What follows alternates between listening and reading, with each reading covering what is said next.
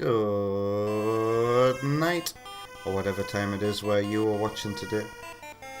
Welcome to Metroid 2 on a Super Game Boy, Part 4. You've been listening to... Sucks. Oh, hello. Yes! Yes! Wow, Delay's just redeemed a reaction right off the bat. And hello, Delay. You've been listening to, you know, the 5 minutes of excellence from the 5-hour extravaganza. If you like Metroid music, check out the final thing in the playlist in the description below.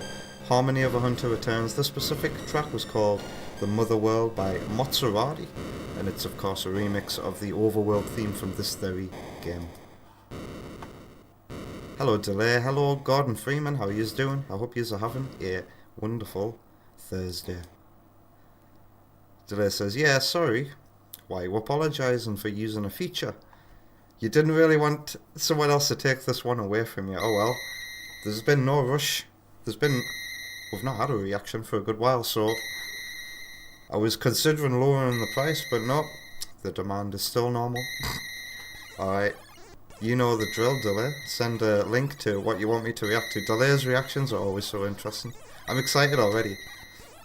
Yeah, and we'll get to that at the end of the stream. Let's start this game. And Sparky left a comment on last week's VOD for this game.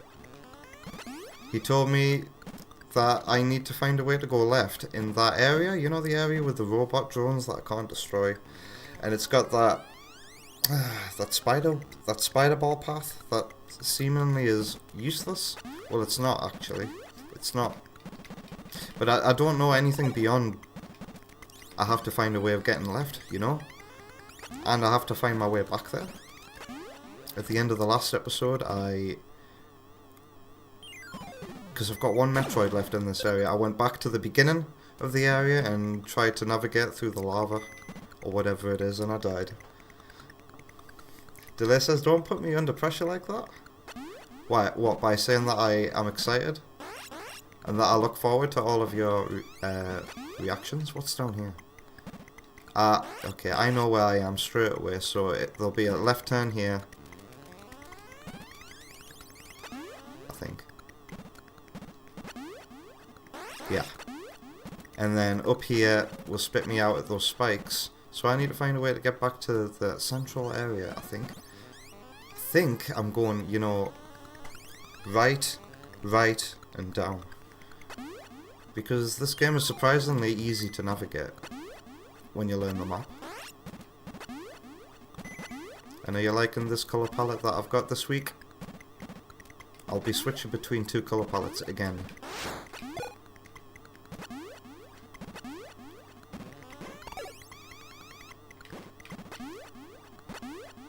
Ow! Okay, so I think I'm going this way.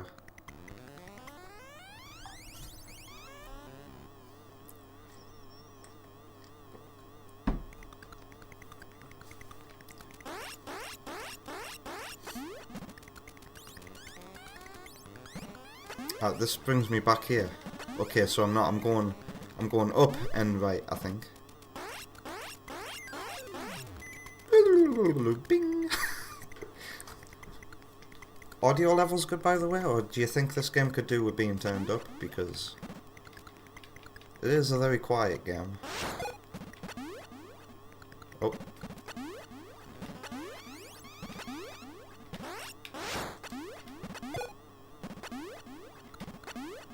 What? Are those enemies usually together like that? Ow. Oh. What a dodge. Alright, I see Delay's whisper come through. I'm not looking forward to Delay's reaction. There you go, are you happy? Pressure gone?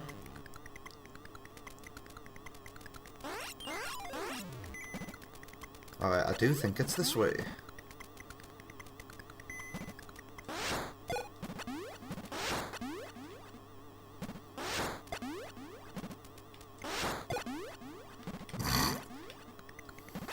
Now that's just mean. Oh, I fought the urge to read that out in a Natsuki voice, you know. Is it this way? Oh god.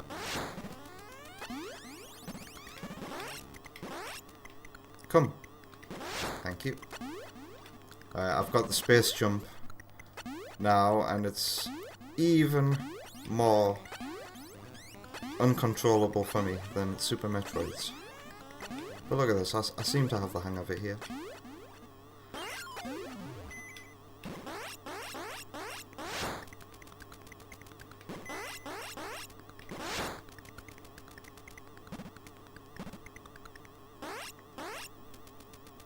Is it this way? Ow! I don't think it is this way. I'll have your energy. This is where this very... No, this is where the space jump was, I think. Oh god.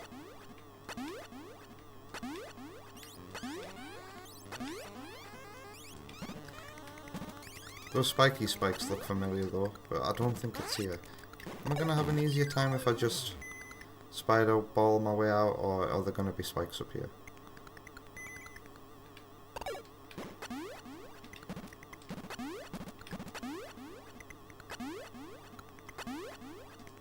Oh yeah, my Super Metroid method of just spamming the jump button until the space jump works also works in this game.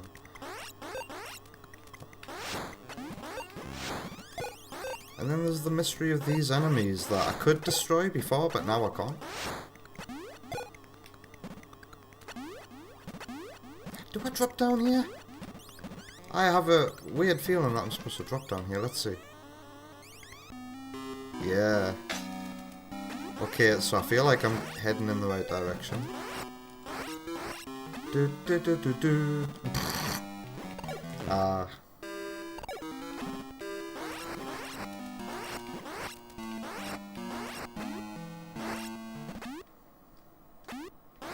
Save station. Drop down here. Ow. Okay. Wow, you can jump off damage? Ow. I forgot about this dangerous area. Okay.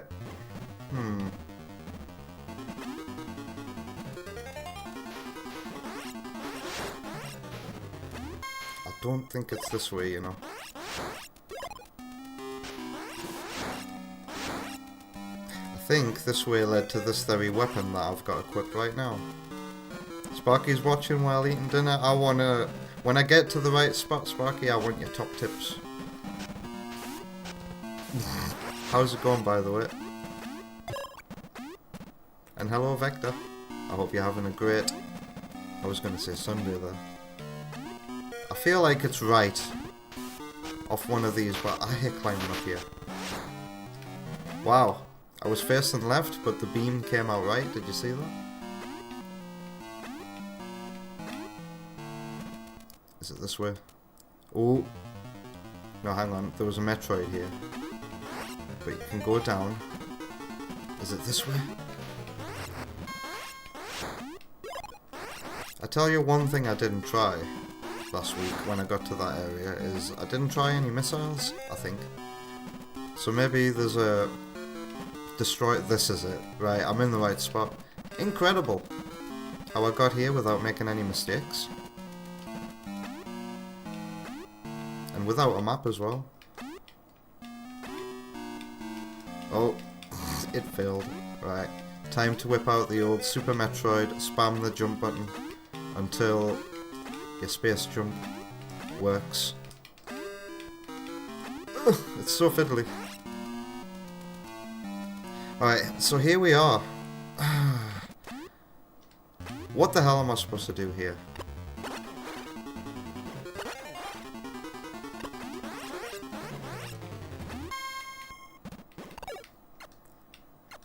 Because I thought initially I was supposed to like spider ball my way around and attach to this side of the wall here. But I don't think that's possible with those indestructible enemies. So can I infinitely bomb jump up here, stick to the wall, and see if any bombs do anything? No, so it's not here. But Sparky said that I need to try and go left from here, right? And Wonder Woman's here as well. You're just a lucky lurker. Hope you're having a good night. Getting ready for your spa weekend. These enemies are indestructible. Wonder Woman says she's fucked. Bet you're not as fucked as me. I'm stuck in this area and I don't know what to do. Are these more likely to go off if you're mothballing? What the hell is this? Has it got anything to do with this Nido King head? What even is that? Look at it. Ow. Ow.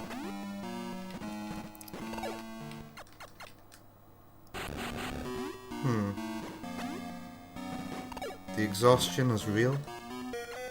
I tried everything here last week. Wait.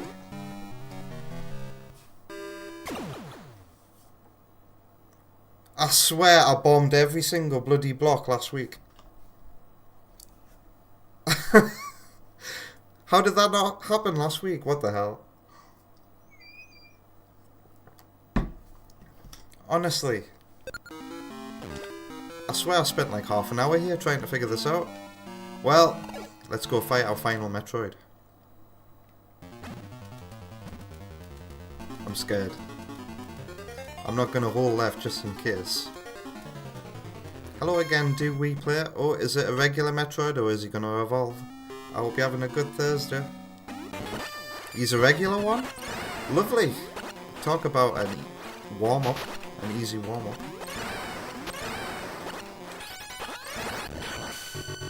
Sweet. Alright, and now I know exactly where to go back. Is this gonna offer me a way out? What is this place?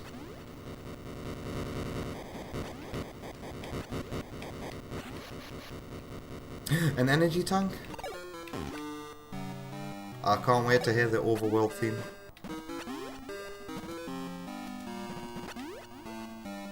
Gordon Freeman's asking, did everybody know that Celeste got a port to the NES? You made us aware in the server, that's for sure.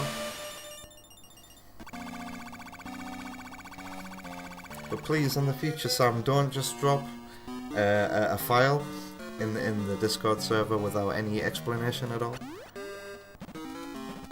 And if you do want to boost a fan project, we'd rather you just share the link.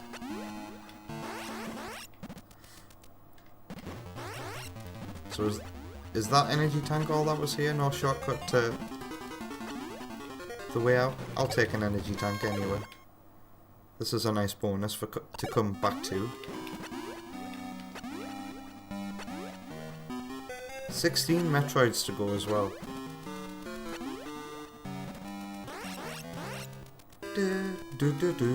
Wait. Did all the enemies disappear? Or is this a different room? Yeah.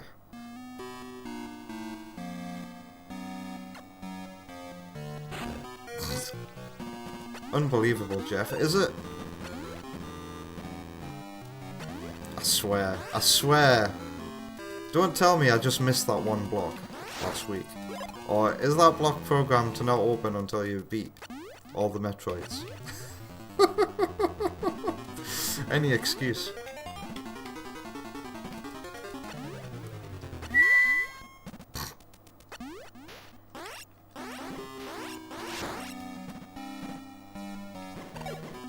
Wonder Woman's got her own theory.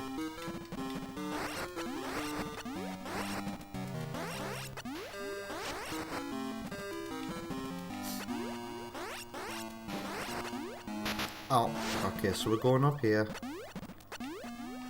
Yeah. You have to remember that you fell through here. Because if you forget that little detail, then boy, you're gonna have trouble finding your way back.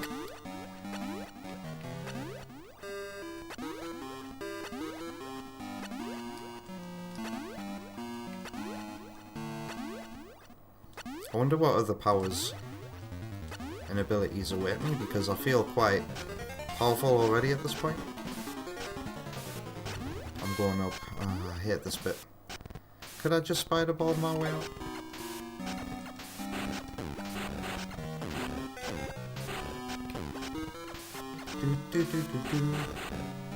Oh shit. Oh well. Oh man. Oh.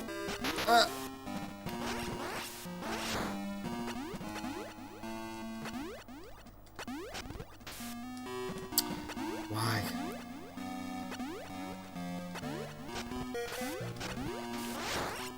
Well, that just happened.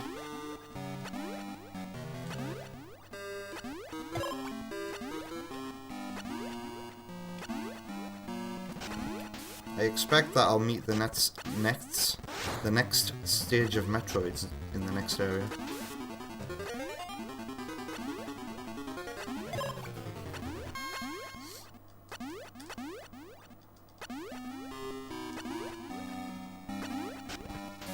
Whew.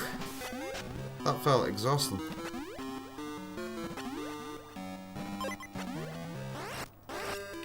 Going up.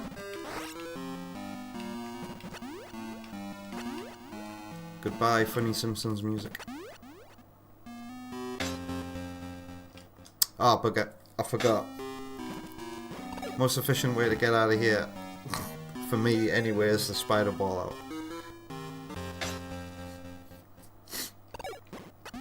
Alright, and now I go all the way left again, right?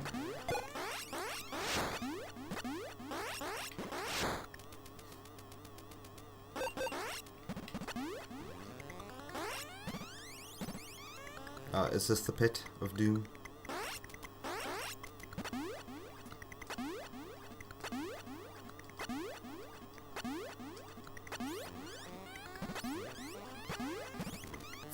Oh.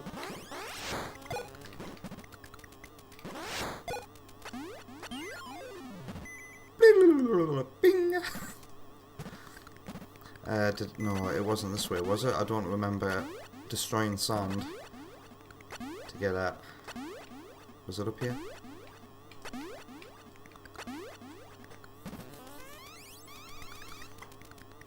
Yeah, this is the health farming area. Ow.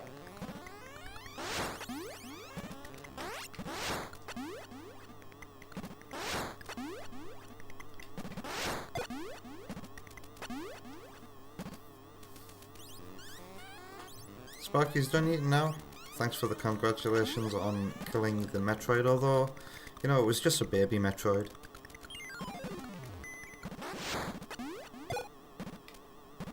I think we got them figured out now. Ow.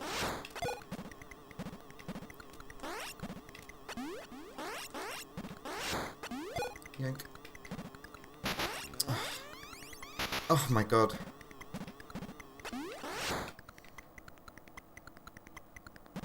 This way?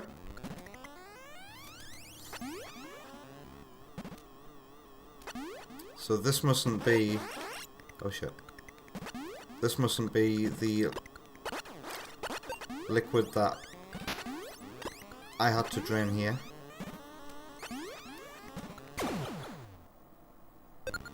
L, what? Wait, what? Is there still one Metroid left? No, we had the earthquake, didn't we? Let's just wait till I get here. Maybe I have to come here, back here after the next area, because I don't hear the overworld music.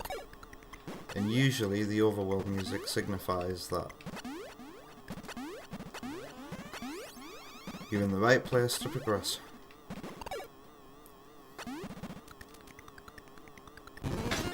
Yeah. So is there any liquid here anymore? No, it seems to be drained.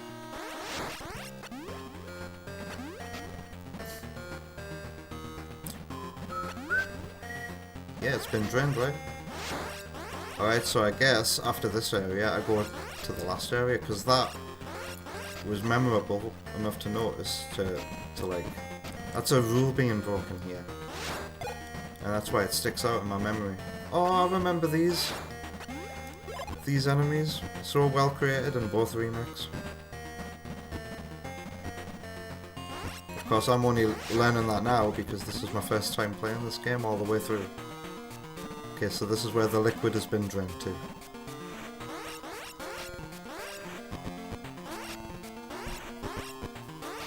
Is that a Metroid shot?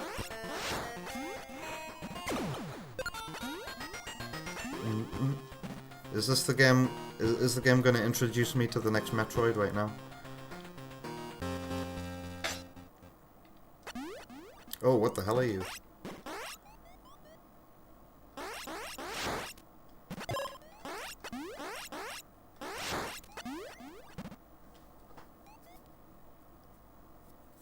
Sparky says, this is why I stick with the wave beam, until you absolutely need the ice beam towards the end. Do I have the ice beam now? I feel like I did, but it's null and void now by every other beam that I've got.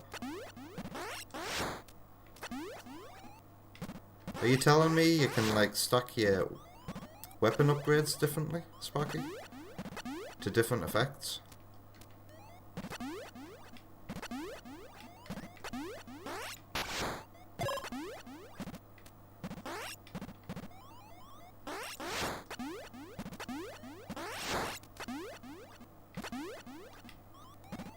Oh dear.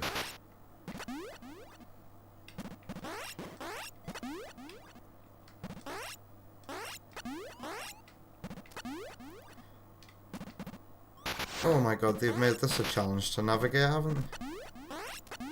Without taking a hit.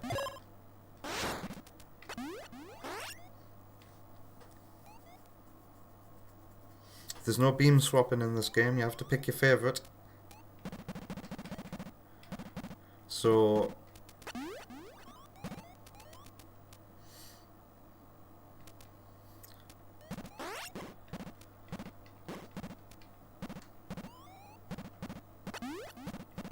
So all the beams stack no matter what order you get them in, right? In this game. But the ice beam freezing effect, you can choose when that takes effect. And that's it.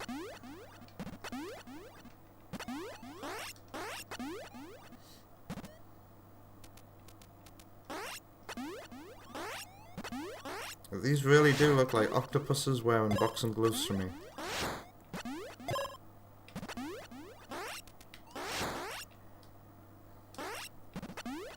I don't remember an enemy that looks like this in Nintendo's remake.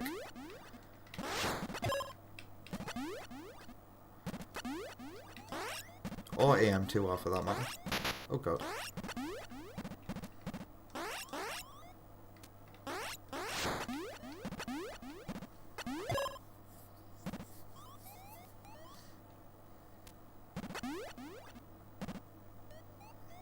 Oh, I thought that was a bug, Sparky. So that's why that happens. You lose all the old beams when you get a new one. The game just gives you the items multiple times.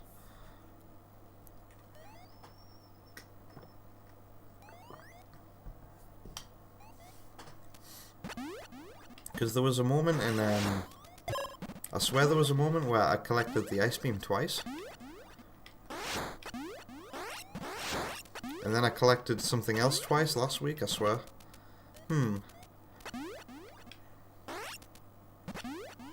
feel like I'm about to run into a Metroid. Hello. Nice colour scheme. Oops. I just pressed the super missile button in Super Metroid.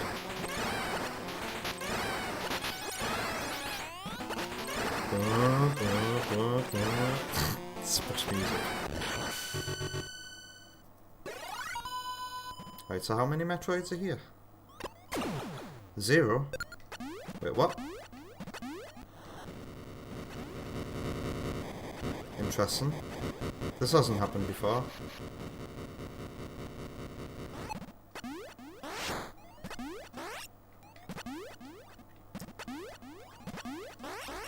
The game's just saying, here's an easy bit.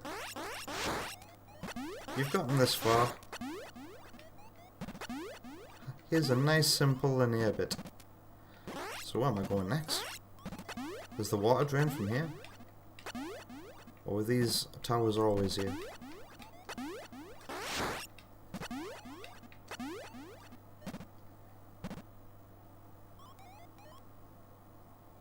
Wow. In the next big area, you think it's going to give me the option to have whatever beam I want? You know what, Sparky? Because I got incredibly disappointed when I lost my Spazer last week. I got my spazer, and I think 10 minutes later, I got this beam, and I was like, it took away my spazer.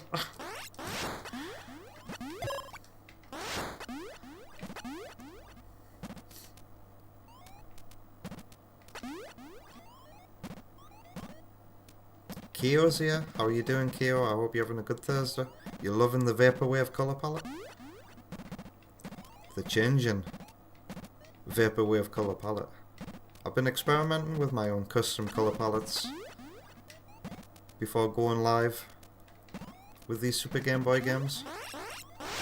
And I do like this one, but it doesn't stick to one colour palette per stream as well.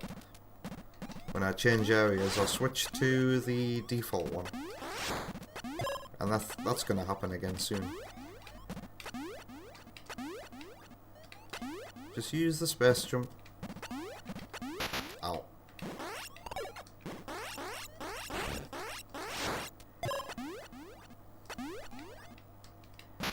Oh my god. Oh my god. Oh. That was a ton of health lost. You know what? If the space jump worked, that felt like perfectly designed to space jump through without getting hurt.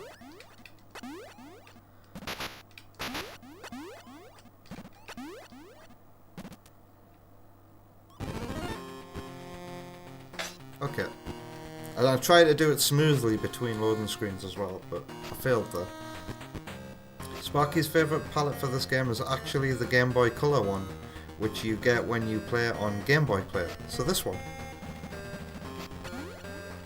I think this one's cool and all, but I'm not the biggest fan of the green background. For me, the shade of green is very ugh.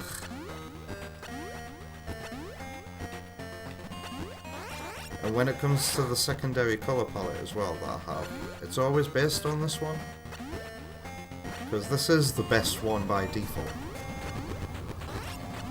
What are you talking about? Hey Jay, how's it going? I'm talking about Super Game Boy colour palettes. Because when you play Game Boy games on an SNES, you can choose whatever colours you want, man. And one day, this year, we're going to be doing Pokemon Blue. I hope you're there for that. I want you to name some of my Pokemon. Ugh. Ow. Okay, kill the enemy.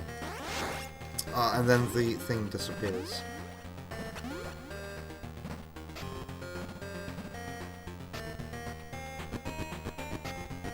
Sparky says, no, it's more blue looking. This one is pretty grimy. But this is the one that the game loads when I plug it into the Super Game Boy. Is it this one?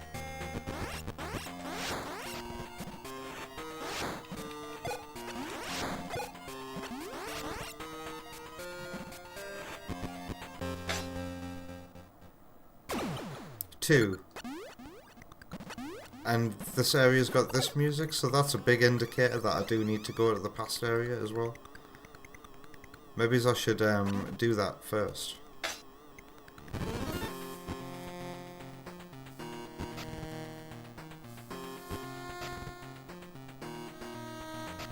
Thought so. So I wonder what the Game Boy Color palette is. Did the Super Game Boy come out before the Game Boy Color as well?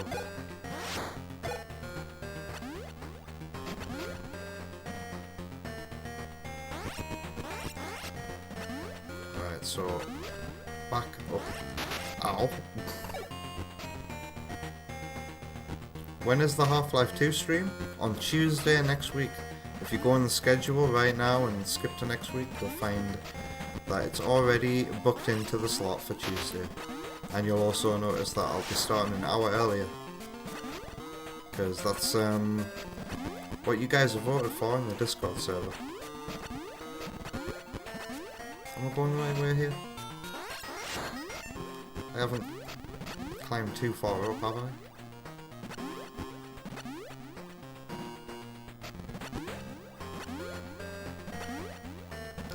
Okay, I have climbed too far up, haven't I? Where's the next left exit? No, right exit.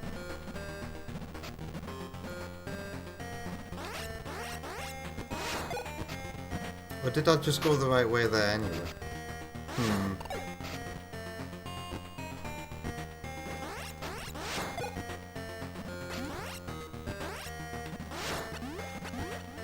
I think this is... It's hard to tell without the water there anymore.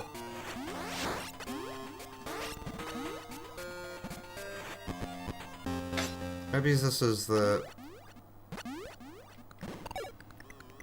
way I was thinking. Yeah, if it's... Yeah, I'm an idiot. Okay. So 2 Metroids.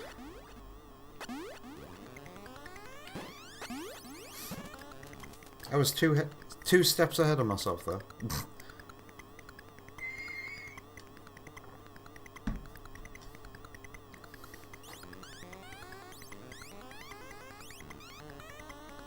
Sparky is kind of surprised they didn't do a Metroid 2 DX, considering how popular Super Metroid was. Wait, what? Super Metroid's popular? It's a good game and all, but it's popular? I didn't think it was.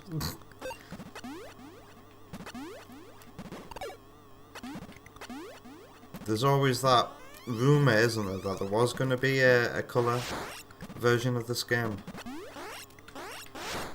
But there's only that one screenshot that's believed to be a mock-up. Oh my god, I came here last week, didn't I? And died.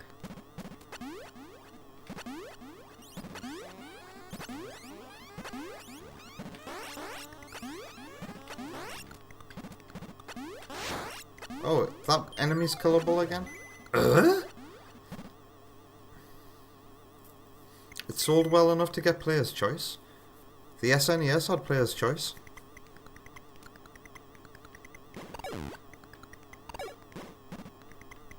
And the critics went wild for it.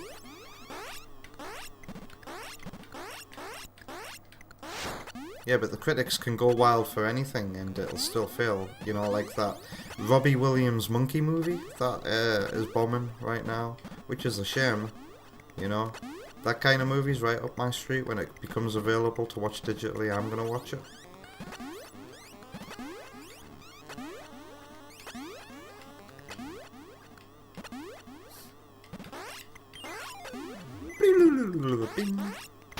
Oh. I think the game is going to show me a new Metroid very soon. God damn. This enemy placement.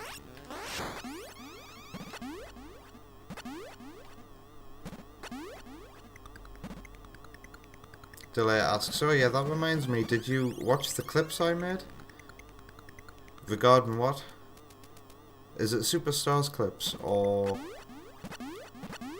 I thought that was auto, yeah.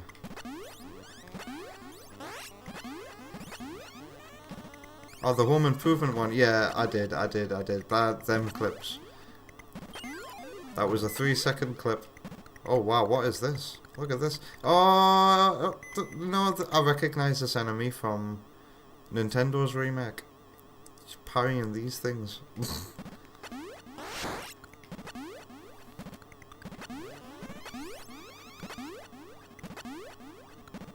I made sure to turn the speakers all the way up and replay it 4 times. So Wonder Woman can hear it.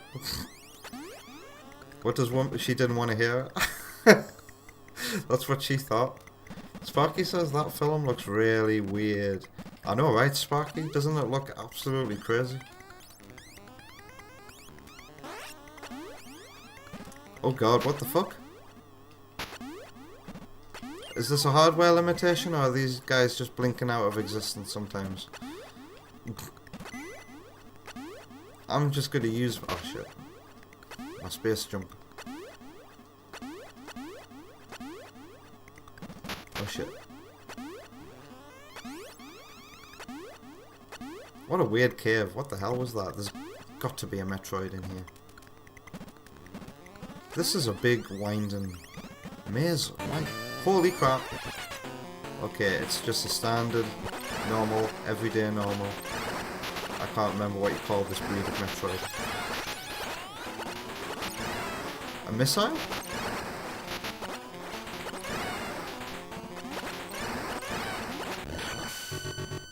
Whew. Wonder Woman, do you remember the clip that Delay made during the last stream that you were on? Zeta? A normal everyday normal Zeta Metroid.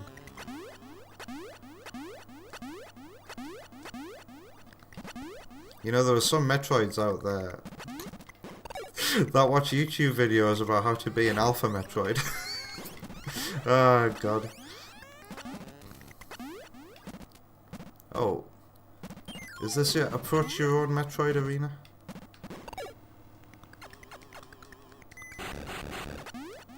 Wow, Gordon Freeman says that Zeta are the aliens from Fallout.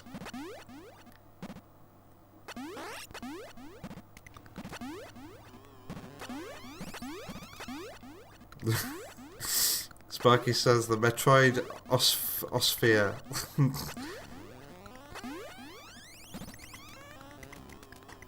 The Gamma Metroids. Is Zeta even a... Oh no, I'm thinking of a different alphabet. Never mind, abandoned it.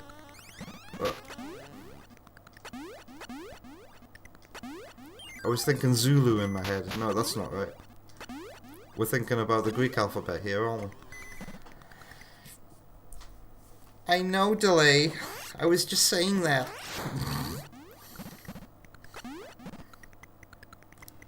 Yeah, I know, Delay. I was just saying that.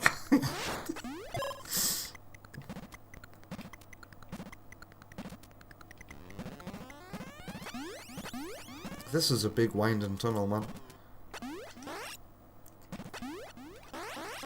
Are you gonna die? Now they're unkillable. What? Is this storytelling? Without the Metroid in the area, they are able to grow. Or can you kill them if you approach them at a certain way? Oh, fuck you. Can they only be killed from underneath? Yes, okay, it's not storytelling, it's just... Those are protective plating. They can only be killed from underneath, so... Thing solved. Mystery solved.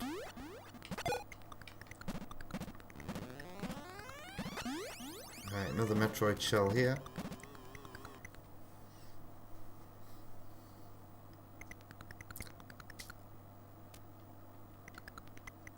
BR? BR's vibe is extremely Metroid Other M, except there's no scripting, and you can actually fail hard if you don't follow instructions. What's BR?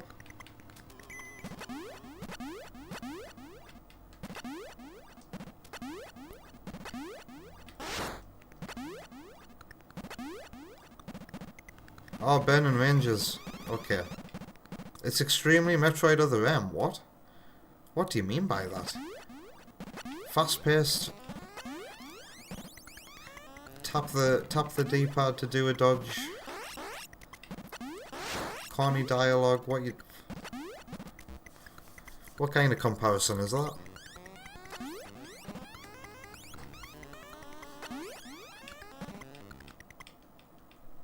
Wait, I can't move. I can only...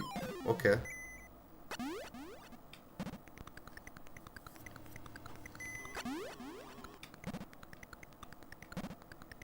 They either look like faces going, or they look like two fish kissing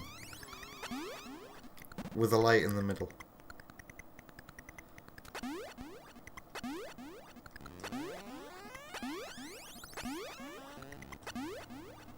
I don't remember anything resembling those in any of the remakes though.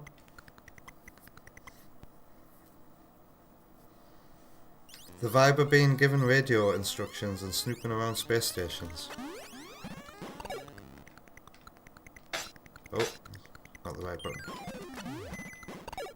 All these curious little pointless tunnels. I guess the level designers will do anything to make an area stand out. Wait, you're not evolving? Oh wait, game.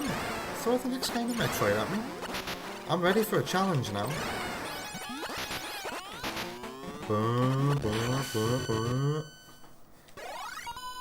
So now what, am I going back to the last area?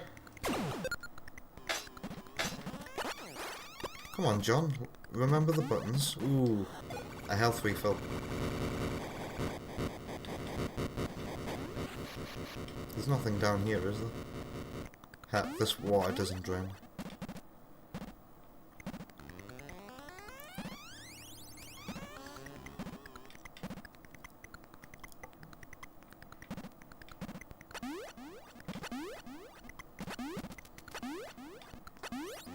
I really do like the graphics of this game. I was just admiring the water there, and it's not just water, you know, tiles. The tiles where the water is over as well are a different colour, making it look like the rastering effect that the Mega Drive would have. You see how the tiles that are submerged underwater look a bit brighter? That's so damn cool.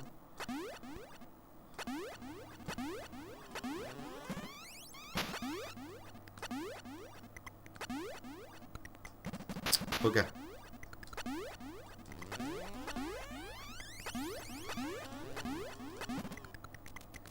And hey, Oma Bruges.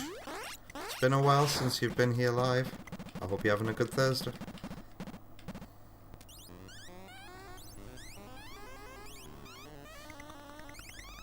Yeah, you're not wrong, Sparky. Sparky likes how this game structure has these little act breaks of hunting down 1 or 2 Metroids at a time. It's what I say about the payoff for hearing the good music as well. It makes all of the hard work that you do hunting for large Metroids in a huge area worth it. I feel like this game is incredibly well paced. Not just for a handheld game, but for a game in general. So, am I going up or down from here? It's got to be down, right?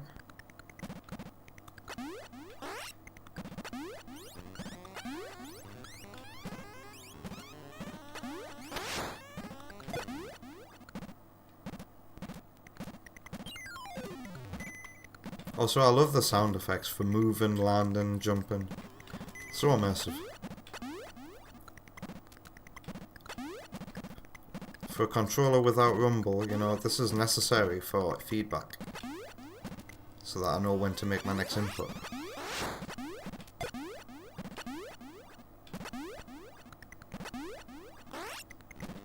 Except there, I didn't get a landing sound effect there, I just jumped. I think that was a frame perfect landing, because I didn't even do the landing animation.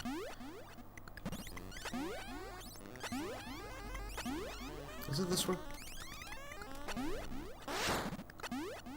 No, this is to go back to the... Okay, so it's left.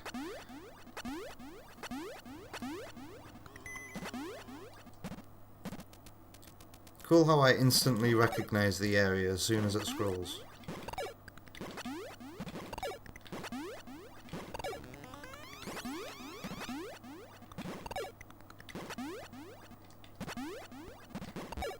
Oh, not that way.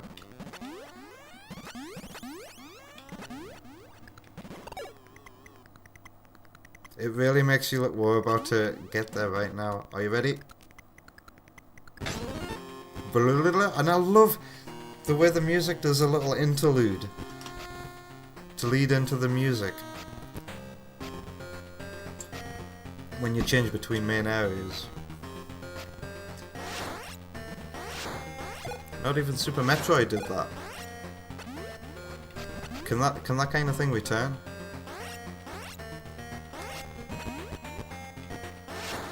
So I presume I'm going back to the last area now, because the game has established this is the rule set now.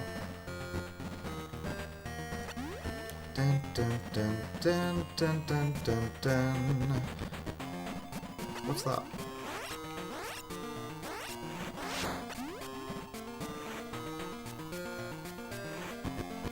Sparky's never actually played this game on a handheld, except the Switch one time. You exclusively played this on big CRTs in the dark. Ooh. That sounds fun. Played on black and white mode as well, in the dark.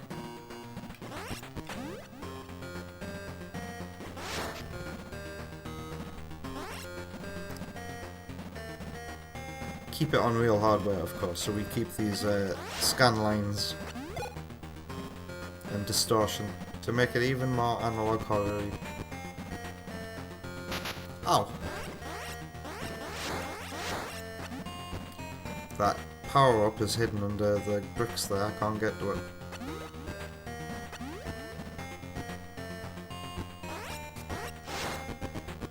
How's my Metroid 2 experience going, asks Soma Bouge. Very well, very well.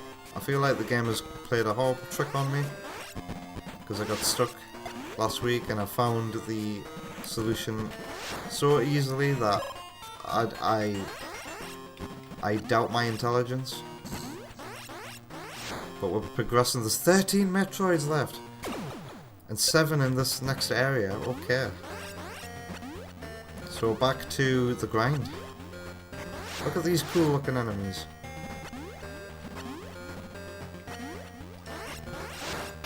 Ow. Ow.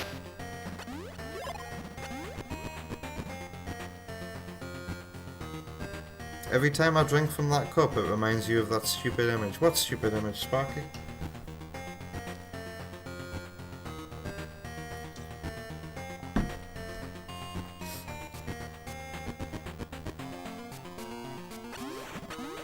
Whoa, look at these really pixelated looking blocks. These look like they were pulled out of Pokemon Red and Blue. These bricks are the back animation bricks. Okay, obviously I need to... okay. One of them fell and one of them didn't. Interesting.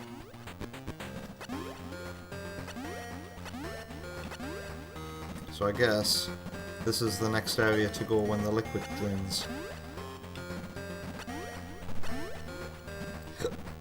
Pardon me. Oh. That enemy kind of looks like Rystar when it's flying across.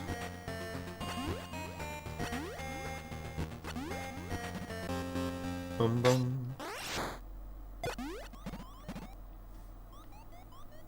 Sparky says that those bricks are a weird anomaly, never seen again. Those physics must be too much for the Game Boy to handle. More than 2 in the game world at any time. I don't know.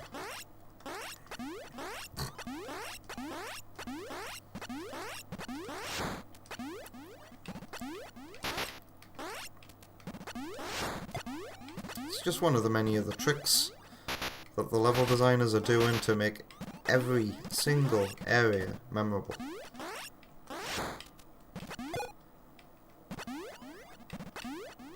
Ow.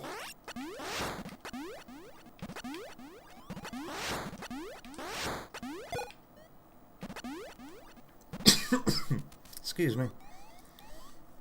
The end of the world. I knew that was good. That was going to be the answer. Oh, hello, shit, I was not expecting that.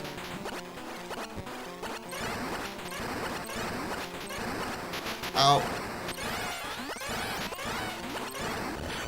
Whew.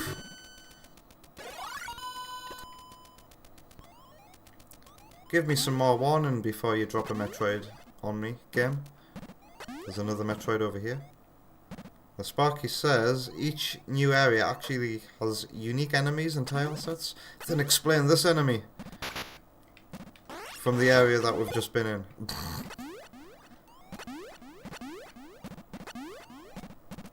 Am I supposed to fall through here? I don't think.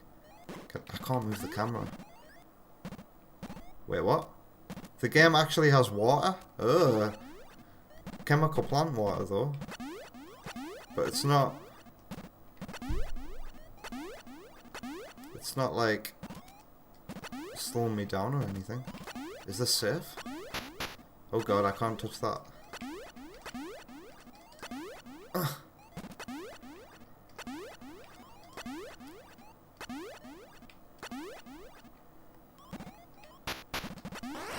Ah, you can destroy this.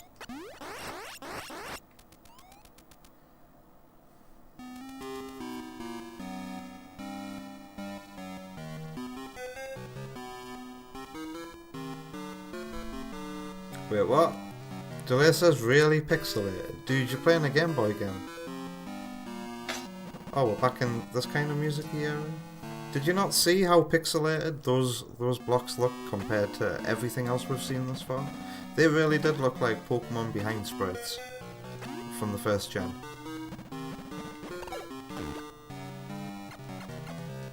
Am I supposed to be climbing up here? 6 Metroids in this area.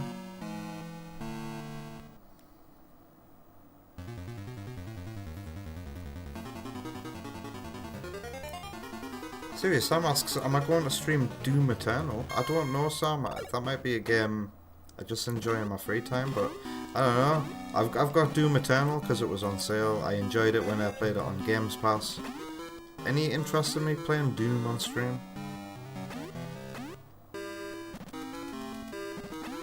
You know, because you know how good at first-person shooters I am.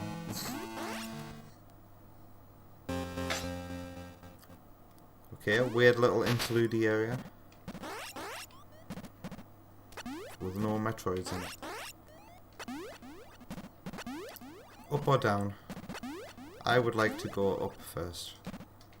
No, the game doesn't want me to go up. Up, Samus. Ugh, that was close.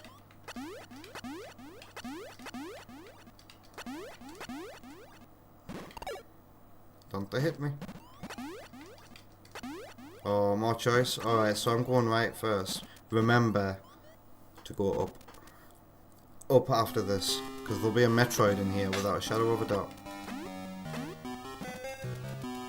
What's down here?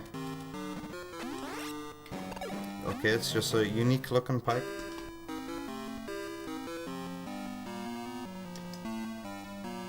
I am indeed changing the colour palette at Will Oma Bouge. I can press X on the SNES controller to change between 2 different colour palettes. And I'm doing that to, you know, just add to the immersion and variety manually. But yeah, if you think, oh, is this a feature? No, it's me doing it. It's me doing it. I'll sometimes do it by accident. Because it's the X button, and the X button is the shoot button in Super Metroid. And sometimes I feel like I'm playing Super Metroid with this game. God, there's so much choice here. Oh my god. I can go up. Oh, what the hell is that? Okay, let's go this way. Do do do do do. Ooh, an upgrade. What is it? What could this be? It's another ice beam.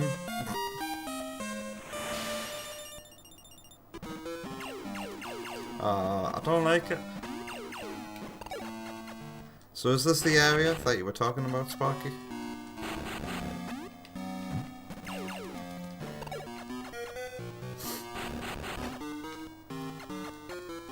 I didn't wait for those bombs to explode.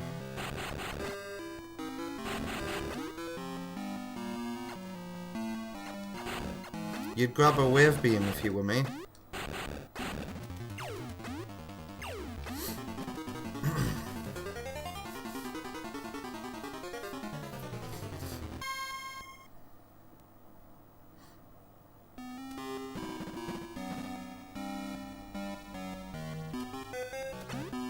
Oh wow, Sparky says that I was right about Burning Rangers controlling super good with the 3D pad. Yeah, I don't know what it is about the footage that I saw of Burning Rangers and how you can determine that a game looks fun to control by just looking at footage. Lol. What a downgrade. Is this... wait, this is gonna be another beam, right? And it'll have a letter telling me, okay, so this is going to be the wave beam. Hey, wave beam, I've missed you. Now, why would you recommend this beam, Sparky?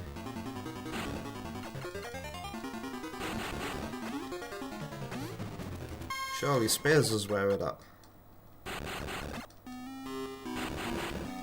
don't think every single one of these rooms is the same with that bombable spot down there. What the hell? Oh, it was a bullet hitting off the wall. So every single one of these, I have to check. I'm not going to skip one, thinking, oh, it's gonna be another upgrade room, but I have to check just in case there's a Metroid in here. So that's the Spazer. Because you don't have to be precise and it cuts through every tile. I thought the Spazer did that too. Does the Spazer not go through things? Yeah, the Spazer goes through things. Okay, I'm happy with the Spazer. I'll keep the Spazer. The wave beam misses small enemies, you know, because it goes like this. There's been far too many instances that I can recall where the wave beam is just completely missed. So I'll have the Spazer, thank you. So this is going to be the last beam I had, Plasma or whatever.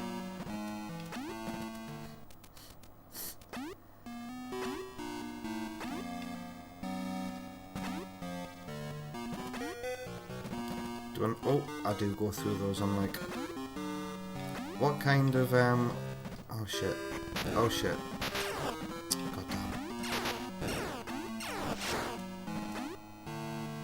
I should really preserve my missiles. Well, that's foreshadowing, isn't it, if I've ever heard it?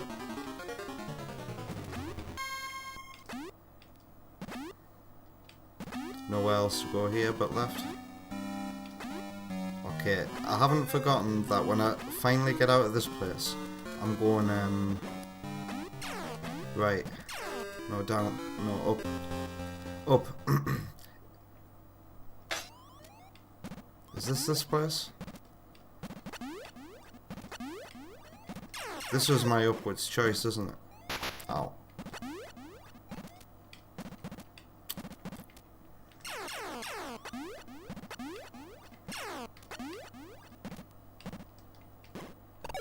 Spider ball.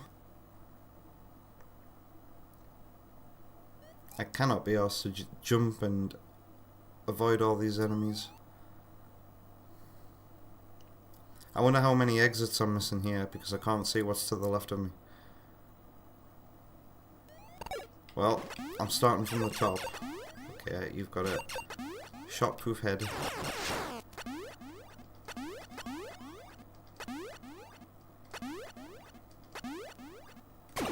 6 Metroids.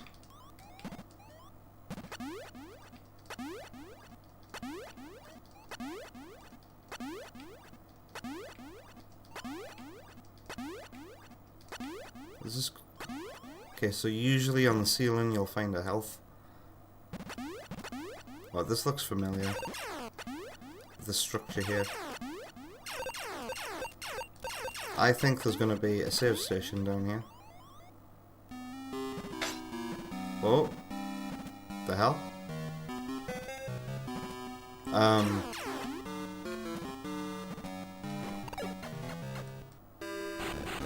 Sparky? Is this normal? I can't see shit.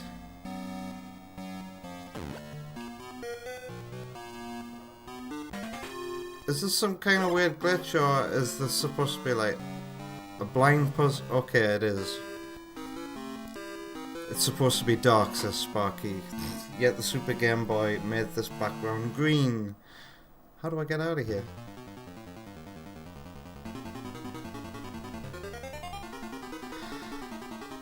Okay, this is kind of depressing. I can't possibly know how to get out of here, right?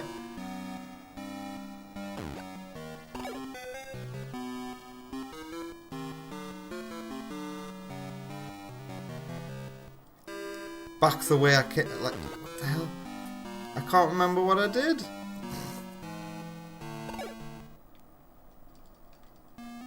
The void beckons. This is not good.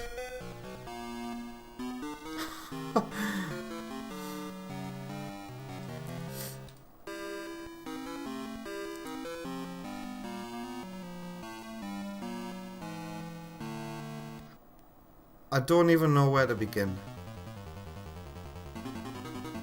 Just find a way to stand and I'll be fine, says Sparky. Okay, but I'm spamming the A button just in case I somehow get somewhere where I can stand.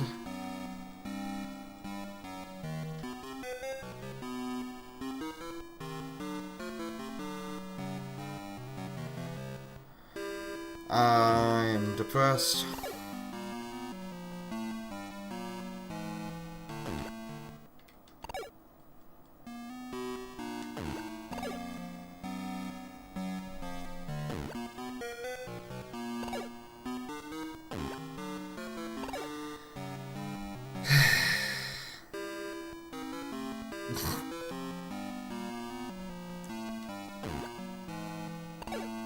Even on a Game Boy, this is bad.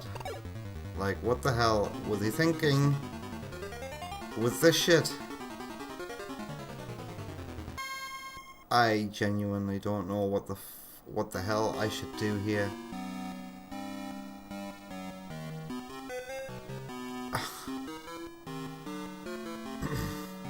Samus is probably freaking out. Okay. Okay, so I've got bombs. Bombs can at least tell me if I'm going somewhere.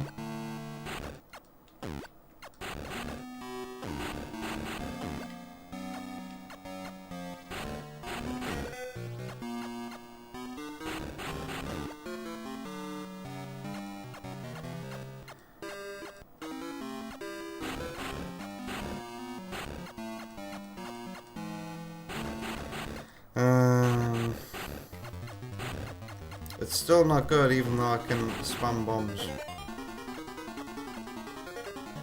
It feels like I'm just going round in circles, right?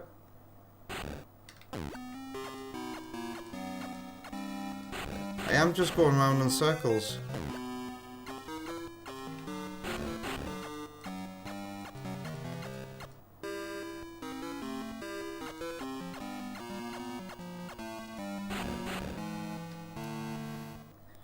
What even happened that I still here?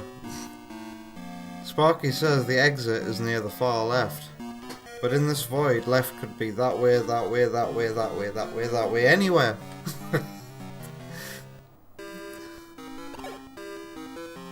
But we'll go left, and this is the furthest I can go. Okay, I can stand! I can stand! Now what do I do? Oh, what's this? Oh my god.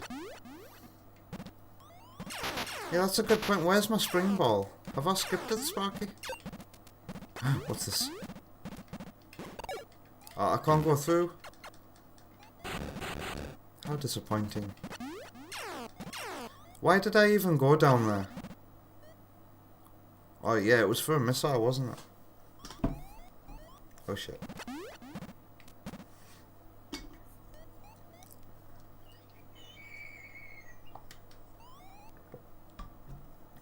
Also,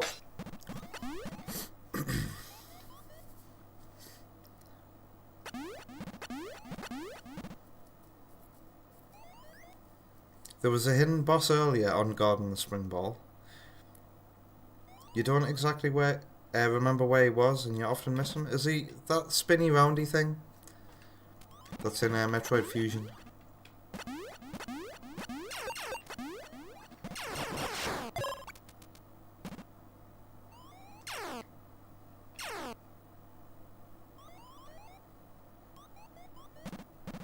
Oh, hello. Preserve my missiles. God, what a mighty fall. Wow, this place huge. Oh, wait, hang on. This place looks familiar. Am I back here with the water? I am. I still haven't come across any additional Metroids. Pardon me. So, I climbed up here. But is that all there was to this? Oh no. This is an interlude area.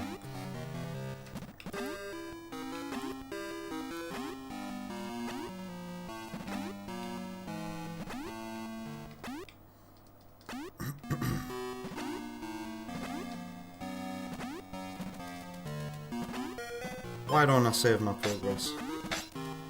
Anyway, back to this music. I will try and get these colour changes. Oh shit. Oh! Oh, this is an end of the world water. Welcome to Chemical Plant.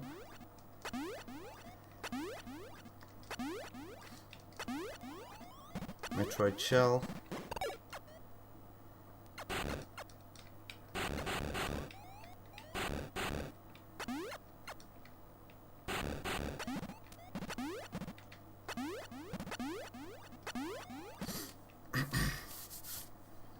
It is the armadillo guy, so he is in this game, but he's skippable? Way aye, man. Maybe I did miss him. Maybe he's down like... Maybe he is down like a little pit in the central area with the Simpsons music early on in the game. Oh shit.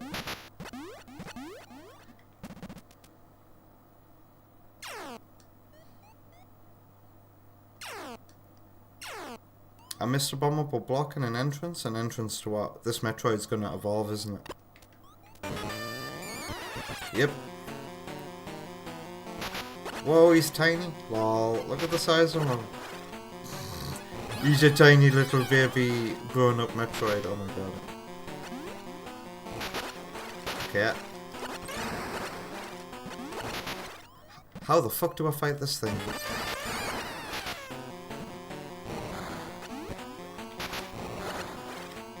Wait, hang on.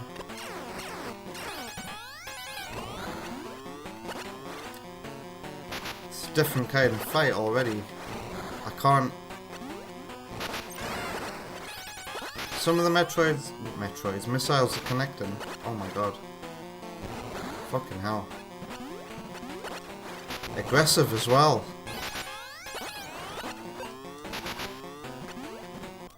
How the hell do I fight this? Yep.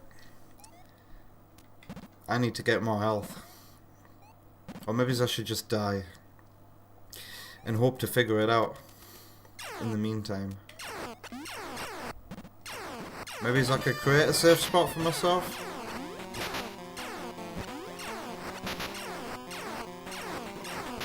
Fucking hell. No, he can go through the sand.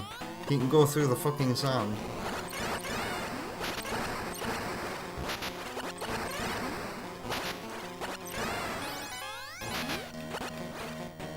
He's so fucking fast.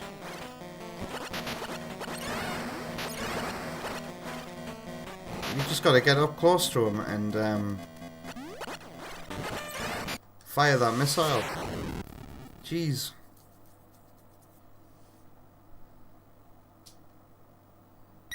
Wow, Edward Villa has popped over on YouTube and says, "Sub games I never will have the patience for. I'm too old. My brain cells are old. Welcome to the channel." That's how I feel about the game Hollow Knight. Not a fan of this one.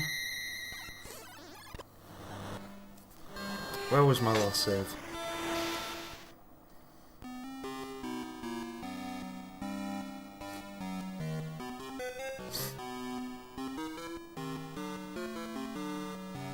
Alright, Wonder Woman, we'll have fun with your bestie. I hope you have a good night. And if you do fall asleep, sweet dreams. Alright, so you got any Top Gear top tips for fighting brand new grown up baby Metroids?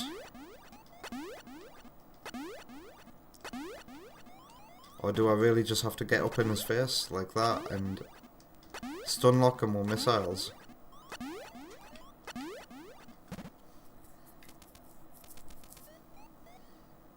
Edward Villa actually enjoys the soundtracks better to the video games. You know what, I get a lot of enjoyment out of listening to soundtracks to my favourite games, more than replaying them, and when I listen to the music, the memories of playing the game to that music come flooding back. That's how I feel about Celeste anyway. Alright, here we go again. Nothing I can do apart from give myself more space.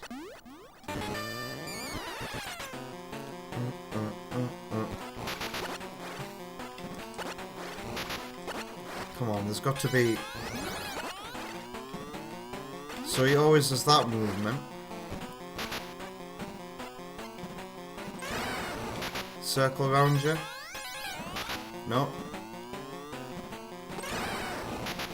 We're learning his behaviour. Ah. Ah. Go this way.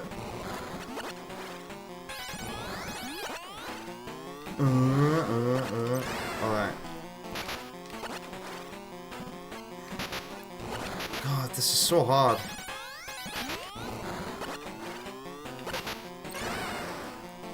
I'm about ready to give up and just die again. Oh my god.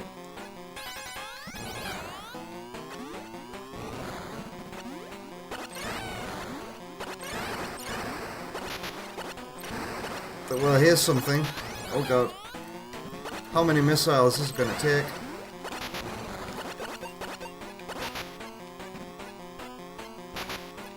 How many missiles is it gonna eat? Green, green, green and brown. It's tired being a boring Metroid. Oh, oh, oh, oh.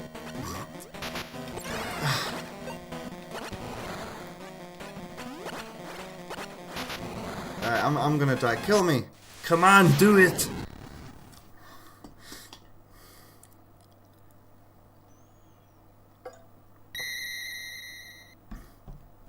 The best weapon for you is the off switch on the side. Oh.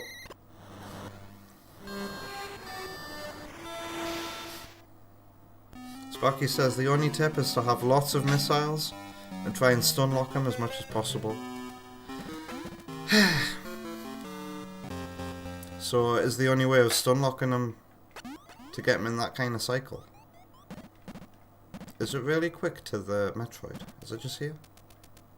Yep. I should keep the colour palette on this same one. Kyo asks, so diagonal aiming is not possible, not to my knowledge. We'll test it out right now. Nope. And also, beam fire does zilch, right? Yeah, blip blip, nothing.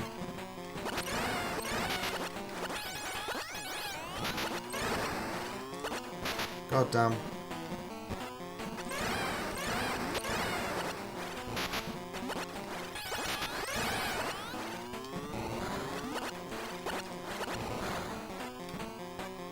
Would you come on, man?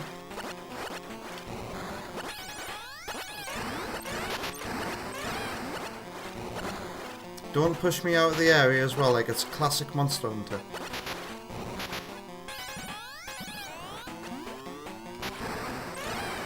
Come on. How many Metroids will you eat? Missiles. Why do I keep missile?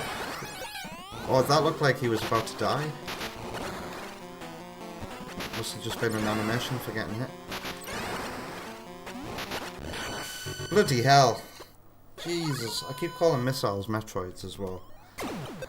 He ate 3 of my health tanks. I am going to go save. Hopefully, that big area has lots of health on the ceiling, as per tradition.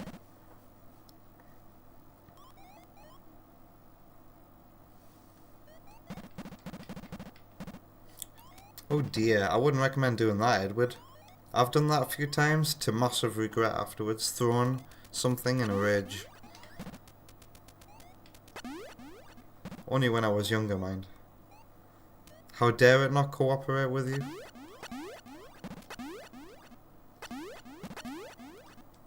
Oh god. You're joking. I'm not joking. I've thrown things in rage before. Always regretted it afterwards though. Especially if it caused damage after. God. Stupid little emotional idiot I was sometimes. Alright, so this was a one-way place. Big massive area for one tiny little Metroid. Oh god, now I've got to climb up on this limited health. Oh goody. Okay, screw you, enemy. Is it this way? Yep. Sheesh.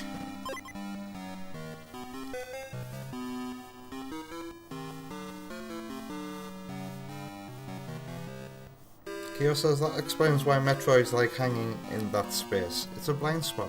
Yeah, they either go diagonal above you or diagonal below you in the past, but that Metroid was a new kind of fight.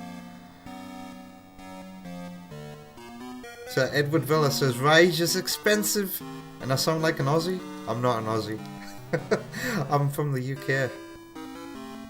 Oh my god, if is Wonder Woman here? Because whenever I do a London accent, Wonder Woman says I sound Australian. That's so funny.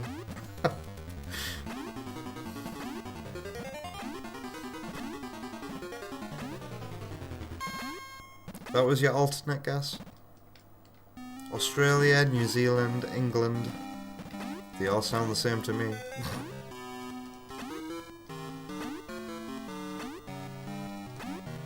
That was a thing in Flight of the Conchords as well, wasn't it? Didn't Brett and Jermaine get called British sometimes by strangers? No, we're not British.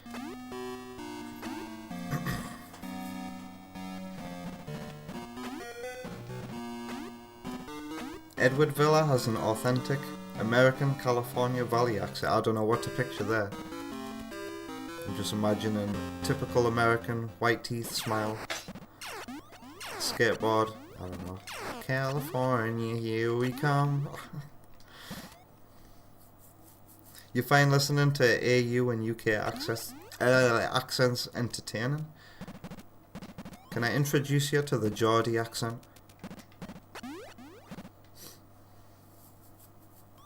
Wait, what? Sparky says you'd grab that energy tank if you want me? What energy tank? Climb the wall outside this building to find the breakable block to get the Metroid and tank in the wall. Oh, hang on. Are you talking about a different area, Sparky? Because I remember seeing an energy tank under a Metroid shell.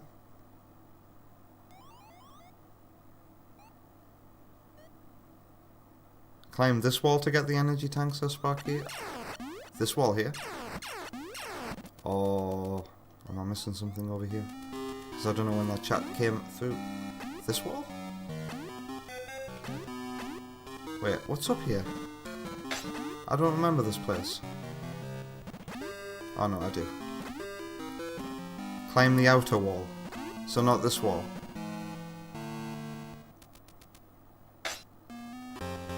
This wall, on the outside. Oh, ow.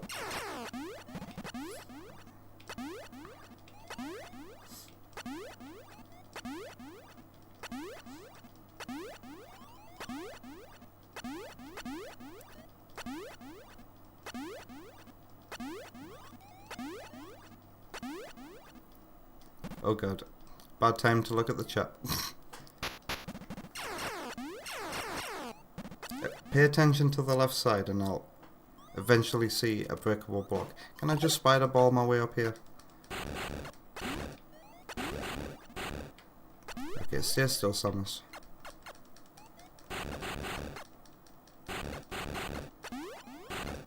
No, don't explode the other way. No, don't momentum me in a different direction.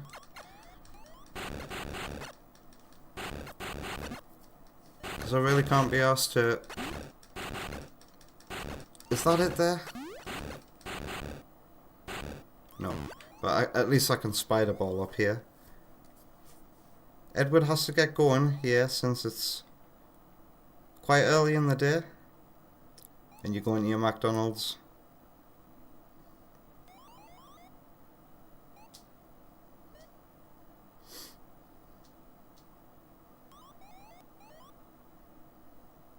It sounds like you got some disagreements with your brother. But take care of yourself and thanks for dropping by. I hope to see you again sometime. Edward Villa. Nice to have somebody in the YouTube chat who isn't like weird, you know what I mean? Is that a breakable block?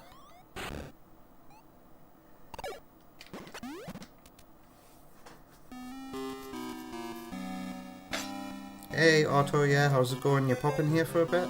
And you dig in the purple colour palette that just disappeared. This looks like a Metroid nest. Oh shit. No, I've got no health. Get me out of here. Sparky said there'd be an energy tank, right?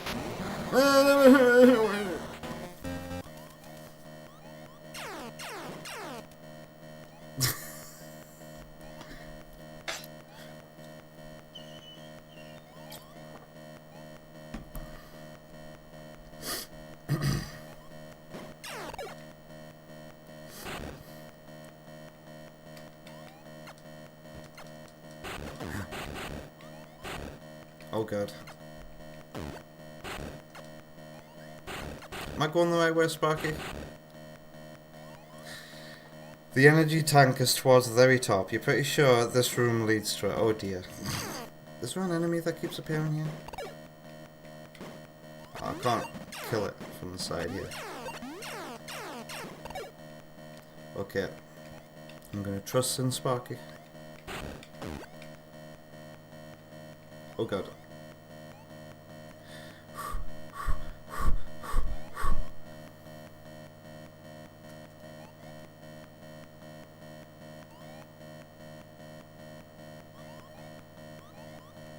Okay.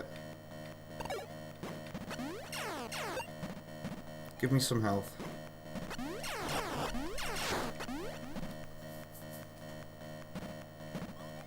Have a good one, Edward Villa. Pardon me. Wow, it's been an hour and a half almost already. Okay, so... I've been here, Sparky. Is this the one you were talking about?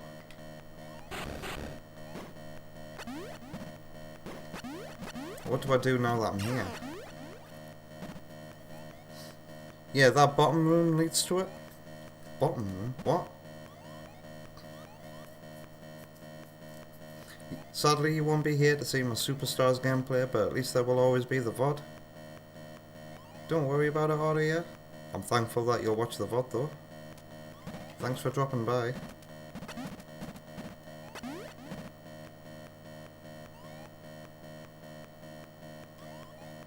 The ceiling in the room with the Metroid, says Roma Bruges.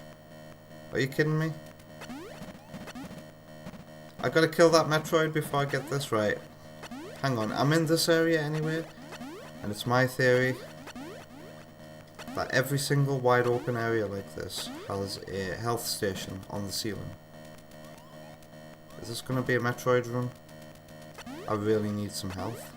Where was the last place I saw a health pickup? Was it in the interlude area? All the way back there?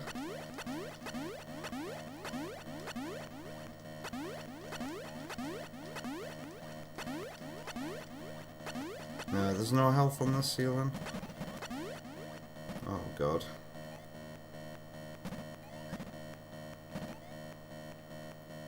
I'm retreating. I'm going back to the last health pickup. Wait, hang on. Oh, I'm lost. I'm so lost.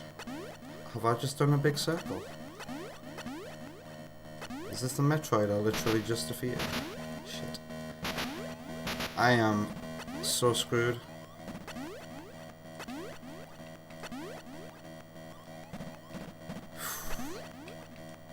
Oh my god. I feel lost. This is definitely not a room I've been in before. Oh. At least this is a Gamma Metroid and not a scary Metroid. Oh my god, I'm dead.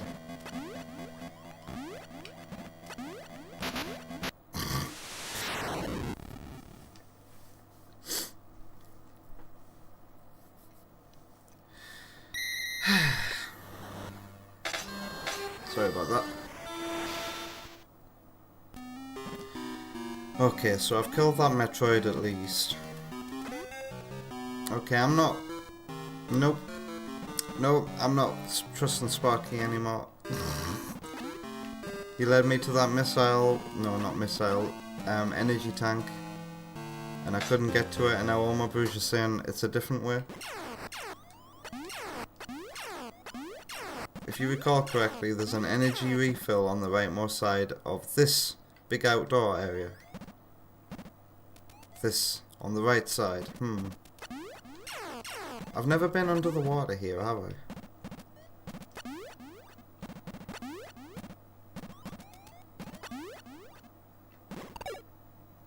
Oh, hello.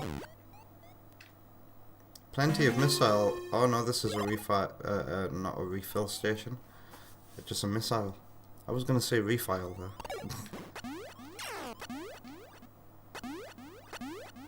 Is that all that's in this water?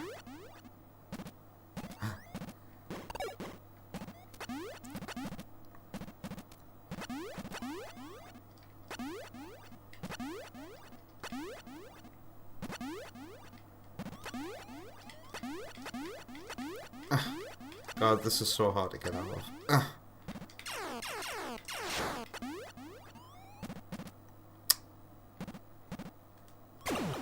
5 Metroids. Have I been that way?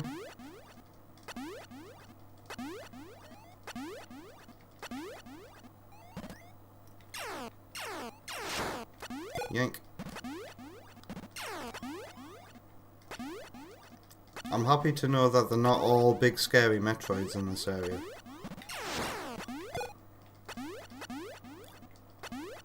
I won't have to seek health refills after every single Metroid.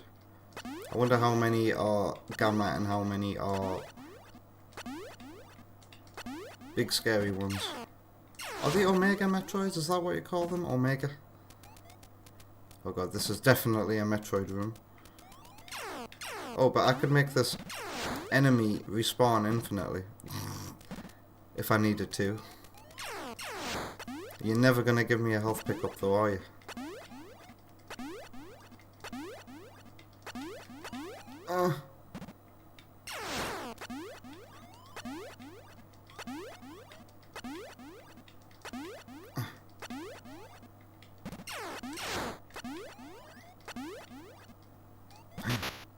Maybe I should spider ball up here.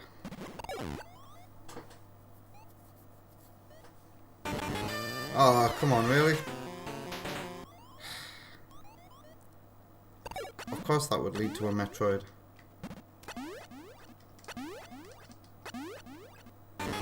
Oh, hello! Did you see that? Oh, you're not wrong then. That's a health pickup. But how do I get to it? You fucker. How dare the game do this?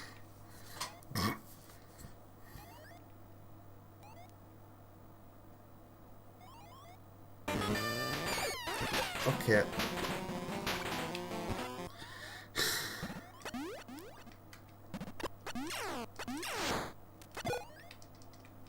No, don't fall down. God damn.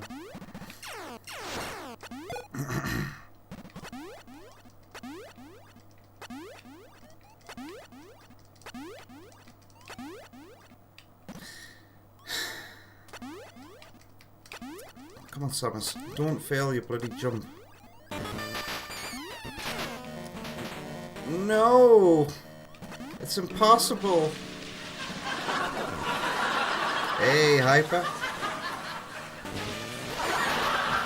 Welcome to my death. The answer back, Ted. This is absolutely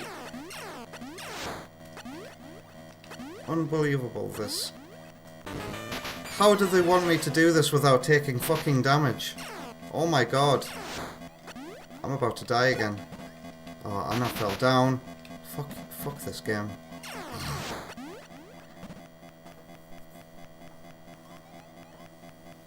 There's an invisible wall to get there with the spider ball. Yeah, Sparky. Oh, fuck. Jump, Samus. And kill into a ball. Problem is, Sparky, how do I get up there with the spider ball? I fell down. Look. The boss just gets to me. Every time.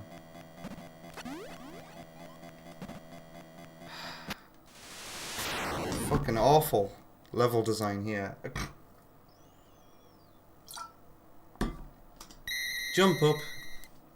Get bashed into Metroid. Go back down again. Yeah, I can totally kill that boss with one tank, Sparky, if I didn't bloody fly into his face every time I got up there.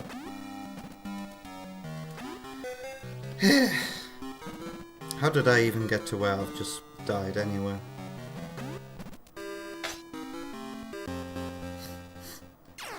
Well, this looks familiar.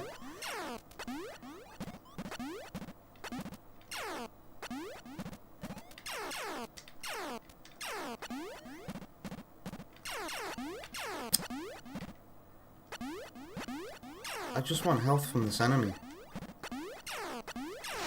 There we go. Was it up here?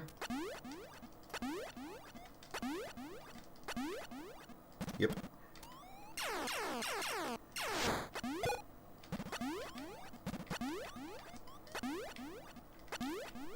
Pardon me.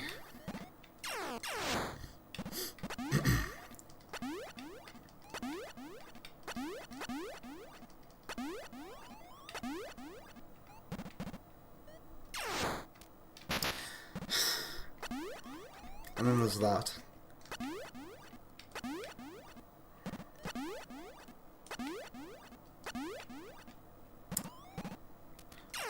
This doesn't seem right. I think yeah, I still have to go further up.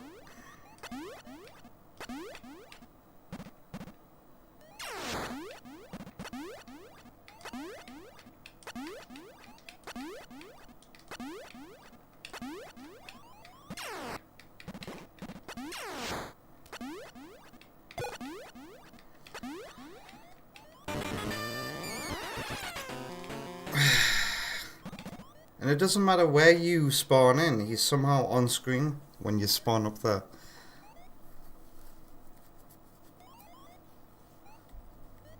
You think I need to take a break from Metroid 2 for the time?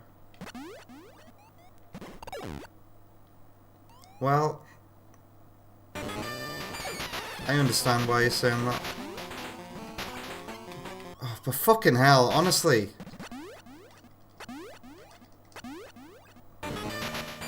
Look at this brilliant design.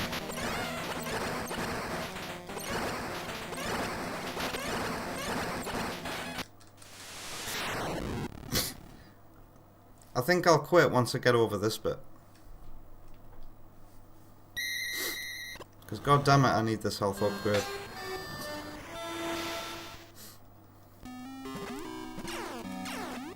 It's not even a health upgrade, it's a health refill.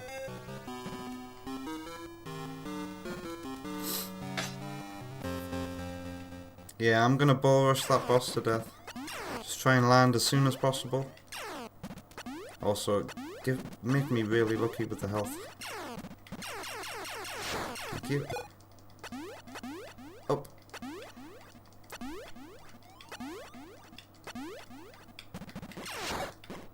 Lovely. More. I want more.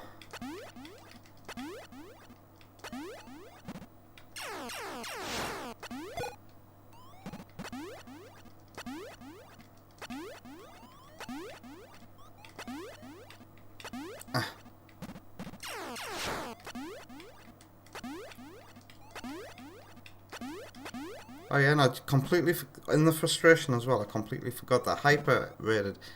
It's going very well hyper. Despite the fact that I was pissed off at the game there. How are you doing? And what you've been playing? Right. Brain back into get ready to just give this boss everything I've got. Are you gonna come over here, enemy? Lovely. I'm gonna change to missiles right here, right now.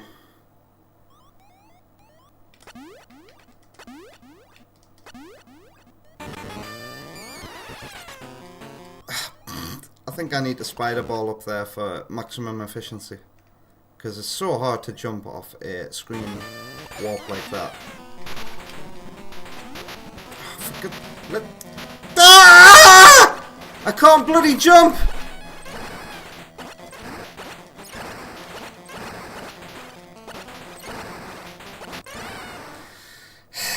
Fucking hell.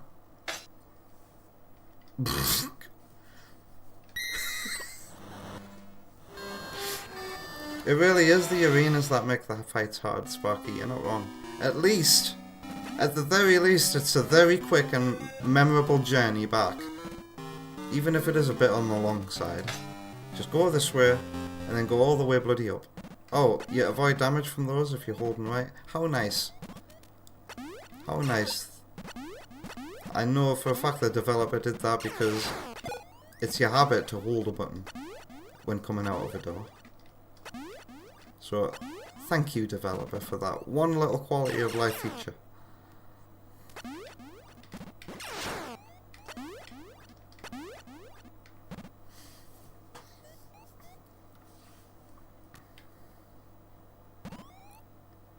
What's mothballing up is the right idea? Do it the first time as it leaves the cocoon. But as it leaves the cocoon, KO, you can't do it. It's like an anime moment where magic girls are summoning their powers. The enemy just stands there and watches. Samus does the same. She just stands there, you can't control her. Everything freezes and you have to watch the Metroid come out of the cocoon. Yeah, it sucks, it makes you drop the controls.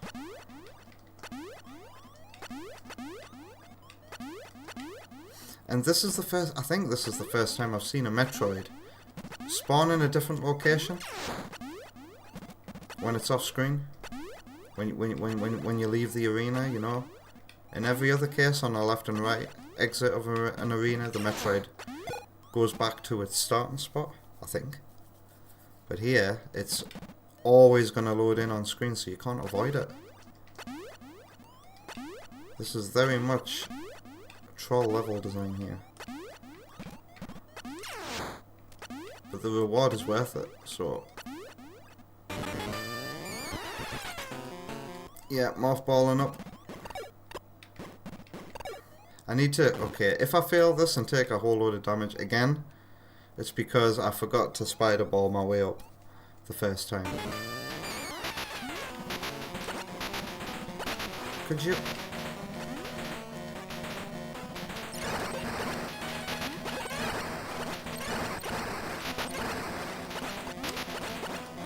Did I accidentally mothballed there. Sparky wishes he could remember how AM2R handled this Metroid. AM2R had a boss where you had to fight it all like from every angle. It was one of those flying Chozo statues or something. And that's the only moment that I'm flashing back to in AM2R from this bit. God. I feel like I was on the left hand side so much there that I probably could have made it to the health refill instead of wasting my time on that boss.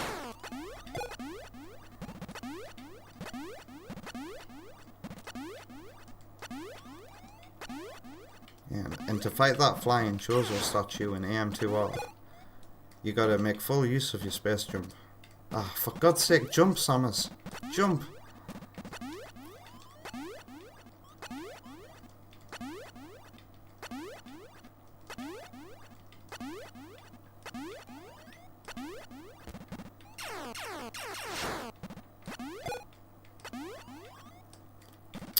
Why does the space jump sometimes fucking fail?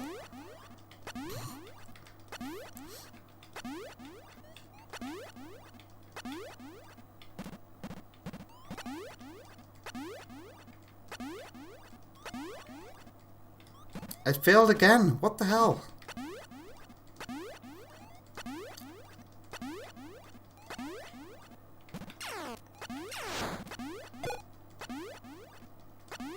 I've got plenty of health this time round though.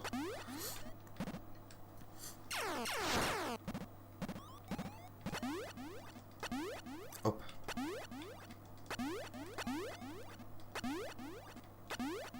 Alright, don't forget Spider Ball.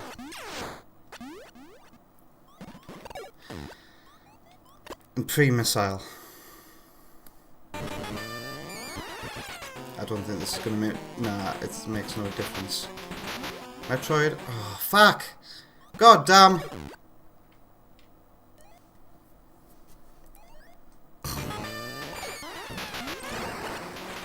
Up there. Get yourself stuck.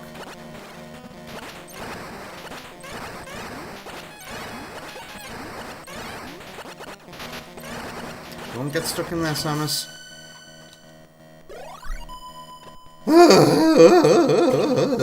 Alright, I think it's time to take a break soon, right? Let's get this health. And get back to that save station. Oh no, don't tell me. This is another puzzle I've got to figure out. Oh, there it is. Sheesh. Imagine trying to figure that out in the stress of a boss battle. Jeez Louise, maybe I could take out some more Metroids on the way to the save station as well, since I know there's just a normal Gamma Metroid somewhere. There could be one over here, let's see. Is that an enemy? Can't tell. Ah, it's a brick.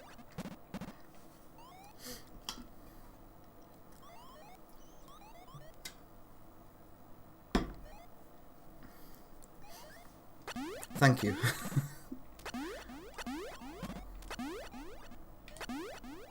I remember these rooms in AM2R, don't you, Sparky? I feel like you had to fight Metroids in rooms like this in AM2R.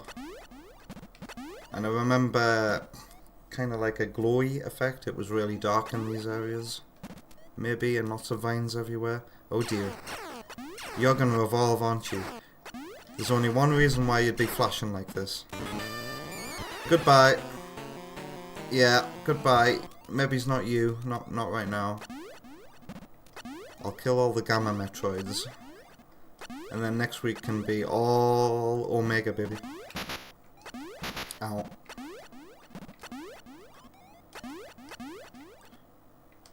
I know there was a Gamma Metroid somewhere else I explored. Hey Chester, how's it going, dude?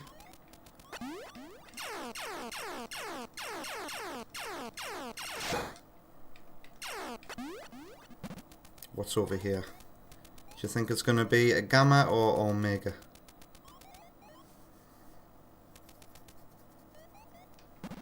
Wow, Oma Bruges has never played AM2R before? You really should get into it at some point. It is damn good. It is so damn good. And it controls brilliantly.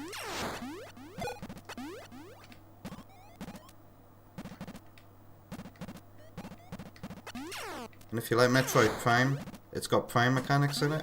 When you enter a new area or come across anything new, you get a logbook update and you can read descriptions about things.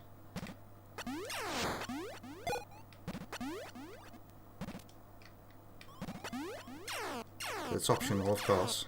You just enter a new area and a prompt comes up in the bottom left corner saying the logbook has been updated, and you can choose to read it. Hello. Wait, I just went back to the beginning area? Yep. Somehow I went back to the beginning. I didn't mean to come here. Okay, but at least now I know my way around a bit better. Okay. So don't go right out of here. Good to know. Ow. Ow. I still know where the save station is. It's all the way to the left.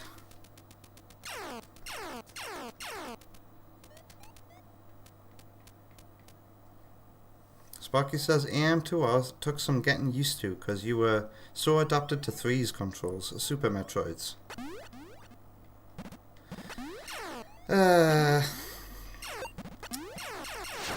You know, Super Metroid's not bad, you know.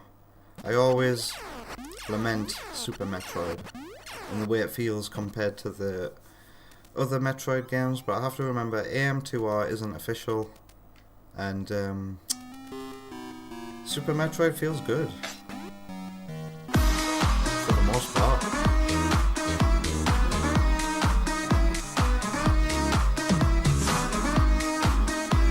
Oh god.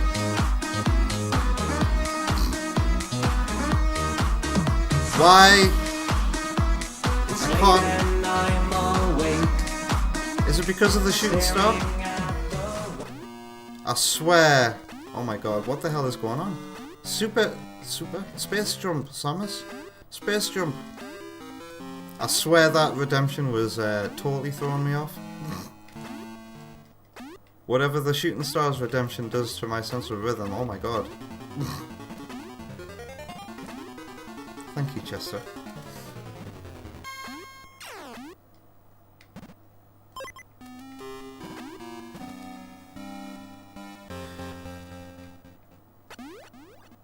What was I gonna say anyway? Oh yeah, we're back here. Was there... No, this is... Over here was where the Gamma Metroid... No, the Omega Metroid was that I killed. Oh god. I did just go past the save station, didn't I? There was one more. I want to find it. And then I'll save for good and take a break. Because it's just a Gamma. No. Gamma? Is it Gamma? There's a Gamma Metroid somewhere in this corridor and I'm gonna find it. Kill it. Is it this way?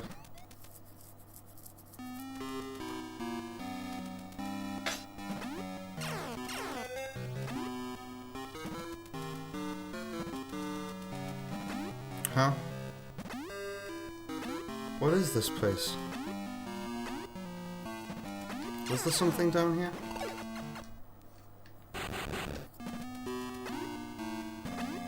Okay, seemingly pointless room. Can't be a pointless room though. Do do do do do.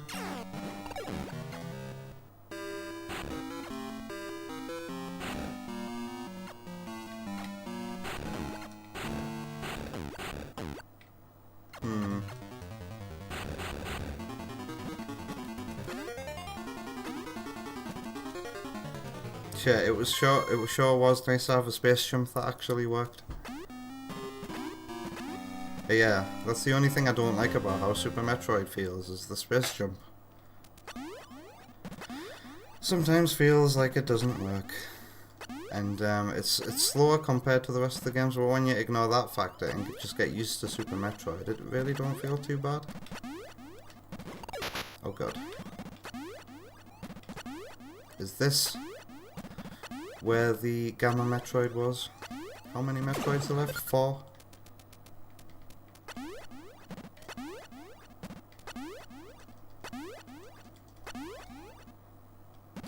Ow. Ow. I feel like I died in this corridor.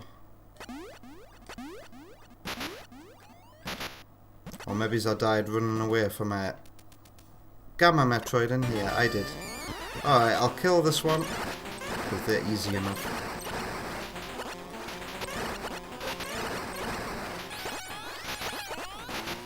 Don't knock me into the next area though.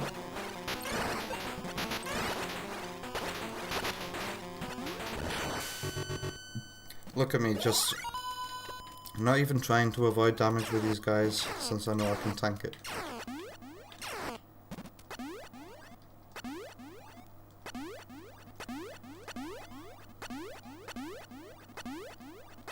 Sparky says this is the cavern that leads to the missile power-ups. Not useful.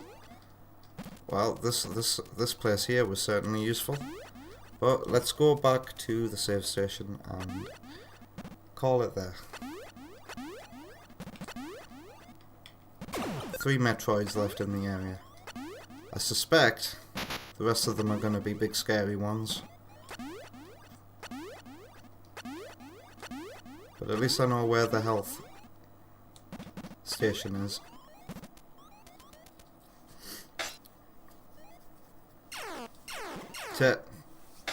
Oma Bruce says, shooting star, more like falling Samus. It's late and she's awake, falling to the floor.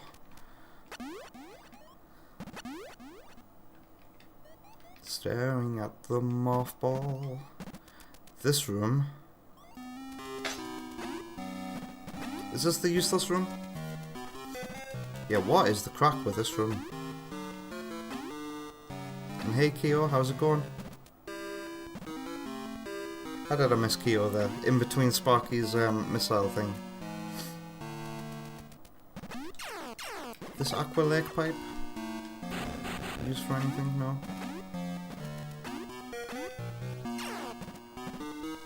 I don't recall there being anything in this room. What a strange place. Oh, hello. There we go. There's no such thing as pointless. Have I been in here? Ah, yes, this is... Okay, I remember being here. It's not pointless. But I don't need to be here. It's just choose your own weapon area.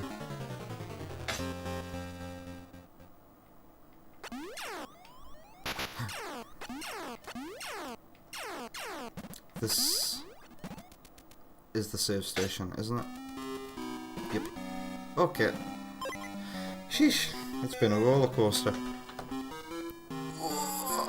9 Metroids. Oh yeah, I'm getting close to the end of this game. It's nice to know how far into a game you are, you know?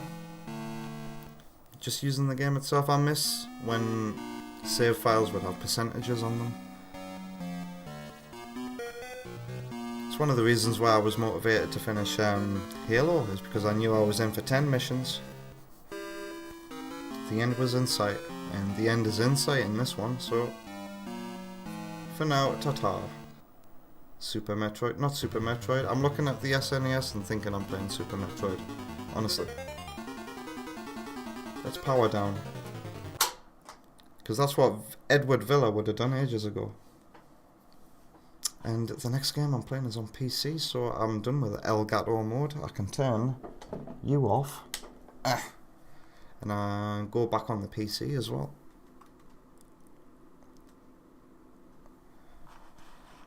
But I'll take you guys to the break screen. Meow. Wait, what? You've posted a GoFundMe in the Discord? Is it for yourself, Sam? Or is it for like an indie project? That's what I'm expecting. It'll be for like an indie project or something. Or Kickstarter. Someone else? Yeah. I hope you provided context with that link. Let's open and also change audio source. Output. Open the playlist over on YouTube.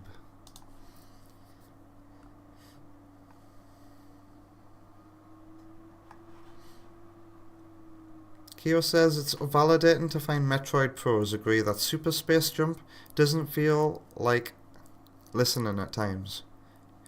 Wow, it's very validating. Who are you? Hello.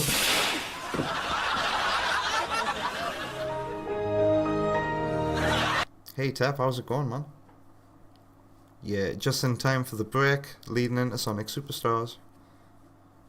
But let me get back to what I was saying. It's validating to at least hear Keo imply that I'm a Metroid pro. I would just call myself a Metroid fan, not a pro, but that's incredibly flattering. Instead of being told to get good, yeah, exactly. Anyway, so Keo says it's validating to find Metroid pros agree that Super Space Jump doesn't quite work, you know. Instead of being told to, you know, get good. There's only one person I know who says, I've got the space jump every time, I never mess it up, I know the secret, and that's Alex, and I've never been told the secret to the space jump.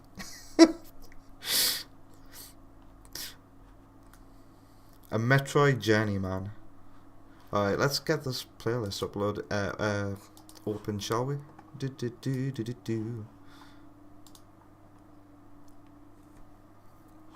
Shuffle.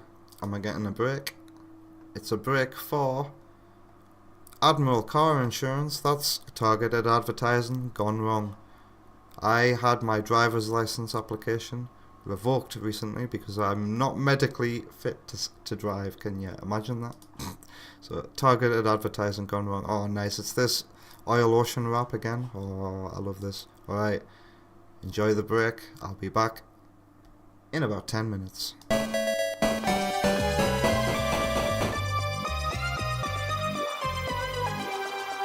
The timing of that was incredible, Tap. Thank you.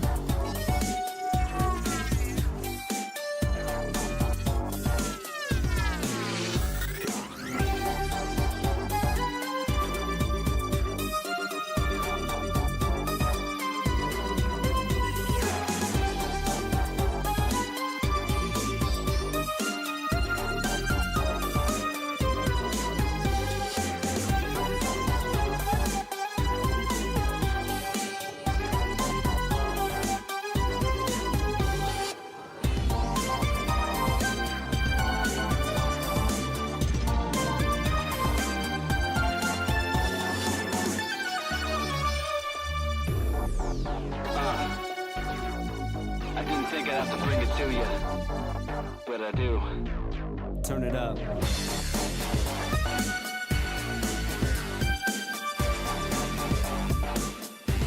Yo, you're looking like you think that I don't know. Thinking that the signs of a lie don't show. Little by little you lie more. So I'ma give you something so you don't try no more.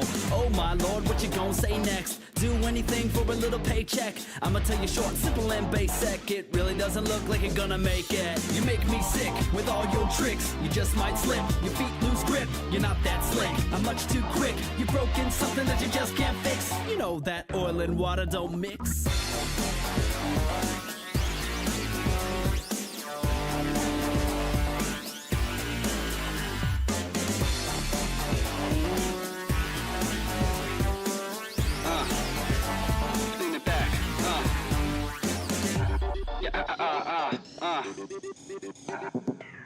I'ma tell you, look.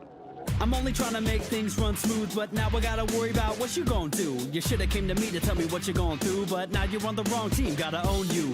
Don't you ever think about how they all say everything that you do comes back always? You made a big leak and your shit might sink. I would've thought you would've thought, but I guess you don't think. You make me sick with all your tricks. You just might slip, your feet lose grip. You're not that slick, I'm much too quick. You've broken something that you just can't fix. You know that oil and water don't mix. Open the floodgates, get ready for the flow.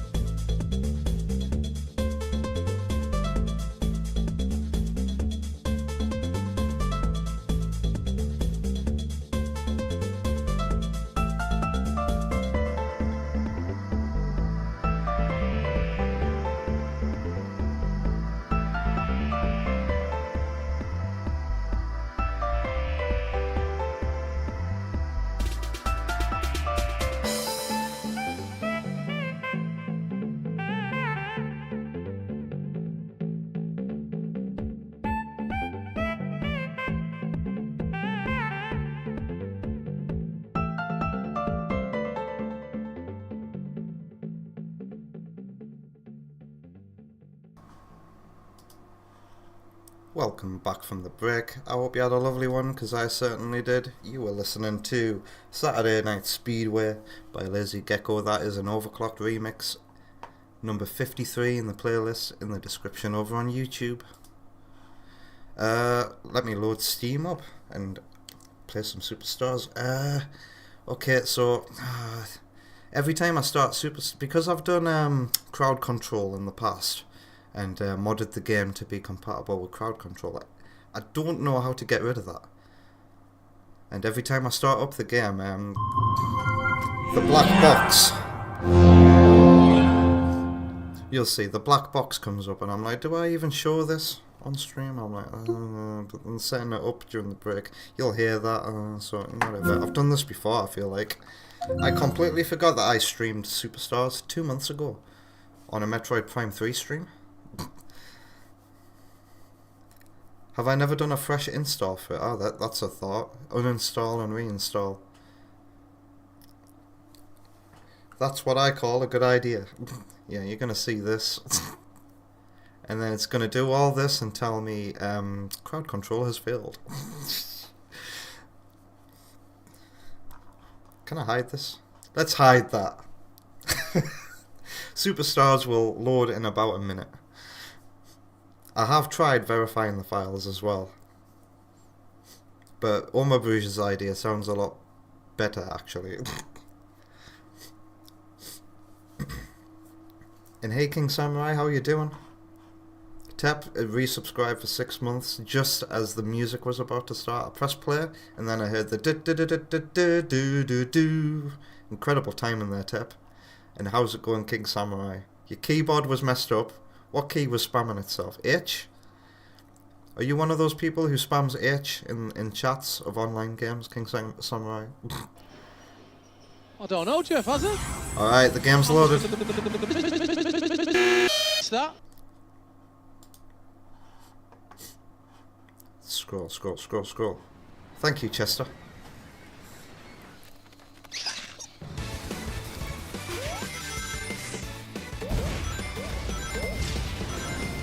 I'm like, is this broken audio quality?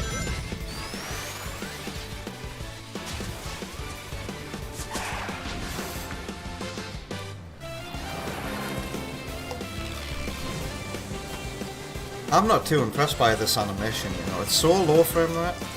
I'm like, this could have been better.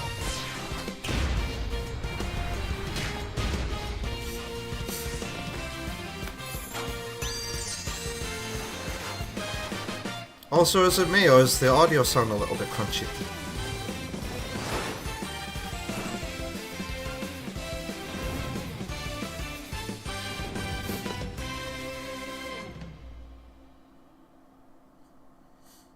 Yeah, delay. That seems loud to me, but you be the judge, I guess. Or is it actually gonna, when I select my save file, actually load up my settings? Okay, sorry Auto, yeah, my data select screen doesn't look as good as yours. I have not been motivated to... Wait, does this game have a story? I'm like, do I start a new save file today? Because maybe that's... Yeah, let's actually do that, why don't we? Who should I be? Any input? Delay's like, this game has a story. I do believe if you want to experience the story of this game, you have to read the prequel comic and watch the prequel thing and read the prequel manga and prequel this. None of this comes with the game, mind you. Yeah, Kyo, I agree. The YouTube Shorts animated was much better. Yep. The one with the snake. The one I'm referring to right now. Delay's got the facts. This intro is so uninspired compared to Origin's intro, the same style. I agree. It felt very uninspired and bland. And the frame rate was low. Sparky reckons the low frame rate is a stylistic thing.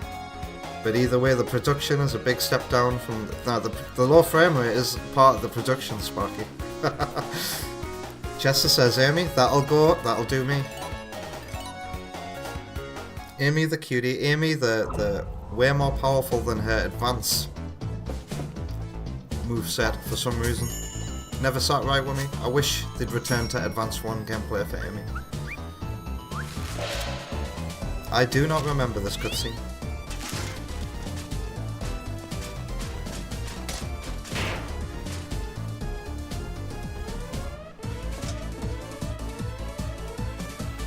Also, don't go expecting me to finish this tonight. I'm gonna get as far as I can in like 2 hours. Oh, gross. Look at these graphics for Green Hill. They could have put more effort into this. I see what they're going for with the flat colours, but I don't like it. I do not remember this. Maybe it's because I picked Sonic right off the bat. Was that an intro exclusive to Amy? Everybody boogie. Delay says, oh my god, that flicky was thick.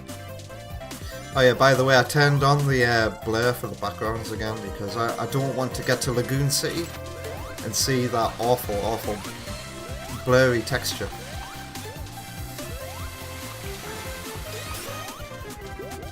Whoa! This music sounds like Sonic Advance music when sped up. Not good. Oh dear.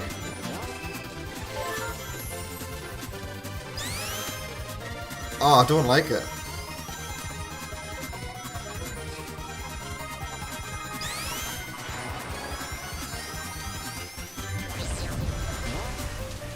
Okay, we're back to normal, thank goodness. Was Amy on South Island? Indeed she was. Oh, my spin dash is broken again. Wow. So this is weird. I tested this game earlier today to be like, can I keep it on 120 FPS and still find a way to have a not broken spin dash? And I thought I found, but for some reason right now, it's doing that thing where it thinks I'm letting go of down prematurely, but I'm not. Has that got anything to do with streaming right now? That's the only connection I'm making. What the hell is with this broken spin dash, man?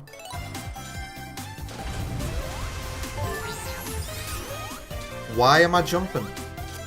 That wasn't happening earlier today. Game. I don't want to jump into that. By the way, this part of the music sounds just like... It sounds like the first act of Sonic 4 Episode 2.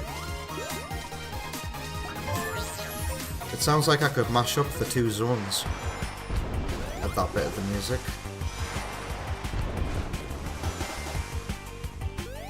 I noticed that when I was playing earlier today. What's it called? Sylvania Castle? Okay, all the memories are flooding back to me. When I played this 2 months ago, I died to that boss 4 times. Kyo says the assault on the ears continues.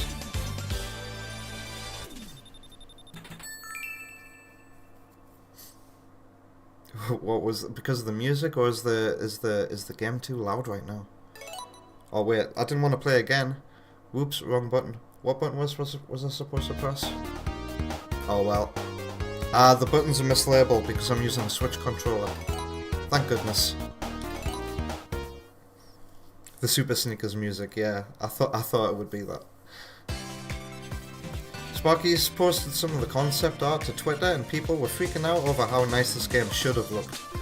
Freaking out, huh? Sonic fans freaking out? Why am I not surprised? Everybody boogie, everybody boogie.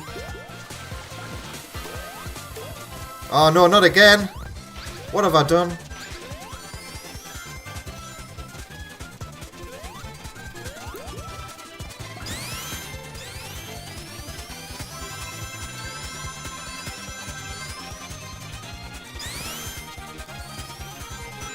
Oh, I hate these, by the way. These are such... Oh, this is an actual special stage. I was going to say, I thought I'd fallen into a portal. You know those portals where you just fall through the sky and collect rings? And then you end up at another part of the level. I don't like those bits.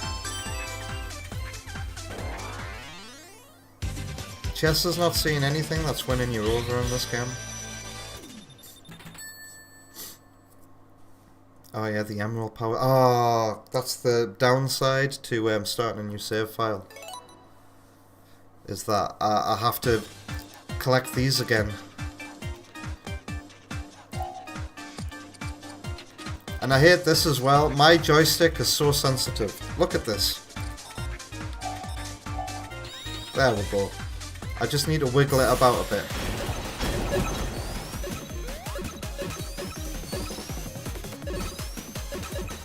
Can I not touch those Eggman things?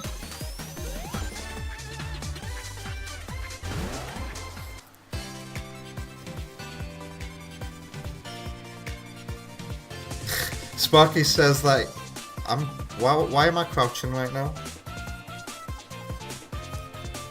Okay. I'm gonna put that down to my joysticks dead zone. Just like how I just had that problem there with the selecting the power.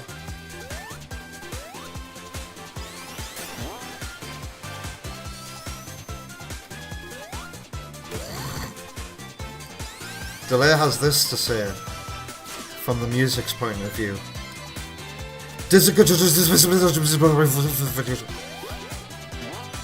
Did anybody used to just type random nonsense into text-to-speeches when they were younger for kicks?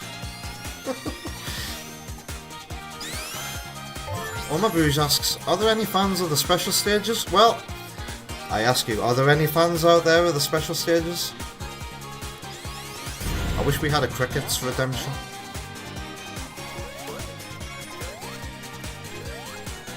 Whoa. I like what the music did here. I don't think I've ever heard this before. Wow. That was a cool way to end the song. Oh, time for the Sonic Overture loop.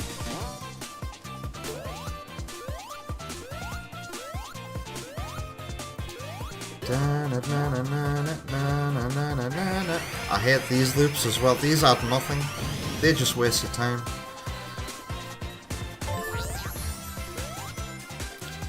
Alright. Time for the boss.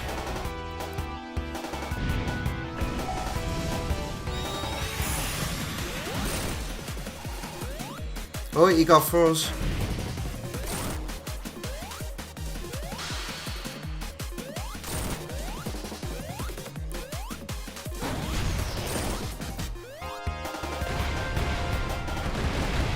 Alright. So I can't cheese the bosses with unlimited emerald powers tonight. I can only work with what I've got.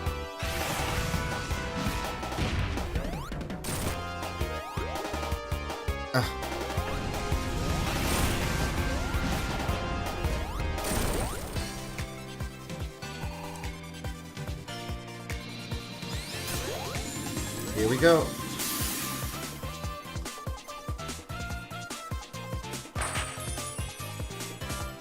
Sam wants me to add a cricket noise to the Discord server.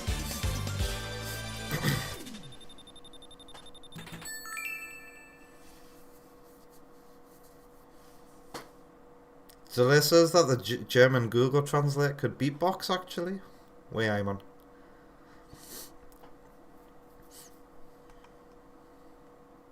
Delay says the special stage OST sounds like they were going for a CD-esque sound and completely botched it. CD. I see what you mean, like, because it's that rhythm is. Yeah, it's exact. It's so knockoff and bad, isn't it? Play again. Return to world map. I'm gonna press X because it's mislabeled, isn't it?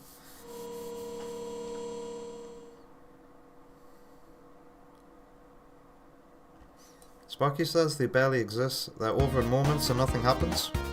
What? The special stages? Oh, look at this purple egg here.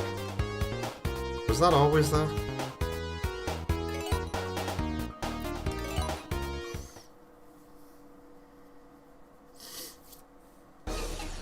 King Samurai wonders if anyone remembers the Eevee bot.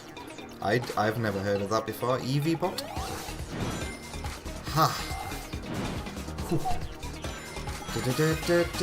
The song's good.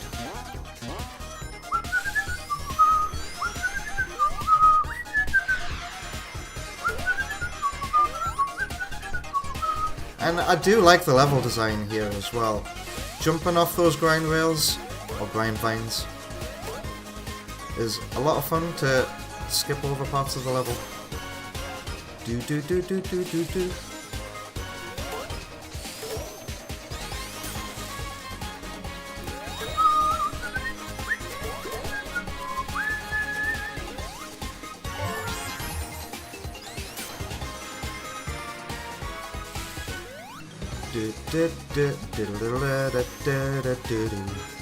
Oh, I don't remember this place. Oh, I remember this place though.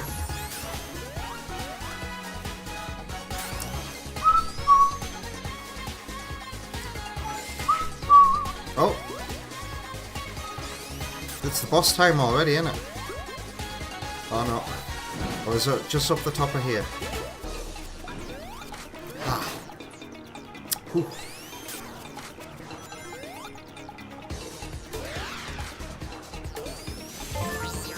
Well, I knew that was going to happen. I remember this place just from the trailer. Hey, I just noticed some particle effects in the background there. They were pretty to look at. I feel like the art design of the game might actually peak in this level, you know.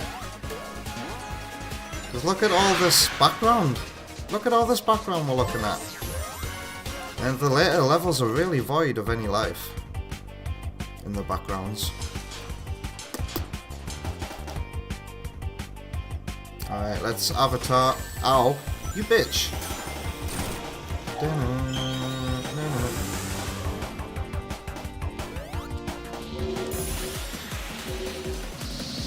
Uh-oh.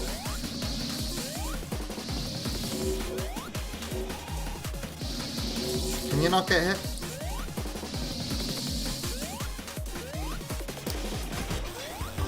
Useless power.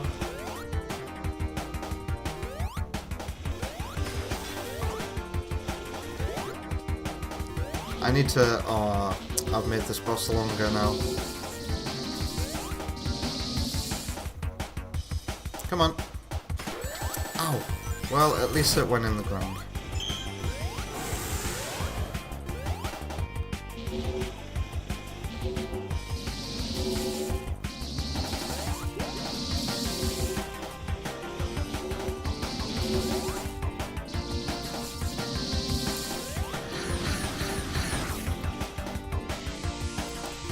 Oh. I was expecting to come out at that end. I'd up with the way this image is flipped. I meant to point that way.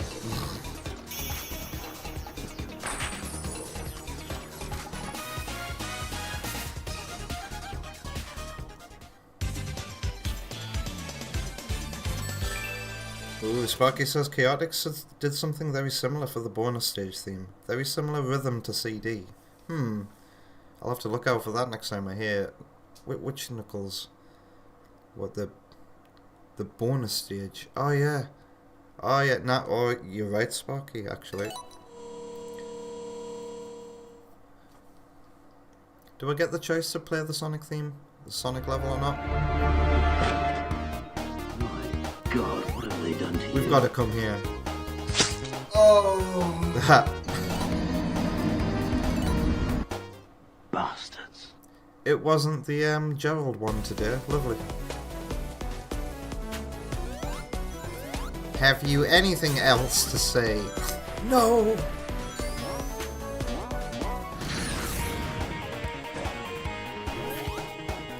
I gotta come here to hear this funny remix of Knack's theme. Can't not skip this level. Pew pew pew pew pew pew. Oh dear. I can't, you know what? I can't help but like it because it's exactly like the. It sounds just like a Sonic 4 Episode 2 instrument.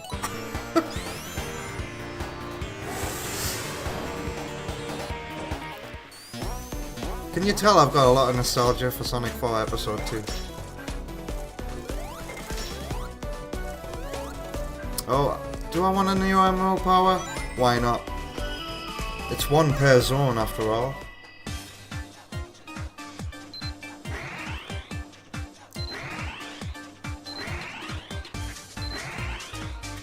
Also, this is just Sonic Forces' grapple mechanic being reused here. And then Shadow Generations brought it back as well. Now, I'm not saying that's a bad thing, I'm just saying Sonic Team are creatively reusing things now, which is how you do it in this age. Bullet, this is a good power to have against bosses as well. Alright, get ready to play with your bullet. I know Delay's gonna have fun with that. Why am I moving right automatically? Look at this. Look! No hands. Stick. Behave yourself. God, it's so hard for me to aim. Does anybody else have trouble aiming for these? Like I do? I hate trying to use them in the heat of a moment. Sparky says riveting special stage. I'm never taking Sparky's. Good night, Chester. I'm never taking Sparky's seriously when he uses the word riveting. That's what I've learned over the last couple of days. Wow, this music.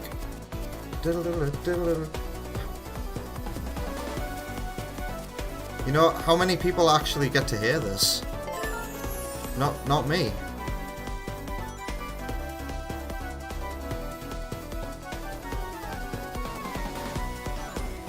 And then it just loops. Ooh, that's a cool bit.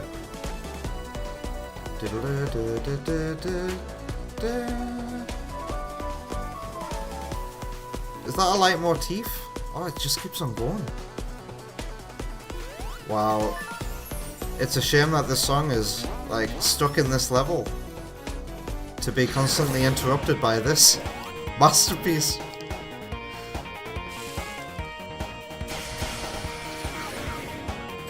Oh, the difference.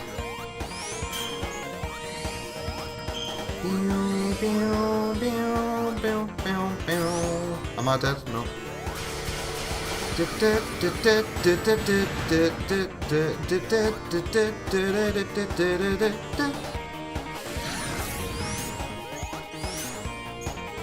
Oh.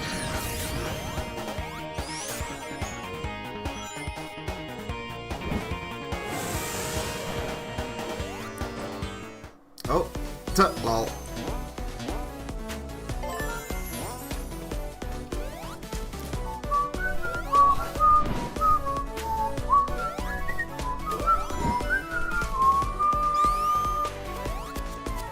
Oh wow.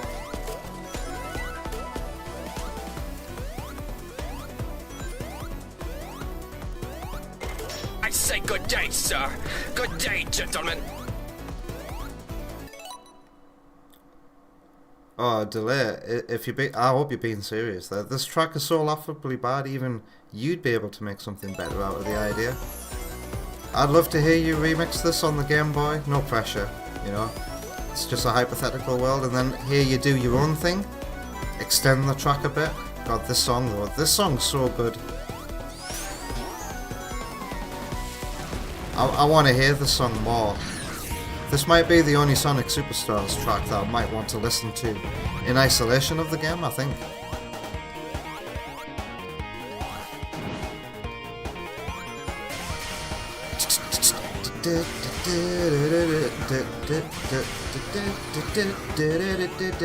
Ooh, let's get this. Goodbye.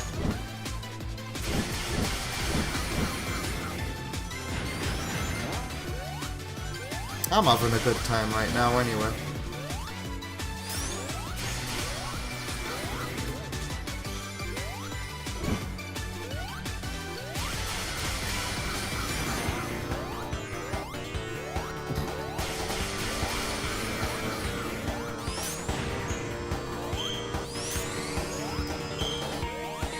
Jump.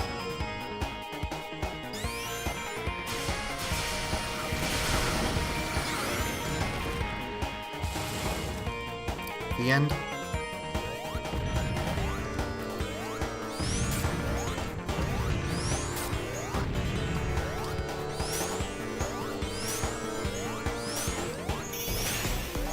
I would have put the end goal a bit closer, to be honest. That was a bit too much of a stretch with nothing going on.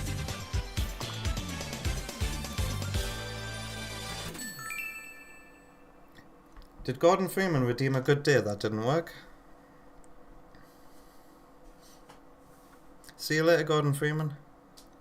Take care of yourself, and I'll see you later, man.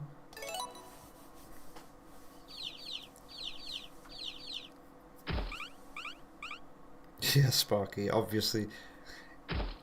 You and I can tell these two themes really don't belong in the same stage, but who commissioned this? Who authorized this? Hello, Third Bruno. You've been lurking longer than intended? Ooh, oh, no, hang on, that's not important. I was like, Metal Sonic? And I realised, oh yeah, robot parts are a thing. No, I don't want to go to the shop. Who plays Sonic Superstars multiplayer? Be honest. You mean I mean the online multiplayer as well, not the... I would like to do this game multiplayer with Wonder Woman on a Sunday stream when she's over. Maybe it's in the future. But I cannot decide which of the co-op Sonic games to try with Wonder Woman. It's either this, Sonic 4 Episode 2, or Knuckles Chaotix. What a tough choice. Each game unique in their own way as well.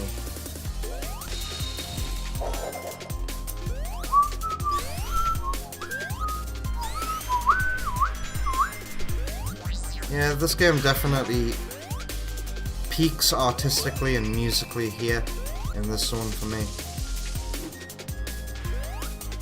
This is just... It's so fucking fun to just jump about in this level off the vines. And the game never gives you risk as well. I think there's no bottomless pits in this level, right? It's all just a infinite scrolling loop. It's here. This is the scrolling loop, and I think I found a part of this level. There we go. Yeah, where the texture breaks here. When you jump here, what is going on here? Why is the texture suddenly changing position? Wait. Hang on, so is the rocks in the background. Behind the waterfall, in front of the waterfall. Behind the waterfall, in front of the waterfall. What else is going on? Lighting is changing on the rocks there as well. Different lighting, different lighting, different lighting, different lighting. What is going on here? Has this got anything to do with the infinite scrolling, do you reckon?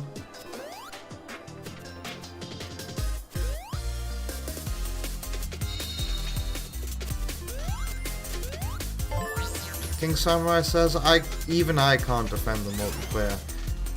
I'm sure I've never faced a real player. Wow, yeah. In fact, yeah. Even at launch, when this game was hot and new, and everybody was playing it in Alex Yard's server, and we tried the multiplayer a little bit, and it was just us. It was just us. Everybody else was bots.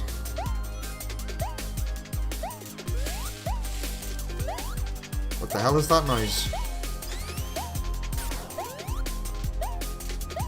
I wish I had the confidence to spin dash.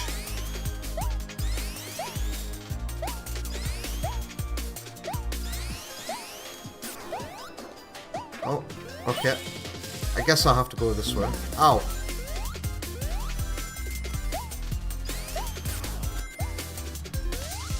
Going up.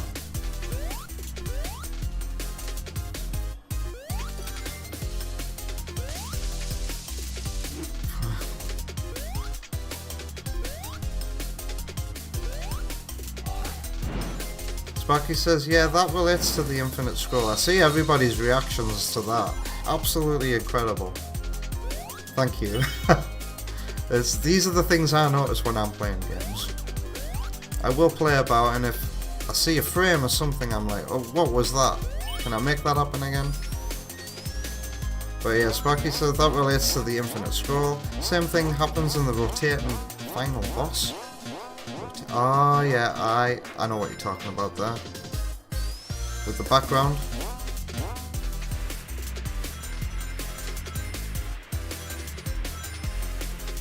I feel like I saw that pointed out in somebody's review of the game.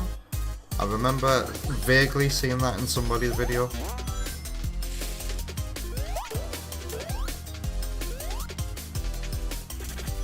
And dare I even put a name on it? It could have been LS Mark. It could have been LS Mark's review of this game. I'm not sure.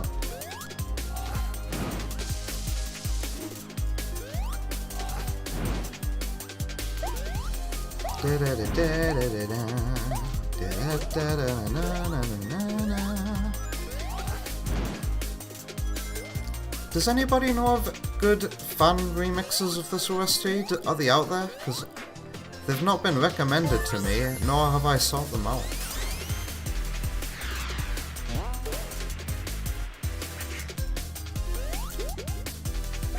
Well, we're getting real-time investigation into what was going on there with the... Look at how fun it is to just jump and skip. Risk-free, knowing that there's no bottomless pits below.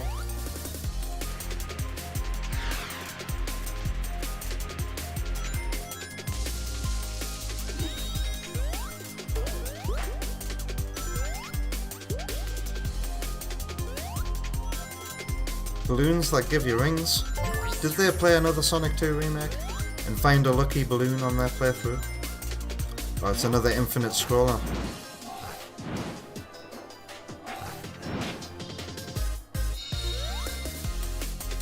Boss time?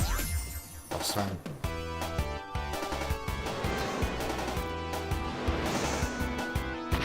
So Delay's got a good explanation as well. I'll see everybody's let's see what they are.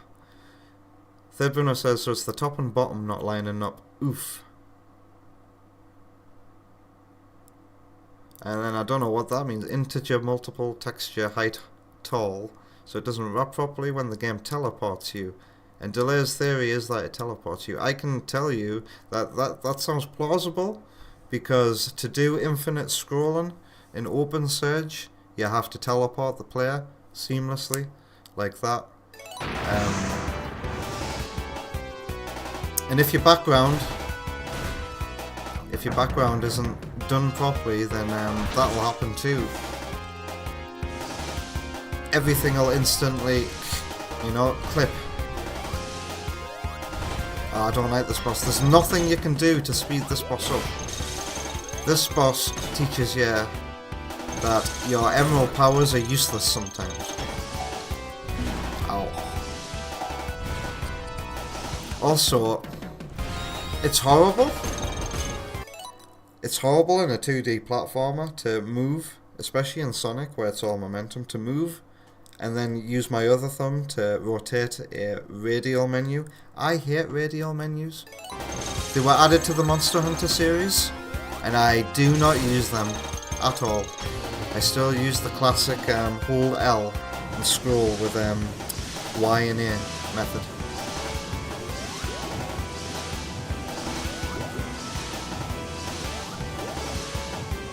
But it makes it even harder to use a radial menu while moving in this kind of game. Yep.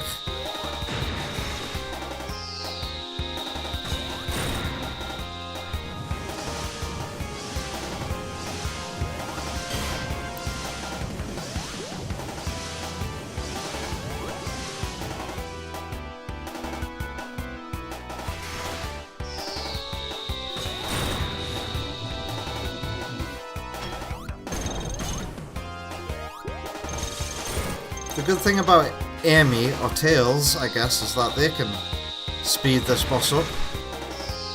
Oh my god, could you shit out a missile somewhere else, please? Ow!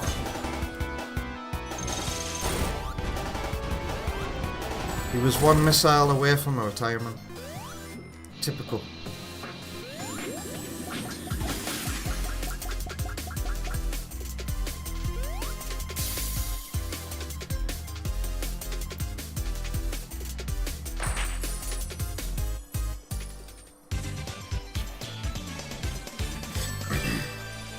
Sparky says there's so many remix mods as well and such for Sinui's tracks.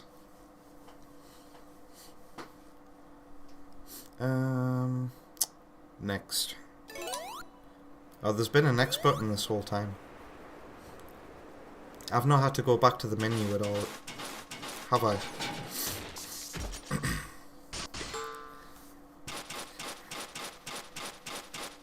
Geo likes how Sparky says Sinuid, like the music had an accident. Oh god. Get your bingo cards out, because Delay says... What I mean by integer multiples is if, say, the texture has 2048 texels, what's a texel, vertically, and also say that a texel is one world unit, then your world must be, get your bingo cards out, 2048, I'm not reading that.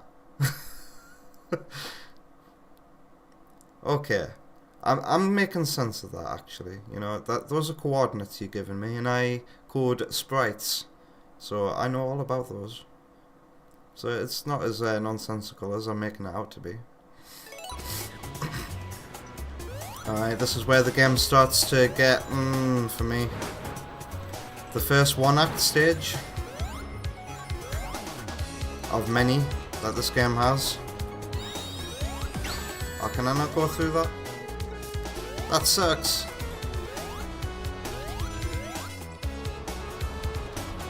And these one-act stages tend to be the longer ones to make up for the fact that, you know, it's a one-act stage. But to that I go, why is it like that then?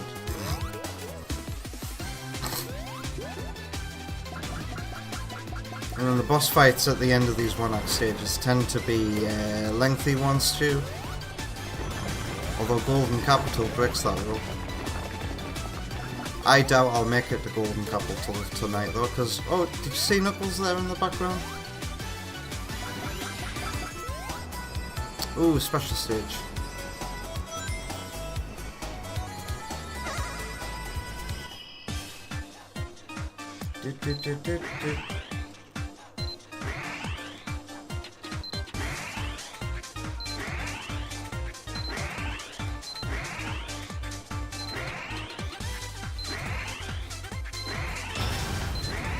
Was that a bad thing that I just got there?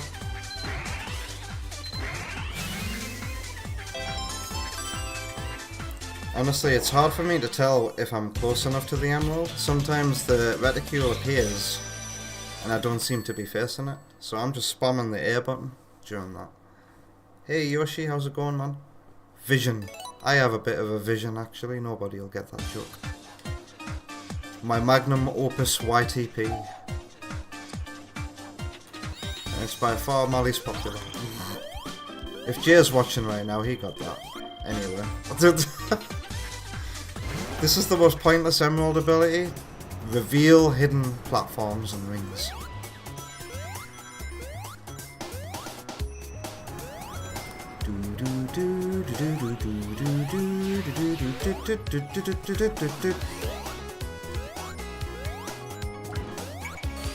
This is my favourite thing about this level. It's got this gimmick. You can play Breakout with Sonic. I think that's fucking... I like it when Sonic is combined with simple retro games. Like, we've got Pinball, that's the obvious one. And now we got Breakout. Can we think of any other examples of that kind of thing?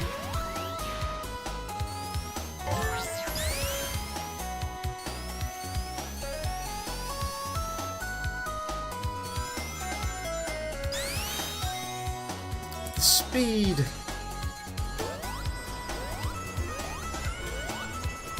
Kyo says, yeah, if it's gonna be longer, why not craft 2 acts?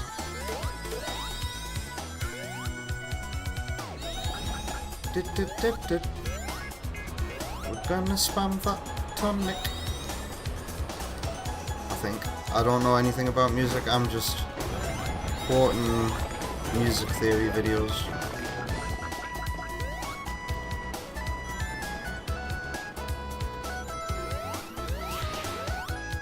Uh-oh. Ow. Dun, dun.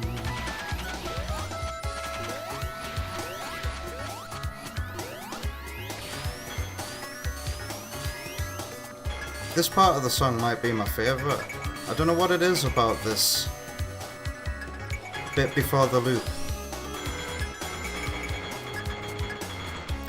But it makes me feel, I don't know, it feels kind of mysterious, doesn't it? I can't explain how it makes me feel, but I like it.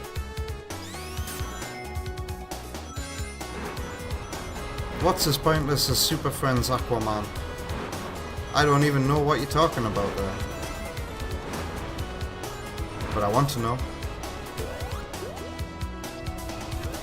Keo says the sequel to Sonic Spinball? Sonic's Breakout. We want to see it, Sega. Why am I not curling into a ball? I don't like this wind mechanic. It's so pace-breaking. Why couldn't they do wind like in the classic games? Where you just keep your momentum and just spin around on top of it. In the air.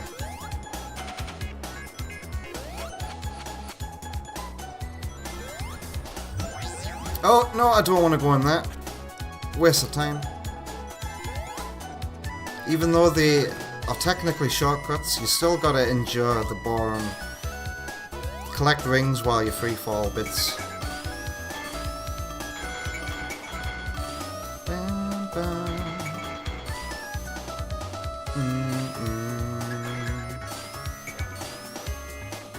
Okay.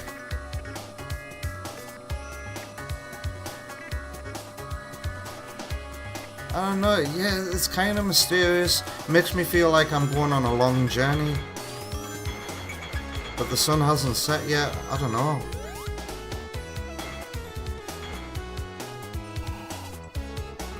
Sparky says Super Friends is a show from the 70s. That's well before my time. Sparky also says that this song kinda grew on you. I know I'm close to the boss when I'm at this part, I think. Oh no, actually, no, forget that. I think the bit before the boss is a Crisis City Windy segment.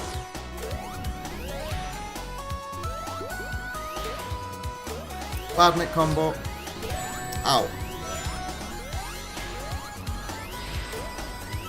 Ow.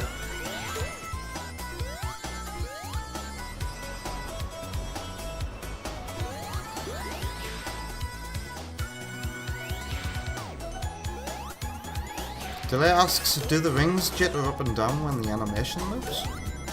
Wait. Wait for, I need to stand still and see a ring on the screen.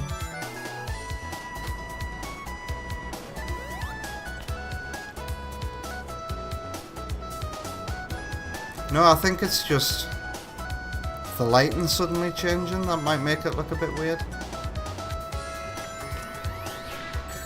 I can see what you mean though. But it doesn't look like the jittering, I think it's just in the animation.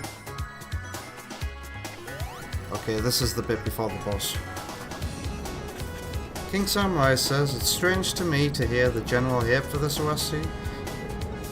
Oh. Let's go back up there.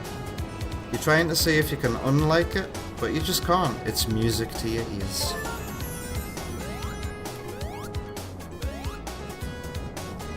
I wouldn't say any of the tracks that we've heard so far are bad at all. In fact, I quite like a lot of them. Oh no, I died. I fell down.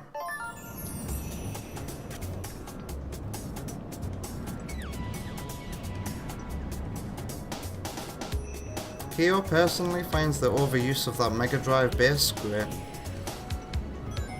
Delay thinks it just sounds hollow. There's no drive.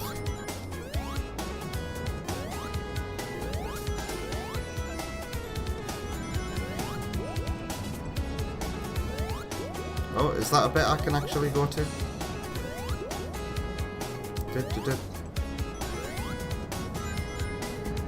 Yeah, I think this is a good composition, but the instrumentation could be a lot better, so show me a fan remix of this song that uses better instrumentation. Oh, I'm doing a blind jump here. I'm dead again.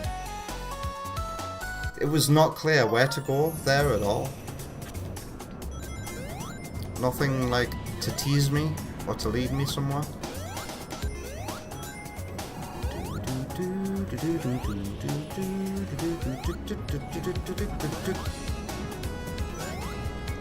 Alright, this is where I was. Alright, up here. Get the medal. Come here. There's some rings here. Just drop down here. Okay. That was my... Wow, and this is an automatic bit. How pointless.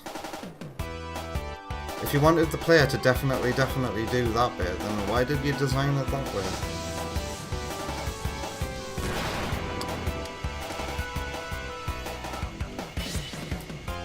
Oh, shit.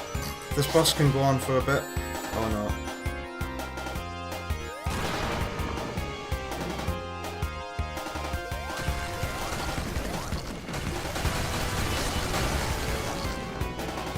Is he gonna... No, I've got to hit him. Shit.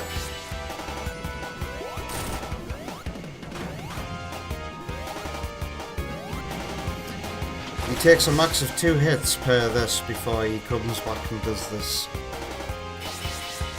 And I think if you just go to the bottom corner...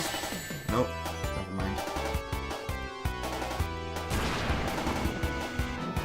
I'm sure there's a safe spot.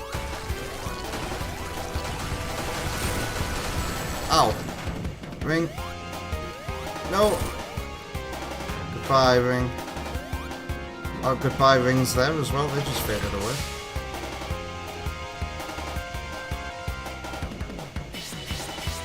Oh shit. I'm dead.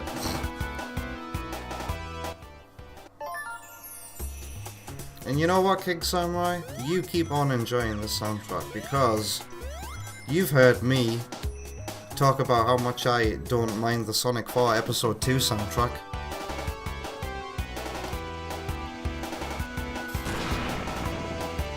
A good composition is a good composition.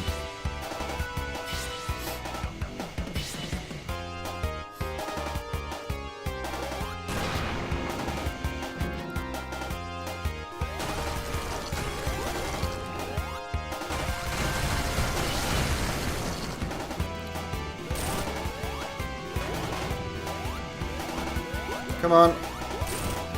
I wish I had Eggman's iframes. Oh wait, I do. Do you think that's what the game developers are trying to communicate here? If Sonic and Co get iframes that last for a while, then why can't Eggman? These guys have seen King K's Dark Souls review.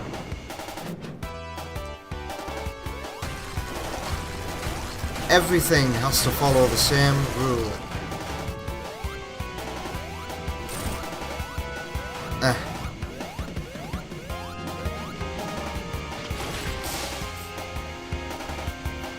Yeah, this boss theme is dreadful.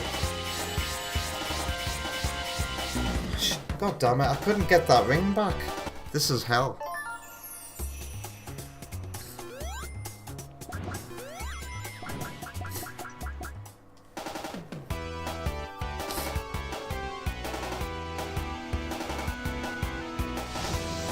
Yeah, I was gonna say, Sparky, something about Sonic Forces.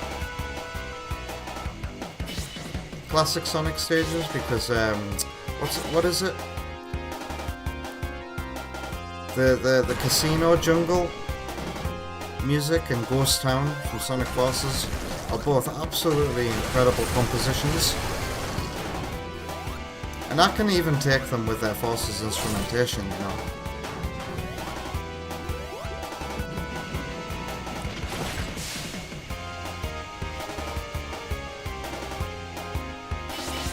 Oh. Scrolling through the packed chat tonight, like...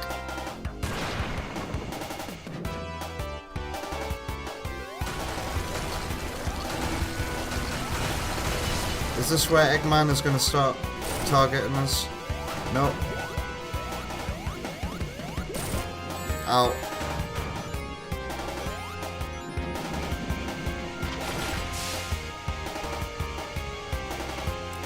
Ooh, King Samurai really likes the Green Hill classic Sonic theme with the high-pitched sounds.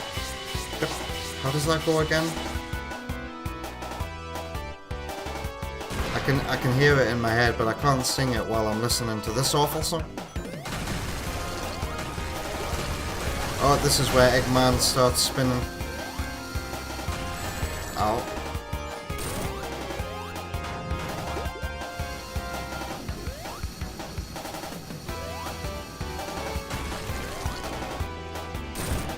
Goodbye.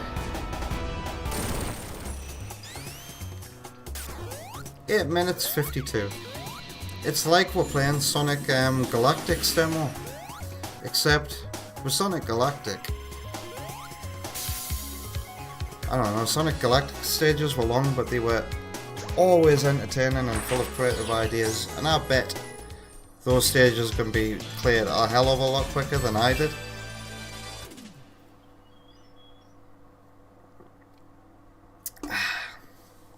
Alright. Oma Bruce has got a question for everyone.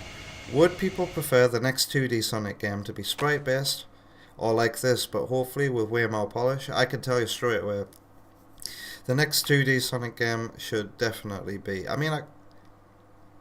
2D, either hand drawn or sprite work. We have to see it, because this is just bland. I hate to agree with Prior695, but he did say that this game looks incredibly bland and safe compared to its contemporary Super Mario Wonder, and no wonder this game didn't capture the hearts of anybody when it released. Even though I'd say that this is definitely a way more entertaining game than Mario Wonder. I'm done with Mario Wonder, I'm never going to play it again, and even when I did play it, I felt like 50% of it was just sleeper content. Well, has anybody got an answer for Oma Bruges? Sparky says, we've seen every kind of sprite-based Sonic you can imagine. You'd like a fresh aesthetic for 2D Sonic? And here's the thing, the 3D look can work. It's just I don't trust Sonic Team to make it work. Because I've seen like fan mods in Sonic Frontiers where the characters have got the Uekawa style cell shading that make them look really accurate to his artwork. But are Sonic Team actually capable of that? And the other thing that baffles me is, why does this game look the way it does when we've had 2D Sonic looking absolutely incredible in games like Generations and Forces? I'm just talking graphically here. Why wasn't the Hedgehog engine used as the graphics basis for this game? It could have led to some incredible looking lighting and texture filtering. And even this game's in 2.5D and they've done nothing with the 3D aspect of it. That's the other thing. That's kind of disappointing. Like, especially in an era after Generations and Forces, where you've got the camera doing these incredible things, like going behind the... There's this, like in Generations Green Hill Classic, Act 1, there's this bit where you're just holding right and the camera goes behind Classic Sonic and you get to see the road twist ahead. Where's that kind of stuff? Even Sonic Rivals on the PSP managed to do that kind of stuff in 2D. So if we're gonna get another 3D one, you know, make use of the 3D for goodness sake. And now that I say that, I actually think of one moment where this game does actually use 3D, and it's in the first level. You know, you kind of go in the background in those loops at Bridge Island, but that's it. That's all I can think of. And I realise I've been ranting for a while without looking at the chat, so let's look at the chat. Sparky says a polygon game like this, with graphics on par with Dread, would be pretty rad, but that's not happening. What, you don't think Sonic Team can match the graphics of a Nintendo Switch game? Wow. Unbelievable, Jeff. But yeah, shout out to Metroid Dread. One of the most beautiful, good-looking games on the Switch.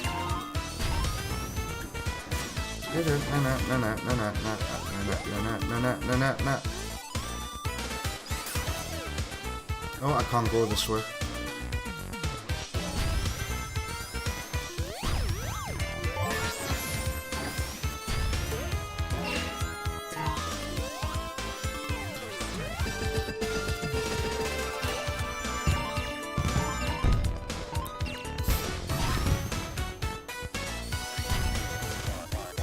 Oh.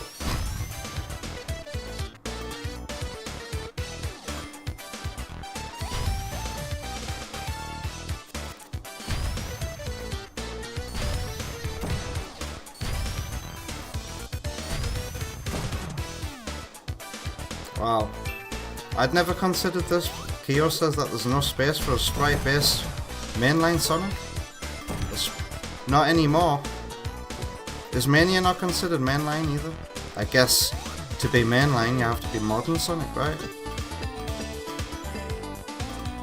I don't think it's entirely out of the question, Kyo, because Sonic Advance exists, and that's a sprite-based mainline Sonic game, technically.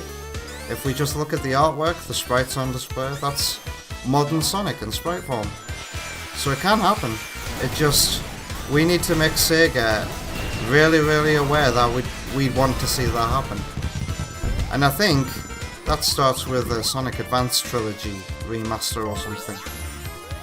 God, I want to see the Advance games brought to modern hardware so bad. And I think, you know, with Shadow Generations, I think Sonic Team are perfectly capable of making another Rush style game as well. Oh yeah, Amy doesn't need powers to hit this buffoon.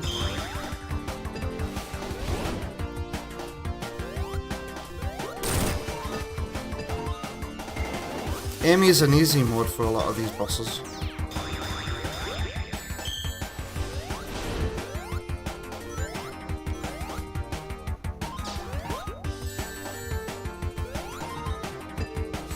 Invulnerable. Do I have to flip all the signs for this one? Wait, hang on.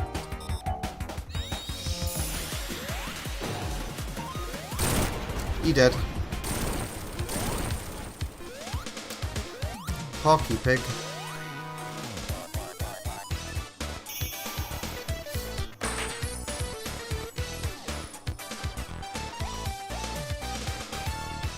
Sparky says it's cause this was made by RZest, who have done very little HD dev. It's a bit like a 3DS game running in 4K. That's a decent comparison. Yeah, look at the how low poly this model is, for example. You can see line. Maybe this is a Game Freak game. The lack of 3D camera work was probably to accommodate multiplayer. Ah yes, the multiplayer that this game was definitely built around and tested for, right? Now the multiplayer in this game was totally tacked on in the last minute, and you can't argue otherwise. Sparky says that Twitter has officially dubbed this game's art style Coco Melon Sonic. Way aye, man. But isn't Coco Melon's designed to be like as visually, you can't take your eyes off it as possible? Alright, I've caught up with chat.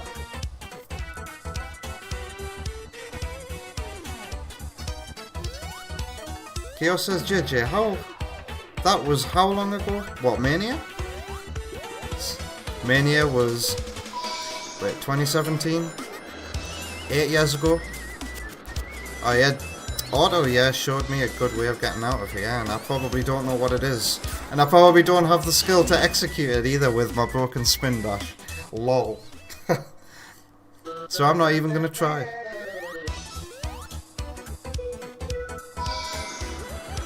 The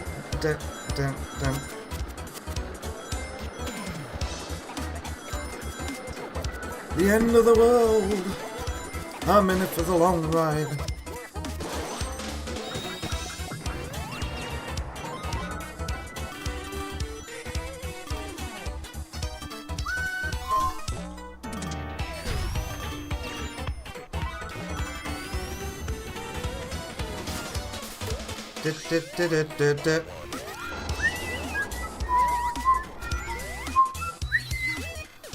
Oh.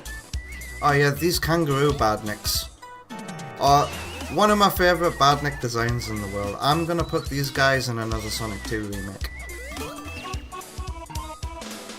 I'm gonna put them in Launch Base Act 2 because the music that's been made for Launch Base Act 2 has a surprisingly down undery vibe to it. So I'm like, kangaroos, perfect.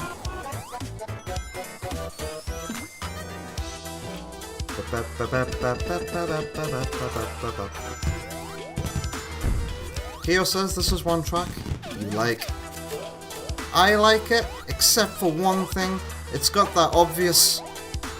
It's got that bit that's like, obviously you want to whistle along to this bit, but I can't reach the notes. The notes are so out of reach for me that if I were to whistle it, it would be so off key, and then I get self-conscious about it and then not do it. I don't want to whistle along to it.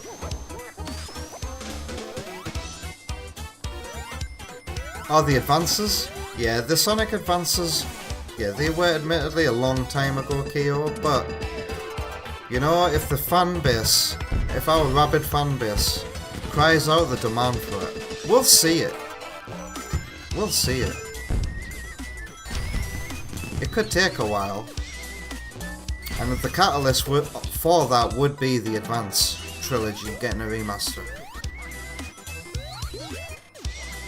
But damn it, I think Dimps deserve another chance at Sonic because my god were they thrown under the bus big time.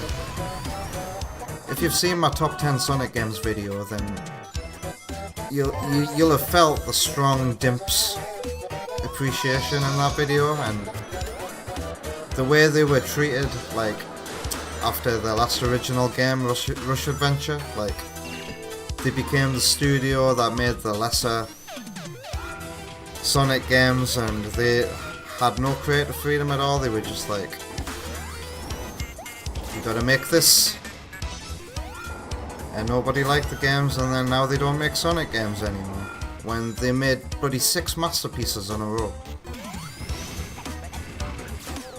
Or if you count Sonic Colors, they are 7 masterpieces in a row.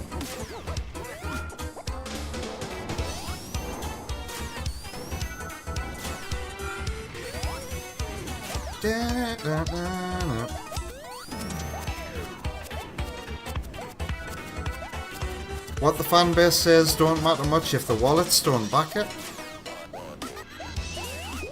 It's a good point. Which is why it's important to pre-order sometimes, unfortunately. But let me tell you, if they announced the Sonic Advance Trilogy remaster, I'd be pre-ordering that. I'd be doing something to let Sega know, yes, I want this. Just like with Shadow Generations. From the moment I saw the first trailer for that game, I was like, yep, I've got confidence this will be good, I can tell immediately. I'm going to pre-order it, let Sega know that this is what I want. Because I've not pre-ordered a Sonic game since Mania.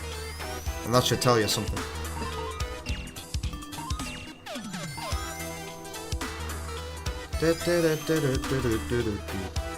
Oh! Wow, these work differently to how they're supposed to. So, did you know that in the original games that these appear in, Metropolis Zone, Casino Night Zone, if you hold the jump button on these, you're supposed to go faster and higher, but if you hold the jump button here, you just don't collide with it at all. Can I make that happen again? No, apparently it's not going to happen anymore.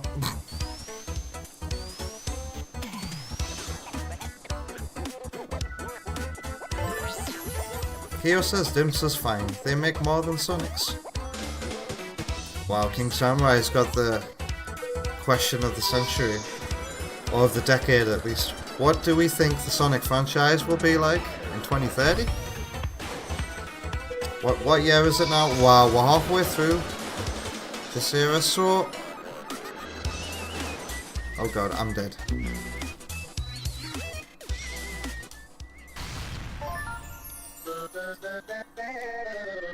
Come back to the stream in 5 years, but In 5 years' time, the Sonic Advance Remaster trilogy will be announced. That's what the Sonic series will be like in 5 years' time. No, I think what the series of the fan base. I think the fan base is probably going to be overall happy because if Sega keep up the steady stream of releases that they have been since. And good night, Ted. Since. Like, when did Sega start stepping up Sonic's output again? When did that actually start? 2020, would you say? Or 2021? Or has it only been in the last 2 years? I feel like if Sega keep up their output with the Sonic series that they have been for the last 5 years, and the quality gets better and the budget goes up with each release, then I think the fan base in the series is going to be in a very good place. Because we've had 5 years of steady releases so far, and it's been like a mixed bag. You know, of those releases, we've had Colors Ultimate, we've had Sonic Origins. What else bad have we had? I can't think of any. Oh yeah, Team Sonic Racing as well. That was kind of meh. But then we've had Frontiers and Shadow Generations. And Murderous Sonic the Hedgehog. That one was free. Was a free April Fool's game. Can you imagine what other curveballs they might throw when Shadow dropping a Sonic game in the future? But yeah, I imagine that if they keep up this output, surely the quality is going to go up and we're going to have 5 years of, let's just say 75% of the releases will be good. Here's hoping. Oh yeah, we've got, speaking of Team Sonic Racing, I just remembered, oh my god, we've got a new Sonic Racing game on the way this year, don't we? Crossworlds. What's that going to be like? All I know is that they think Shadow's gonna sell the game. What the hell? I've got no rings, I need to be careful. Was that a glitch?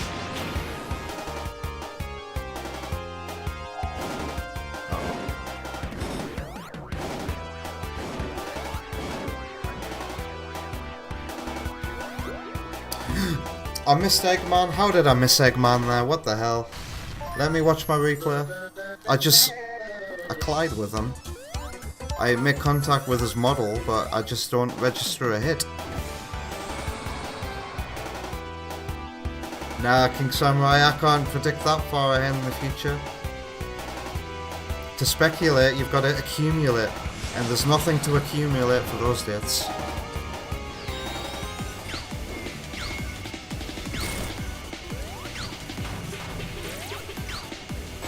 Oh, what the hell? That should not have hurt me.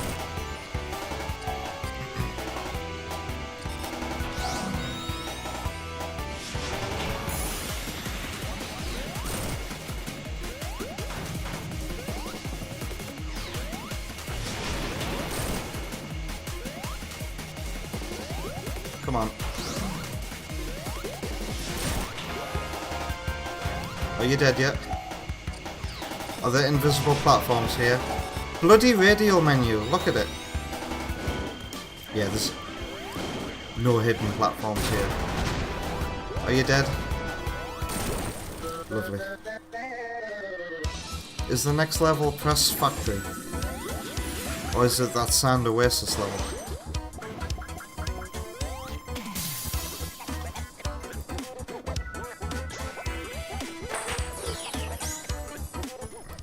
Delay says Murder was such a good game for an April Fool's. 10 out of 10 for what it was, in my opinion. I have no faults with Murder Sonic the Hedgehog. I was very grateful for that one. And the music for the end boss, oh, unforgettable. I nearly cried at the end of Murder Sonic, just as part of the performance. That was a very fun game to stream. Doing all the character voices. letting my Vector the Crocodile voice out, which I haven't practiced in a long time. Oh, it's Lagoon City. How could I forget about this place? And my Yuri, if Delay's here, my Yuri voice is actually my Rouge voice from Murderer Sonic the Hedgehog. So there you go.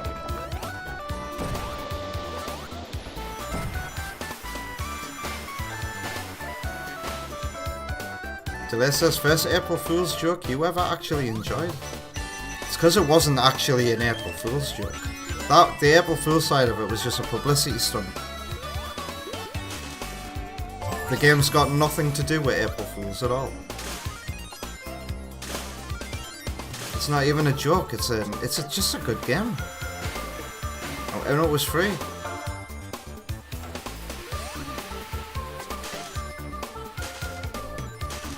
Last time Sonic Team made a free game, it came with a Sega Saturn magazine. I don't like this song. It's the instrumentation, and it might be also just the uninspired music that's basically saying, remember Hydrosity?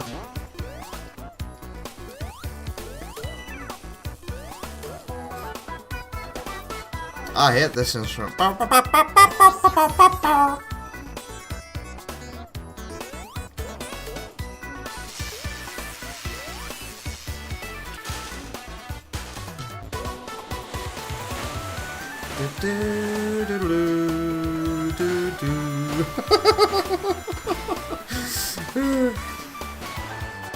Also, this stage is so criminally short, we're at the boss already. Nope, now we are.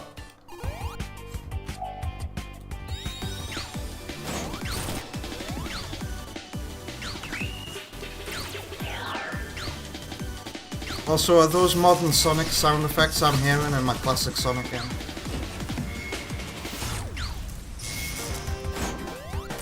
How many iframes did he have there? Okay, so it's definitely not a developer intended, oh, the bosses have got to have the same iframes as the player. It's just bad design. Because this dude has got tons of iframes.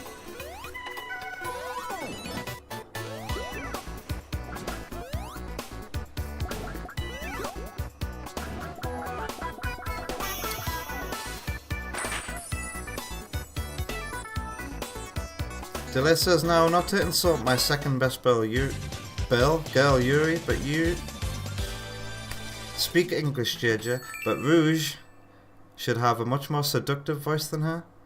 I can't say that with a straight face. I was trying to be seductive.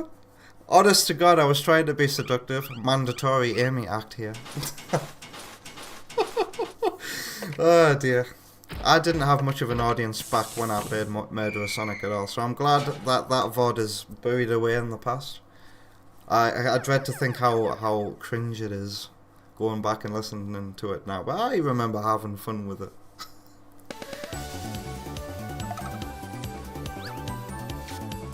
Kyo spotted a Sega swirl?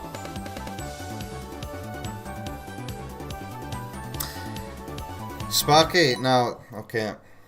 Crazy fucking idea, right? You all know about my theory that the next Mario Kart is not going to be called Mario Kart 9, it's going to be called Mario Kart 10, because Tor is the 9th Mario Kart, and they're going to do it with a Roman numeral, call it Mario Kart Cross, and introduce other characters. Here's my crazy theory. The next Sonic Racing game is called Sonic Racing Cross Worlds. Coincidence? I think not. Do you think the two games might have some kind of interconnectivity?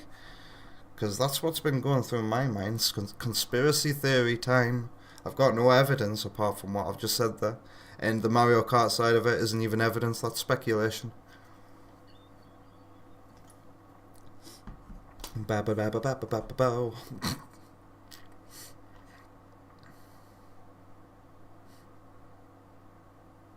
Yeah. Sparky mentioned in both the next Mario Kart and the next Sonic Racing game in the same subsequent comments there made that come to my mind. Mario wouldn't lower himself to collaborating with Sonic on his most popular game?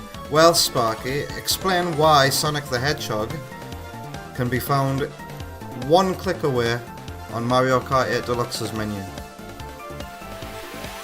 I was looking at it last night and thinking how actually surreal it is to see Sonic there in the in the menu for Mario Kart. And I'm like, it's not out of this world. And also, they wanted Mario to be in the first Sega All-Stars Racing game. And what do you do with concepts that don't work out? You put them in a drawer and you wait until you can try it again. I think that's mad theory, but I think, could we be seeing Sonic in the next Mario Kart and Mario in the Nintendo Switch version of the next Sonic Racing game? Because it's not like I didn't just pull that out of my arse, you know? The first Sonic Racing game had platform exclusive characters. If you want to play as Banjo-Kazooie in a Sonic Racing game, you can do that on the Xbox 360 version of Sega All-Stars Racing. And yeah, they really did want Mario to be in that game for the Wii, but things didn't work out, so they decided to put Mii's in it instead. But my point is never say never.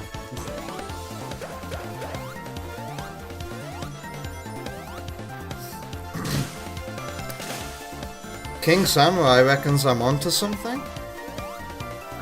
Listen, don't take my word as gospel. I'm just a mad guy who streams 3 times a week. It's just a theory, and like I said, there's no evidence to back it up apart from the speculation that the next Mario Kart could be called Mario Kart Cross. Do I need to do this? Is this necessary?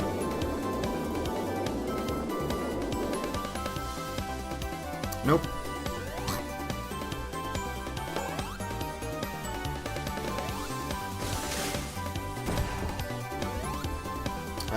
I remember hearing the sound effects for these in a previous stream and thinking that somebody was banging on the wall behind me. But the sound effect didn't sound as loud this time.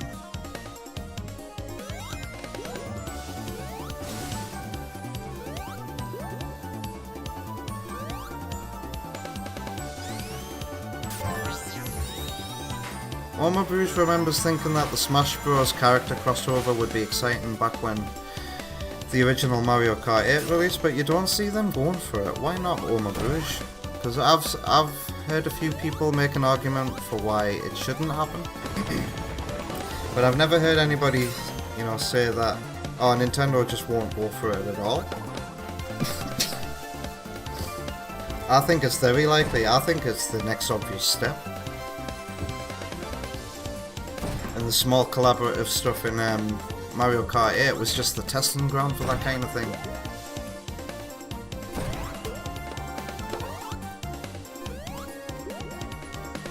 Because let's be honest, where can Mario Kart go next?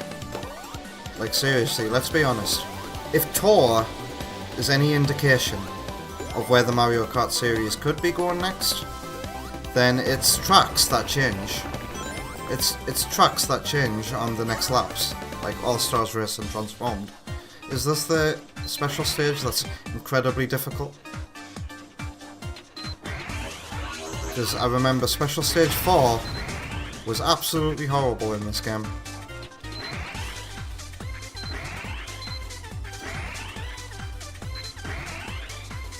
I don't think this is Special Stage 4 because there are rings.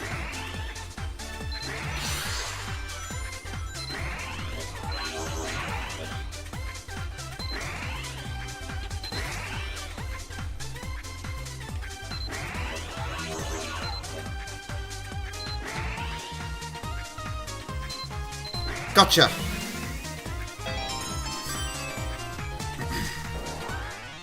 Sparky says, good old Danica Patrick. Now that's All-Stars Racing Transformed, not Sega All-Stars Racing. Wow, Kyo says Banjo fits really well in that game. Because Nuts and Bolts was a relevant game at the time, right? And that involved driving vehicles, so that's why that collab happened, right?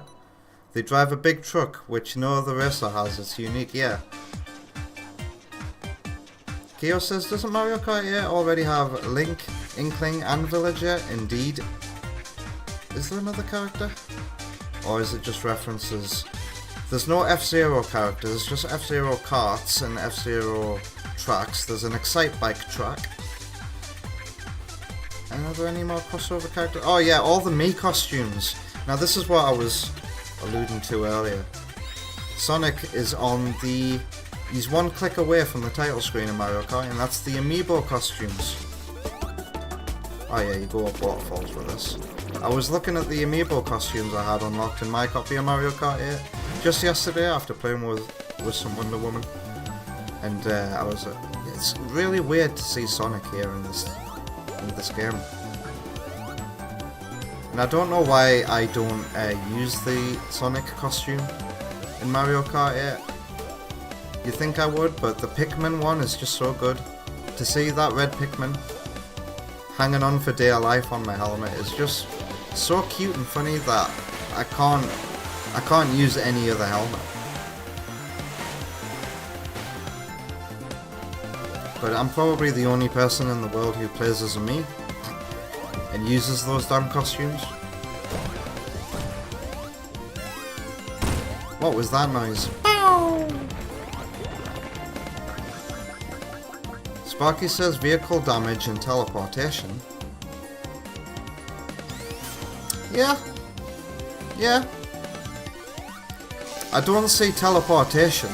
I mean... teleportation's a funny one. What would that be, an item that sends you forward?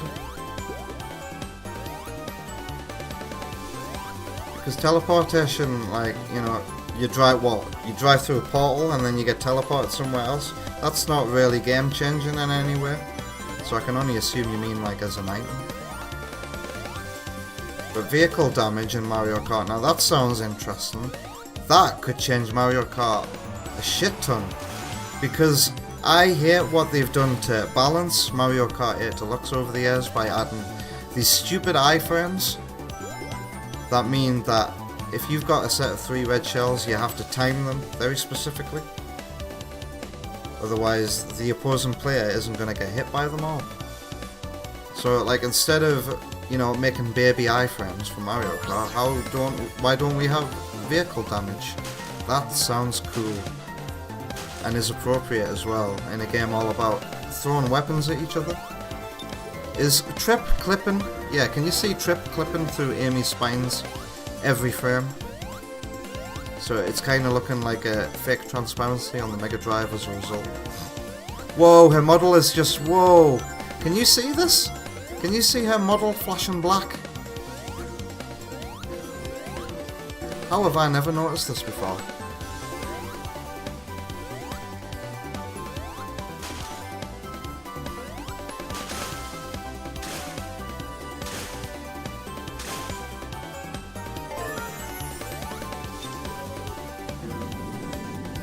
Ow.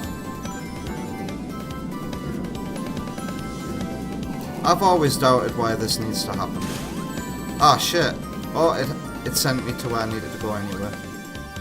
Because Trip is perfectly capable of doing this on her own. In fact, she proves herself to be more powerful than any of the other characters, arguably. And yet she needs Amy to carry her across here.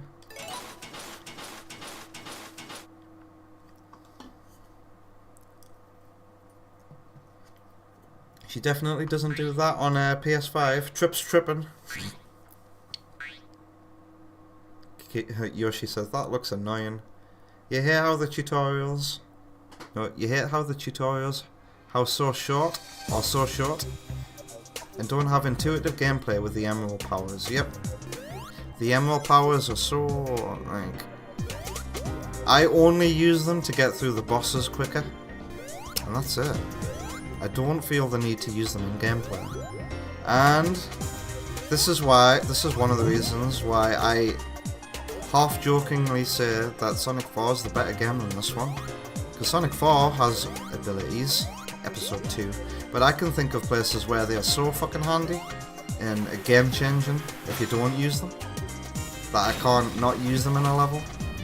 Now this could be the only level where you might want to use an Emerald Power all the time, but I don't want to spoil this music.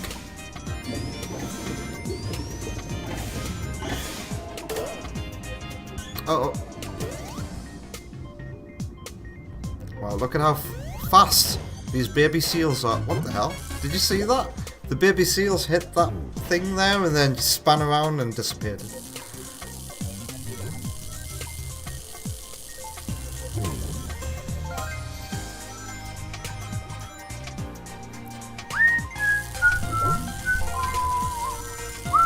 This song is so good.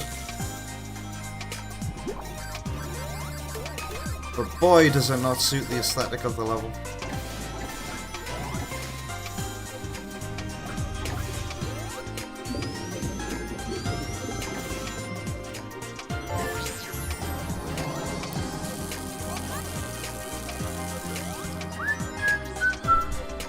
Okay, I'm going down here, I guess. Yep. Sparky says that Trip gives Amy a special shortcut in this act. The octopus gets out of the way. Yep. I discovered that on my second playthrough of this off stream.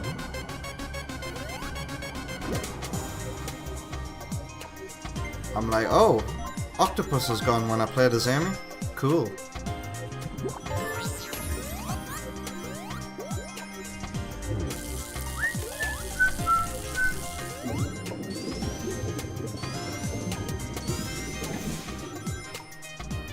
Wait. Omabru says, this is the Astrobot song?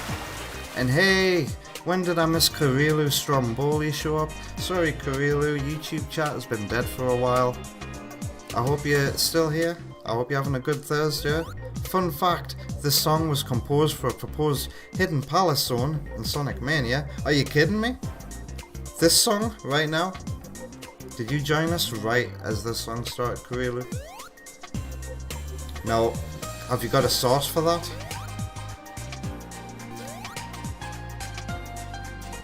Yes, Sparky actually has it as well. Pretty sure this tune was unused from Mania. It was for a possible Hidden Palace-esque style stage. Well, when did the fanbase unearth that? Because that's the first I've heard of it. That makes complete sense. This track was not composed for this level. It's like half of Sonic 2's soundtrack. You can just tell if you've never played the game before and you've got no attachment to it. You hear some of the music in Sonic 2 and you're like, this doesn't sound like it should go with this level.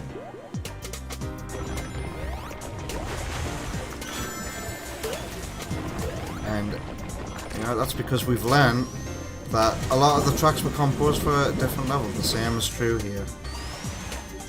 And you can just hear it, you can tell.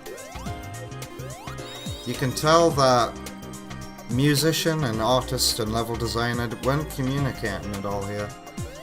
And I can feel it as the designer of my own game. I will not build a level until I've got music that's perfect. Alex has said I'm a bit like Toby Fox for doing this, but I don't make any levels until the music's done. Because I want to listen to the music, close my eyes and imagine the level in my head to the song. Oh yeah, Amy can go this way. And I'm sure a lot of artists probably work that way too. Bubble.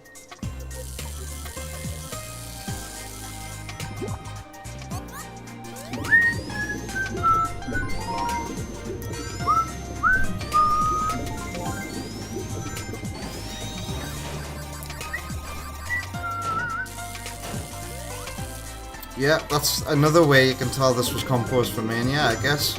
Kyo's getting Sonic CD track vibes from this track, but it's not bad. You have to go over here to break the wall.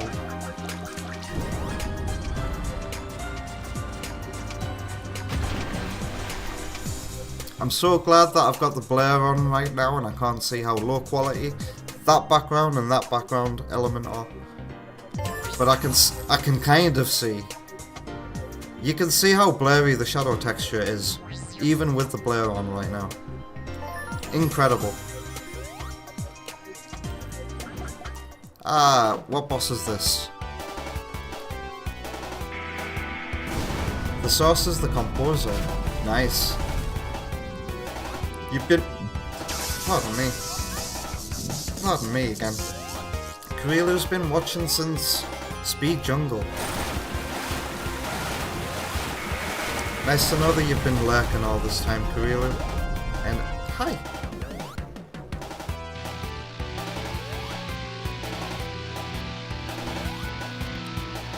Can I get up here easily? Goodbye. Kyo does that as well. The music can feed back inspiration on the level as well.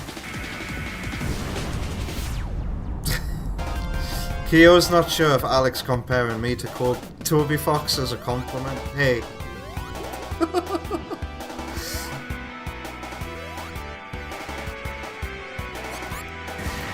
I'm gonna choose to not be insulted, right? Because Undertale is still a good game.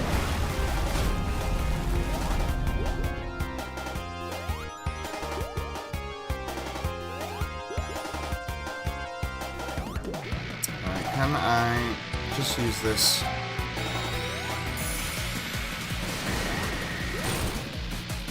Get back, Eggman. Oh, I need a bubble.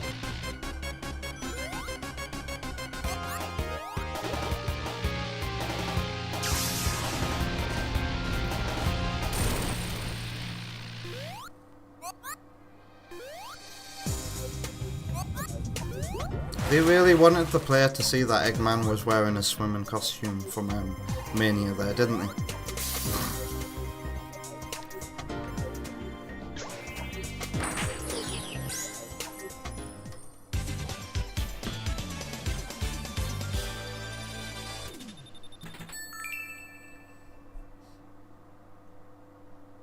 Yeah, how does this relate to Astrobot anyway, Omabouche?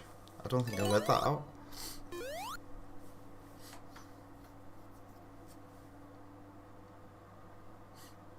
Something about Eggman wearing spandex in 2024.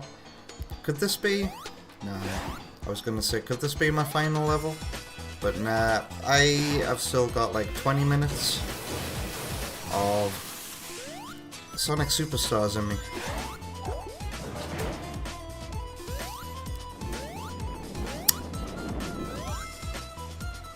This song's good. I like this song. But it's not, it doesn't feel Sonic. Somehow.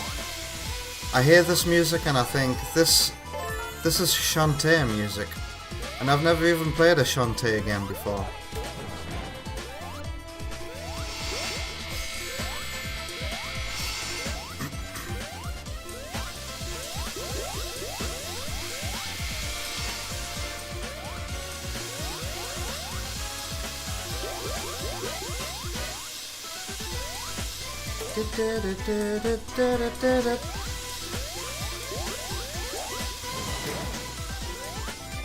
The song stays back to Sonicness here, I think.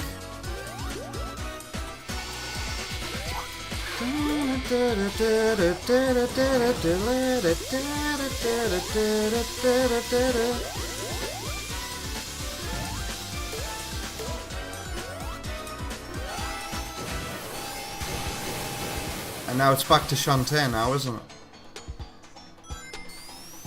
Dun dun dun dun ba. Also, it sounds like it should be in New Super Mario Brothers as well. Ba ba. I can imagine the Goombas, you know, dancing when the music goes ba ba. Sparky's getting total Monster World vibes for sure. It's got the upbeat Arabian flavour, says Kyo. Either Shantae or Monster World 4. I've not even heard of Monster World. Is that an old Sega series? God, I'm in a bit of a rut here. Can I get out of this infinite loop? Oh my god. Where did that enemy go? He went on vacation.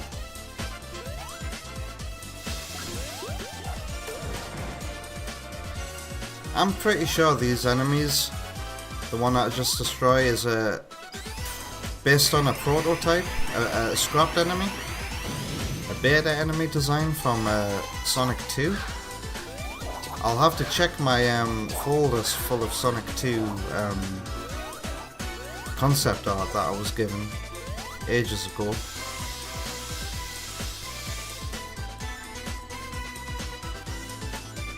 But I think I recognise it.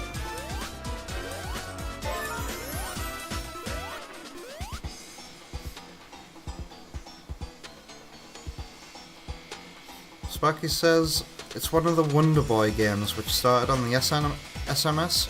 Wonder Boy and Monster World is a pretty fun Mega Drive game, so that's not like a crossover. Wonder Boy isn't separate to Monster World. Because isn't there another Sega game that's like... Is it an Alex Kidd game? Alex Kidd and Shinobi World? Isn't there an Alex Kidd and Shinobi crossover? Or am I misunderstanding the title of the game?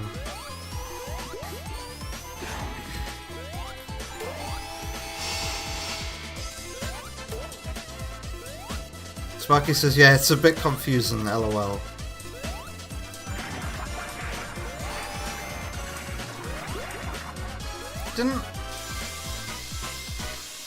Has a Wonder Boy game been recently, like, remade with hand-drawn art in the last 6 years?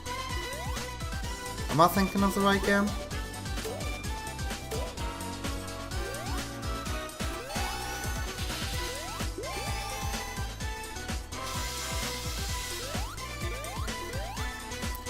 Is it boss time? This is an awful boss. Why is it, what is it with these one-act zones and terrible lone bosses that can't speed up?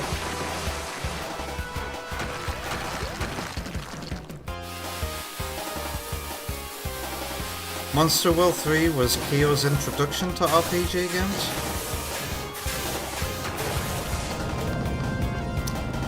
I forgot to pay attention to the badniks coming there. Sparky says Alex Kidd in Shinobi World is goated. Originally it was just called Kid Shinobu. Kid Shinobu. But they changed the sprite to look more like Alex. Oh, so it was a game that was rebranded into an Alex Kidd game, was it? A bit like Tails Sky Patrol. It used to be a Disney game before Tails was slapped on it. Omabu spotted a sudden Disney snake as well. Relevant.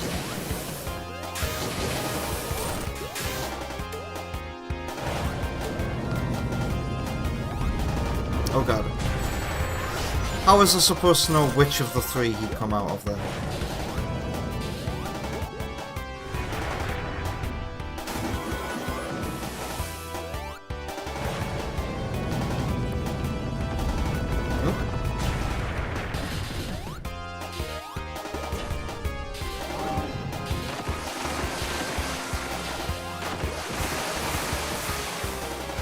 How are these perfectly square blocks coming out of those circular cannons?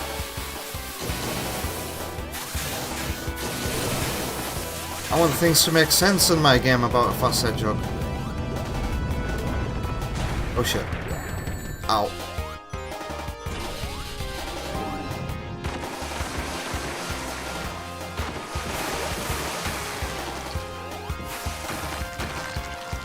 Look at Amy's battle ready pose. I've only just noticed that.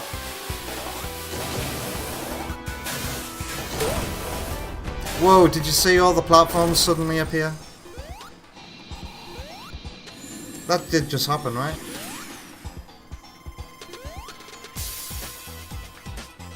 Oh, stretchy stretch. You got scared whenever Alex Kidd died because he turned into an angel and flew off?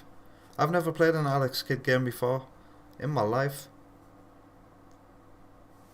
Are there any other games where characters do that? Turn into an angel and fly off? Does Bubsy do it? Although Bubsy is not an angel. Self-declared angel. Press God? No, press factory. God. Did the same thing like everybody else does. Oh, this lid is tight on this cup. I might struggle here. Wow.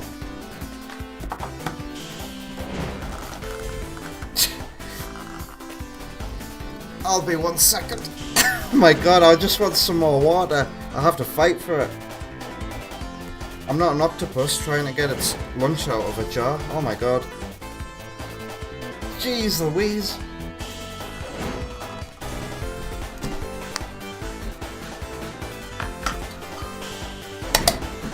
I've not had that kind of struggle before.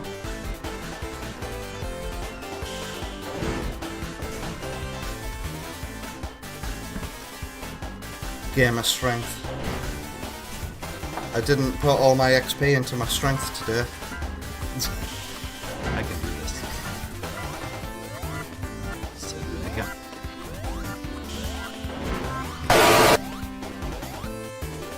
Wow, Sparky says the music in that game goes so hard. What? Alex Kidd? In Shinobi World?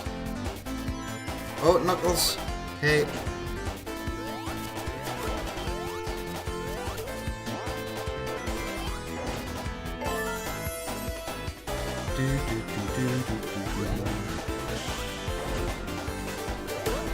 Those enemies are horrible if you're playing as anybody other than Amy.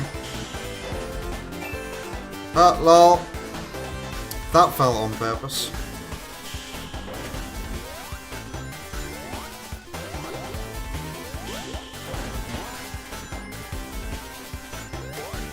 The music here might not be anything special, but I do like this stage. At least this act. I like the funny little traps. The funny little endless traps that are created for the player in this level. If they're not paying attention. Passivity traps, as the term has been coined.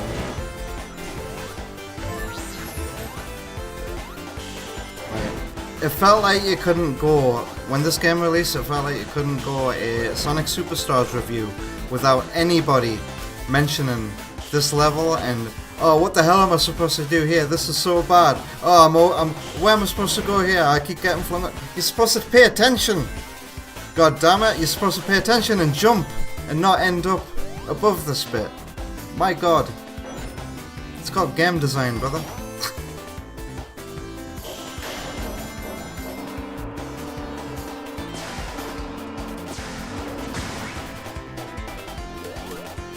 Yeah, this is a very fun act, but I'm not a fan of the next act. And I think it might simply be because nothing cool happens when the countdown timer is complete. Just a bunch of on-screen explosions and then boom, you're dead.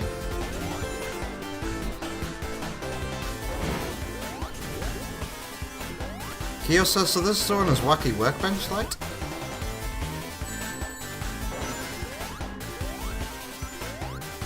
Did everybody make the wacky workbench comparison?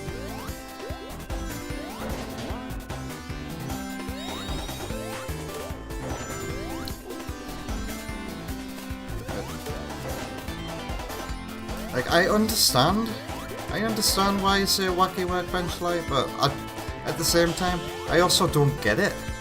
Because wacky workbench is, you know, flipping the concept of high path is the fast path on its head. And making you know, it's punishing you for hitting the ground. This isn't really a punishment for hitting the ground, it's just a gimmick that is ever present. It's not really a punishment for anything, you know? I don't know. But for me to call it wacky workbench light doesn't quite sit right.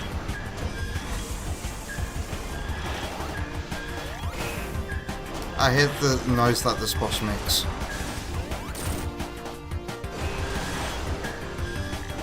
Such an annoying sound effect.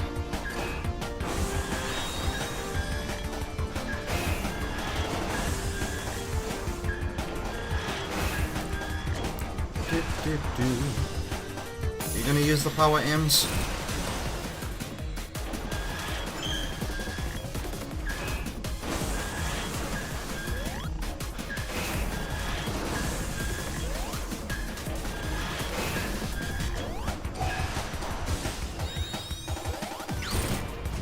Are you dead?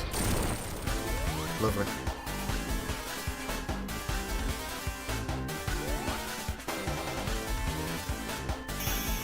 Vector says, "Pay attention! In a Sonic game? No way! You just run forward and jump, like Temple Run. That's where all the fun is. Why disrupt that?" I'm sorry, Vector. I'm completely wrong. It's a good point. I never thought about that. I think I should retire. Next act. Oh, can I be asked for this app? Can I skip to a better act? I can't. I'm doing a new file. LMAO. I think this might be the last level for tonight. Wow. Umabu said that was probably your favourite act in the game here. I see no issues with that design. I don't see how anybody could hate that level. Apart from, you know, failure to admit their own failure.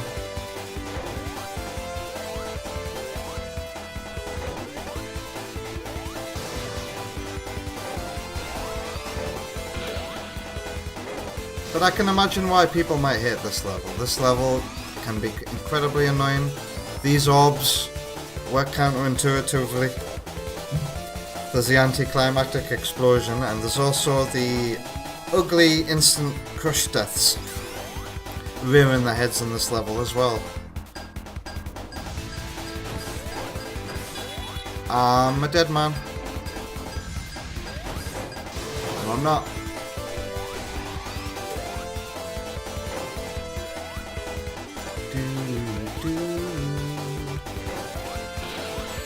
Uh-oh.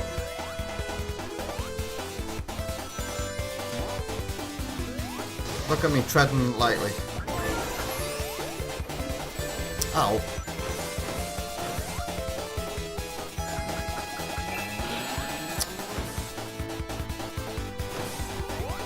Can I go this way?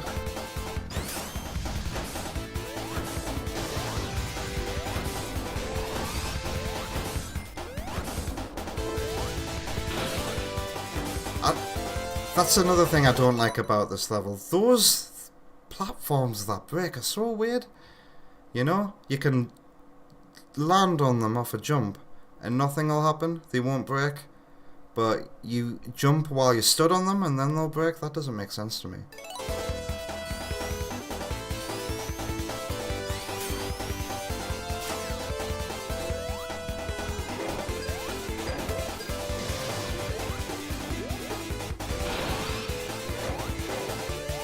Jump on it. Jump off it, it breaks. I didn't like that. That was a surprise out of nowhere.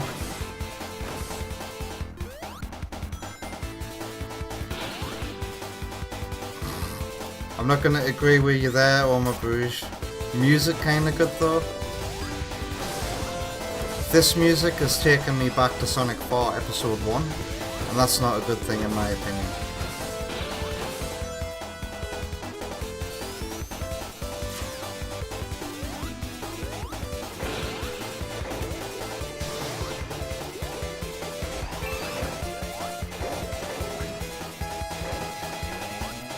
Alright, time for the Orbs of Destiny. Ow.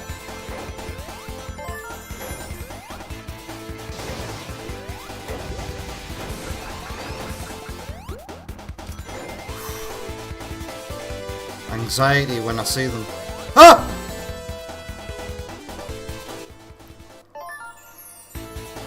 Omabu says, is this the drone that was sighted in New Jersey? God. Drones scare me, man. I see them all the time. Outside at night now. And I'm like, God. It's just crazy how people can have this technology that can fly anywhere.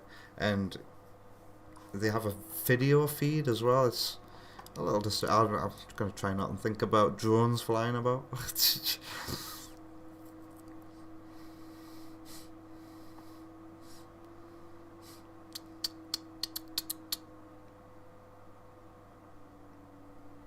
Sparky was spotting some surprisingly great art design. What, in the last press factory? I spotted some rusted metal that looked kind of nice. I forgot to mention it when I went past it.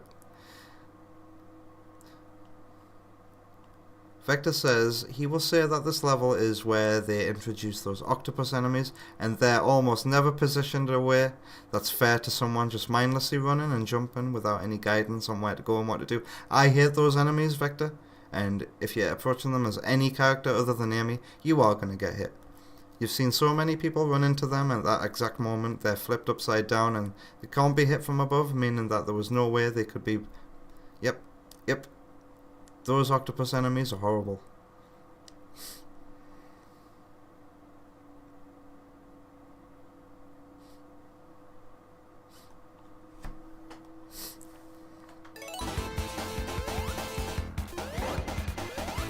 Okay. Oh! I mislanded. Okay, you're also a cute snail. Is it the Sonic 3 snail? No, these are just completely new snails, aren't they?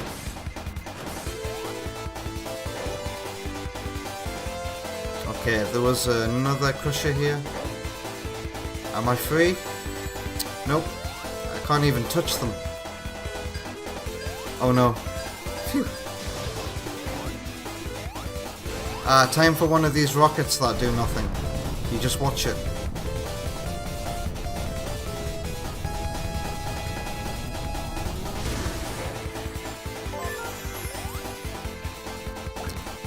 I never want to take away the player's control in another Sonic 2 remake. Although there's some... you know those tubes, those pipes in Aqua Lake? That's the closest my game design will ever get to taking control away from the player. Because even in those pipes, you'll be able to hold a direction to know which way to go. But like stuff like that, what we just seen, the rocket where nothing happens, control is taken away, we just watch it happen. You know, and Death Egg Zone in Sonic 3 and Knuckles, you've got those 3, 2, 1 things. Rip, rip, rip, rip, rip, rip, rip, rip, rip, rip. You do nothing. They're cool on the first view, but on a repeat playthrough, it's like, come on, I just want to get back to playing the game. I don't want to ever do that to the player in my own fan games. I always want to give them something to do, input-wise.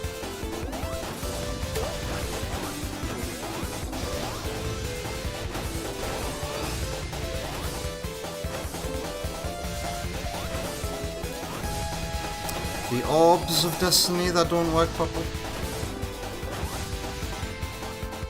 Am I gonna make it to the next switch?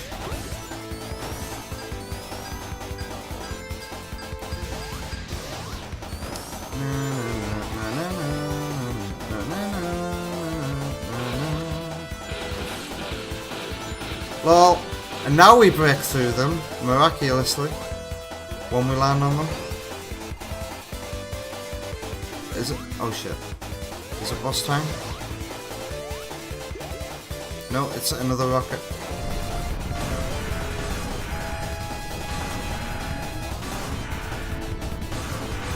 Oma Bruce says, these instruments are probably the least offensive of the Sonic 4 type songs in this game. You like the chord progression.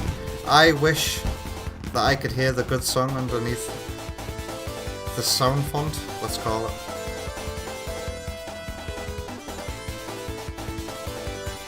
You know what, this song would probably sound good on an electric guitar with metal. Tell me somebody's made a metal cover of this song. This boss. Now here's a boss I actually don't mind. You know, if the iframe problem was fixed, this is a good boss.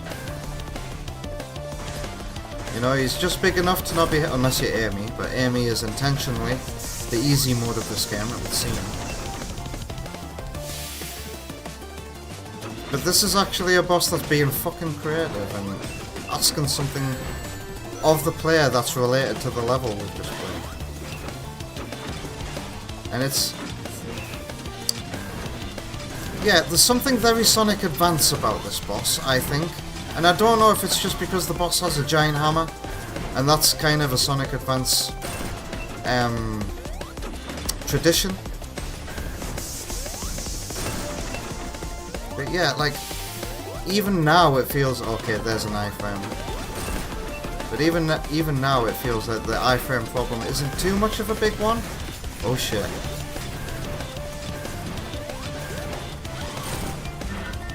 Because they were designed around the boss's movement patterns, it feels like.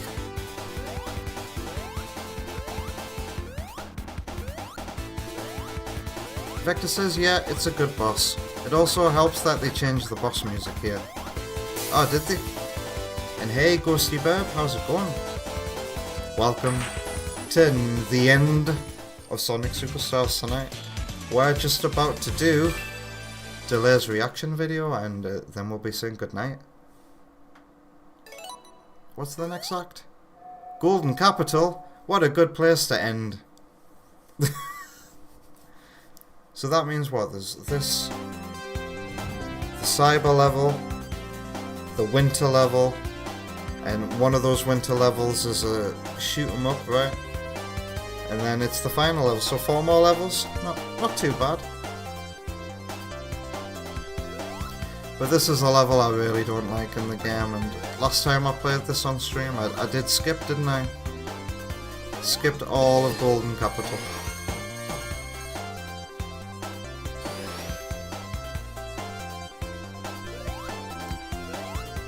Eee. Why am I even playing now? I'm just remembering how bland this background can look at times. Sparky says, truly pants stage. Pants. Oh my god, the music has little hints of Sonic 4 in it, here and there. And I don't just mean the instrumentation, I mean the melodies as well.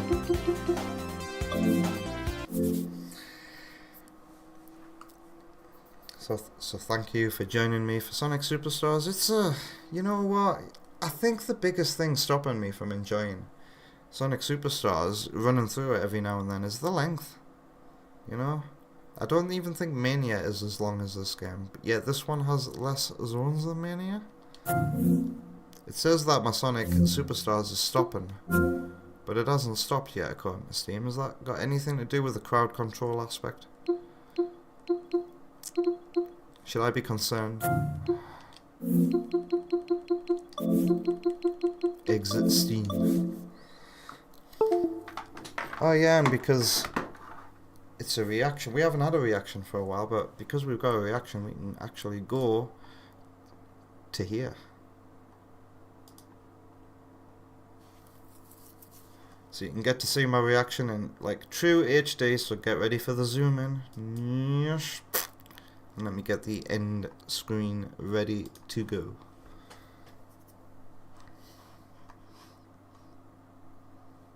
Sparky says that the pacing is infinitely improved without the bosses. I can imagine that being true.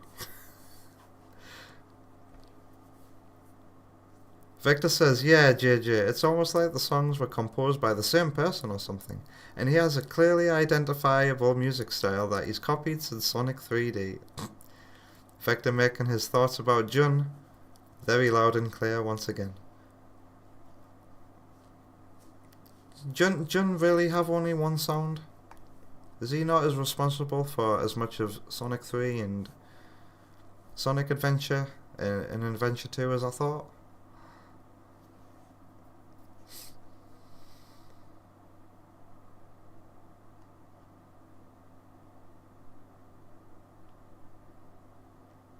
Wow, Vector says reduce the iframes maybe, but not outright remove them, in your opinion. Why is that?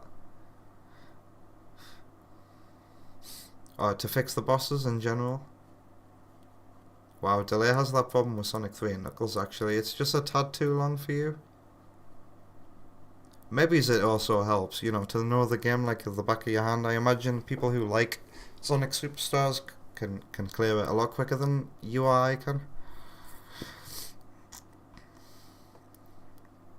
He only did a handful of Sonic 3's tracks and jingles. He did half of Sonic 3D's music.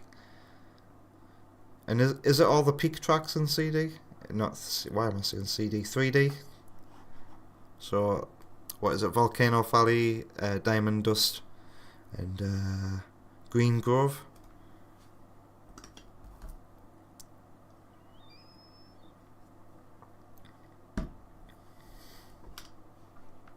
An Adventure 2 with very much a group effort.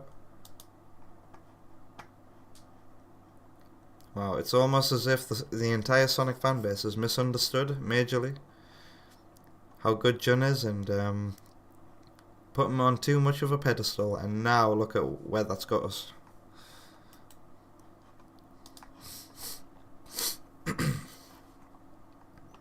Oh, what the hell? So this is interesting. I've just opened Delay's reaction, and it says Red Dead Redemption 2 versus, and then I can't read the rest, but I'm already going into this going, ah, shit, it's Red Dead Redemption related. I have no interest in Rockstar games at all, but let's see what this is. It's an ad. Oh no, it's not an ad. Okay. Oh, okay. Okay. You know what? Delay, you got me. This is totally up my street. Red Dead Redemption 2 on a tiny CRT. This is a video by Any Austin. He's got a lot of subscribers, and this was 3 days ago. I want to see what what a photorealistic game looks like on a CRT. If I play Red Dead Redemption 2 on this, would it be just as immersive as if I play Red Dead Redemption 2 on this? Yes. Let's think about that. This is a Video 13 over. Question answered. Yes. You know, we've all seen Digital Foundry talked about it. Thank you, Delay. I'm joking. inch Sony Trinitron from 2002. This is a 42-inch something from now, and it was very expensive. Pop quiz. How many pixels does your 4K television have? Time's up. Your 4K television has 8,294,400 pixels. I didn't know I had that many of anything. The I was Sony just gonna Trinitron say here 4K. only has 307,200 pixels, which means you would need to add up 27 of these CRTs to get as many pixels as the 4K TV, which, if you kept the same pixel density as my small TV, would require a CRT screen 70 inches diagonally. All of that does make it sound like a modern game like Red Dead Redemption 2 should probably be played on one of these modern TVs for maximum immersion, but should Gonna turn it down so I can talk now, a in bit order more to clear. do this, we're going to need to find a way to get the HDMI signal that's coming out of my Xbox Series X to turn into a component video signal that I can put into my Sony Trinitron. And You know, I've been thinking about this all for the last 2 weeks. I've been thinking, I want to see, because I've got a massive, look at this, look over here. Can you see? Oh, you can't see actually. My massive CRT TV right there. Right there. I want to know what half of my PC games look like on it. And I've been thinking about this for the last 2 weeks, and Oma Bruges was going to recommend this video on Discord as well. With I'm this little dongle, which I purchased on Amazon, I think it cost about $30. You plug the HDMI cable into it, and component video comes out of it. Simple. I like simple. Let's play some Red Dead 2 on a CRT. I've actually got as well, you know, DVI cable? I've got a DVI. I've never used DVI in my life, only HDMI, but I've got a DVI with a SCART at the end, and I'm like, can that be used for something? It's clear that playing games on a CRT comes with one huge advantage: the noise that the CRT makes when you turn it on. Now this is interesting. It's just so good. Once I actually got into the game, I was greeted with... So I've read online, right? Like, if I ever have children, right, and I power on the CRT randomly one day, and they've never heard it before, they're gonna hear this really loud, high-pitched noise that I am attuned to. I don't hear it apart from when it powers down. When I power down my TV, I hear, after like 5 seconds, it goes, pew! And apparently, like, I'm reading things from like Gen Z people saying that they've heard the CRT TVs and they cannot stand the noise that they make, and I'm like, what noise? Do they make a noise? this. Now, the actual picture on a CRT is really lovely. It's very soft and pleasant, and it kind of has a built-in anti-aliasing effect that really glues any images on it together nicely. It's tough to capture the quality of looking at a CRT screen with a camera, and we'll discuss that more later. But trust me when I say that it actually looks surprisingly nice for being ostensibly low resolution. This is why it's easier for me to play at nights on the Saturn, not on a CRT. Ratio is totally squished. Red Dead Redemption 2 is supposed to look like this, but because this old TV and in combination with the curve effect as well, it looks so nice. It's very weird playing it on a flat screen. We'll have to wait and see if that actually ends up bothering us while we play. Another fun quirk of the CRT is that a pretty significant portion of the edges of the screen are cut off from view due to something called overscanning, meaning that anything the game displays on the edges of the screen are totally invisible to me, including a lot of the HUD, which contains a lot of important information. The game does have a HUD safe zone setting you can adjust to remedy this. Shout out to Rockstar for that, but even at its most extreme, it still doesn't quite bring everything into view. Now, full disclosure, part of the reason for these things happening is that I didn't spend any time actually researching what separates a low-quality HDMI Omaboo says that the PC CRTs in school were loud back in the day. I can't remember any noise. Guys, that there are two things in life you should never skimp on: HDMI to component converter boxes and underpants. Like these. These are called MeUndies. Oh my god. So everybody does that. I've never seen an advert for underpants before. Is that really? Are they really that out of scams? YouTube sponsorships that they're just selling underpants to people now? How much are they? 20 quid a pair? For God's sake. So I figured I would jump on the opportunity to say that to you, you know, just between me and you. As per usual, I will not be... We're still on the ad. In technical settings, as squared away as I could, I worked my way through the early hours of Red Dead Redemption 2, and honestly, this is the thing that surprised me the most. Keo's seen worse ads. Much different than the first time when I played through it on 4K TV. Obviously, I ran into the occasional snag where a button prompt... Wow, Delaney knew the exact time to go to it to skip the ad. How many times have you watched this? Not good, and sometimes the text was a little bit hard to read, but for the most part, after about 5 minutes, I kind of didn't even register what kind of TV I was playing on. I was just playing a video game. Look at it. Why I can in a funny way, see through this and imagine what that might look like. Ones that ran in really low resolutions or had terrible frame rates. I was recently playing the game Super Metroid on my little TV, and I was just astounded at how immersive it was, given how little it was working on. how relatable. For people who primarily play modern 3D reality-based video games. But when I was spent like 2 months playing nothing but Super Metroid last year, as playing Red Dead only 2. to lose my bloody speedrun against Alex. But it really does what he's saying right now. Because Super Metroid came out in 1994, and it took 15 people 2.5 years to this game is absolutely stellar to play on a CRT, even in 50 Hz. Redemption 2 came out in 2018. Because I'm in the UK and dealing with 50 Hz when it comes to retro consoles too. And it's 120 gigabytes in size. And when you play on a CRT TV, 50 Hz doesn't exist. It looks smooth as fuck. Into Red Dead Redemption 2 would be the size of my front door. That's how big the technological differences between these games, and yet both games are immersive. I feel like I was in Red Dead 2. I feel like I was in Super Metroid. Anyway, at this point, I was basically just shout playing out to and Super enjoying Metroid. Red Dead 2, same as I ever did. I was hunting and walking through the mountains and enjoying the sunrises and accidentally robbing people because I couldn't Sparky read looked which up who button did the prompt Pika was Strats and which one was in rob. Sonic 3D, and it was not John. No. So, you know, that was really the thing that kept coming up while playing through it on this little TV. Anytime I was interacting with other NPCs, I kind of had to just guess what button I was supposed to press. And even with the tracks that he did compose for 3D, he reused them. So Vector's kind of right. But I will say this. Have you ever enjoyed a board game? You know what board games don't have? Button prompts. You have to figure it out and look it up. And sometimes you get the rules wrong. So that's my argument for why it's not that big of a deal. Hopefully you accept. This is sort of like when I made the argument that graphics don't matter because books don't have good graphics, but I stand by that. Now, the real annoyance for me in this whole experience was trying to find a good way to get footage of the game on CRT so I could accurately display it for you, because the game looks really good on the tube. Now, the trade-off is that it's really hard to capture what a CRT screen really looks like with a camera. Anyone who grew up with a CRT knows that if you try to film it, you get this flickering effect, and that flickering is the result of the camera's this camera here not matching up with the TV doesn't do that. refresh rate, which is the amount of times per second the TV This camera can film that CRT incredibly good, and I've got some refresh footage rate, which means that it's redrawing of the it. image 60 times every second. So if I set my That was camera going to shutter use in my speed to Sonic something Movie like 3 review before it got 125, it'll scrapped. be mismatched, But and you it could this, get flicker or this reinvigorated this ominous year. black bar. If we take a slow motion video, we can actually see the image being drawn pixel by pixel, which is pretty cool. Now, one of the things we can do to mitigate this is to set Also, the image being drawn and I talk pixel about by this sometimes as well when trying to explain the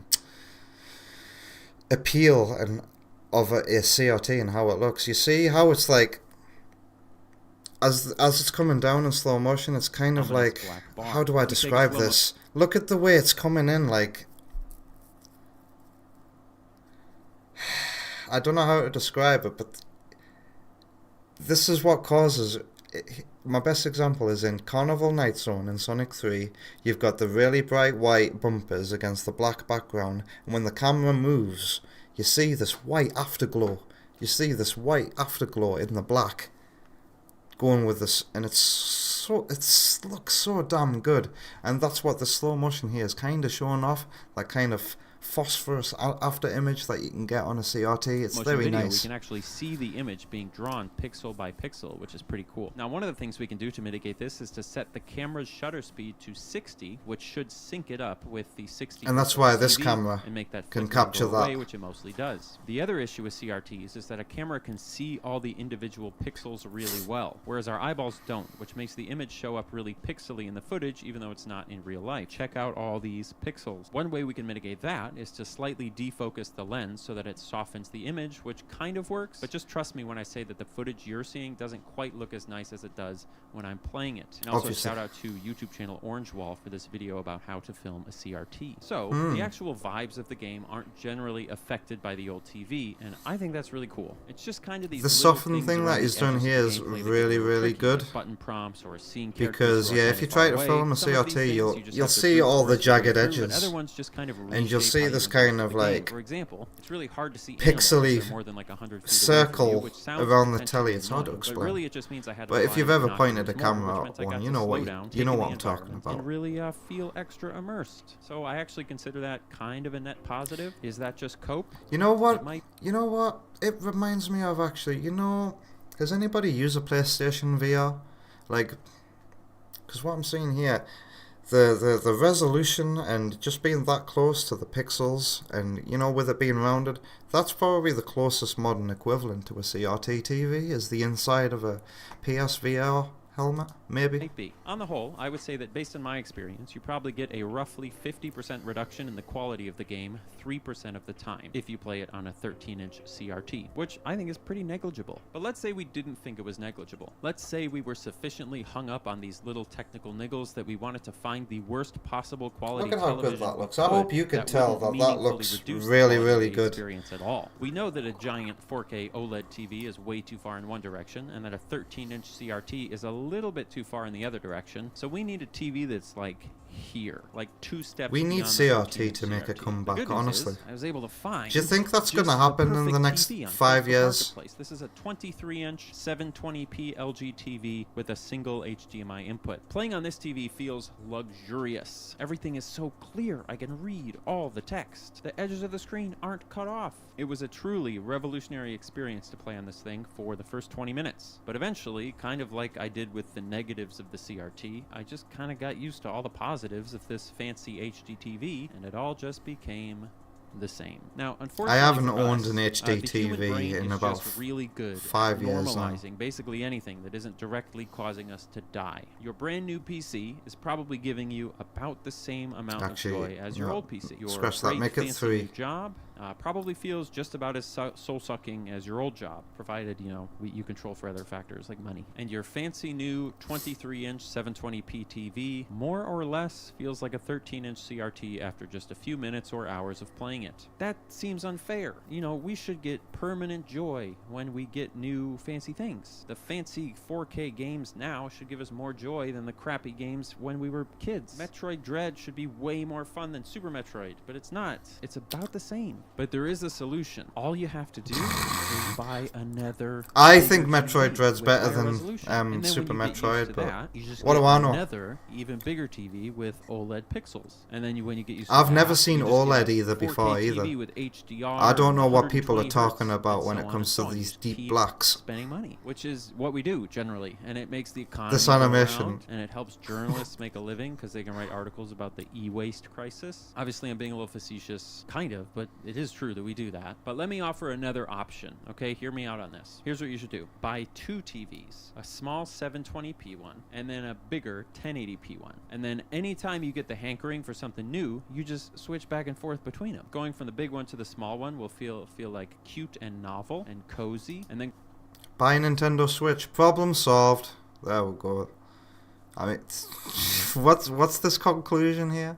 going from the small one to the big one will This feel is a Nintendo huge Switch. immersive upgrade. It's the perfect solution. Now, it might sound like here, what I'm saying is, you know, just get a CRT. CRTs are the best. Everything looks great on a CRT. And a lot of people, myself included in the past, have said for years that games built for CRT TVs should really be played on CRTs, and that Yes. games built for HD TVs should be played on HD TVs. It sounds reasonable, right? Logical. I don't disagree with this in principle, but in practice, especially based on the experience playing Red Dead 2, I think I'm just advocating for don't worry about it.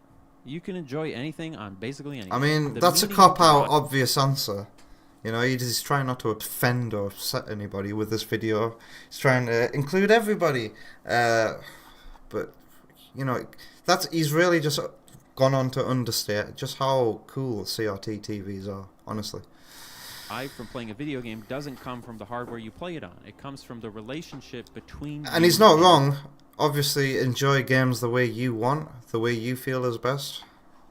He's not wrong, but like to make a video and then to do a cop-out finale like this rubs me the wrong way. game itself. And you can choose not to dance with someone because you don't like their outfit, but you know, that's a choice. And it's not even necessarily a bad choice.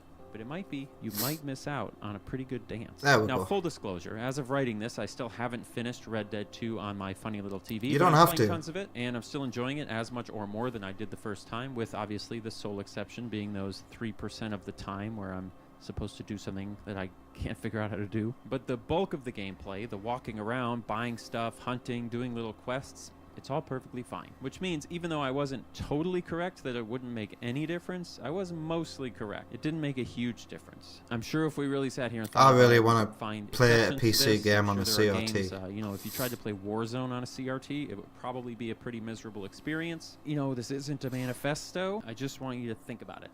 That's all. Just give it some thought. The irony of this, of course, is I bought this fancy TV to use as a prop, and now I have a fancy TV. Maybe I'll just return it. Or maybe I'll keep it and be a No, hypocrite. oh, you won't return it. Bullshit, bro. He's just... Oh my god, I'm done with the video. He's clearly just waffling at this point, and... I don't know. But what a mostly good video showing off the appeal of CRT TVs. And using probably a really good game to demonstrate it anyway. Red Dead Redemption 2 like had a lot of hype for its realism. Like CRT TVs make games look more realistic in my opinion, so a good match. Oma Bruce says, I didn't send this video because the end is kinda unfocused and you don't agree with everything? Yeah. I can feel that too, Oma Bruce. Wait, what? Sparky's got a QLED? And seriously, proper contrast is everything? I've heard of OLED, but what the hell's a QLED? Impractical Jokers? Crossover TV?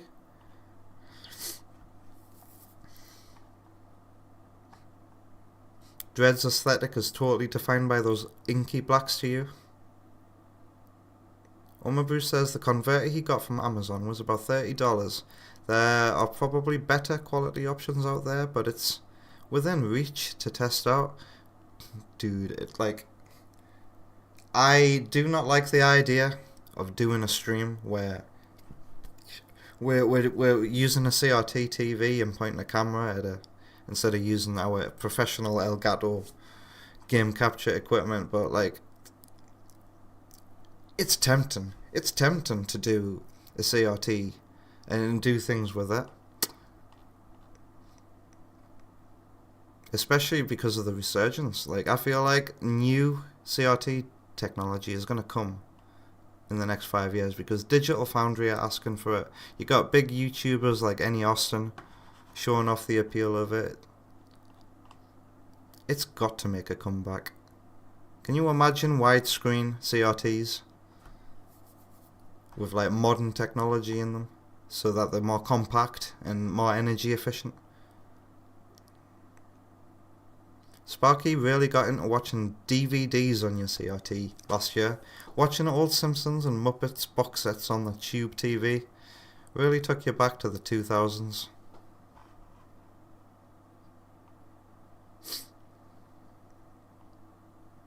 I could watch DVDs on that because the Xbox 360 plays DVDs, right?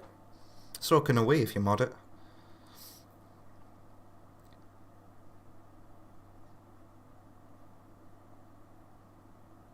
Sparky can take pics of his TV pretty easily. You think iPhones just match the refresh rate somehow?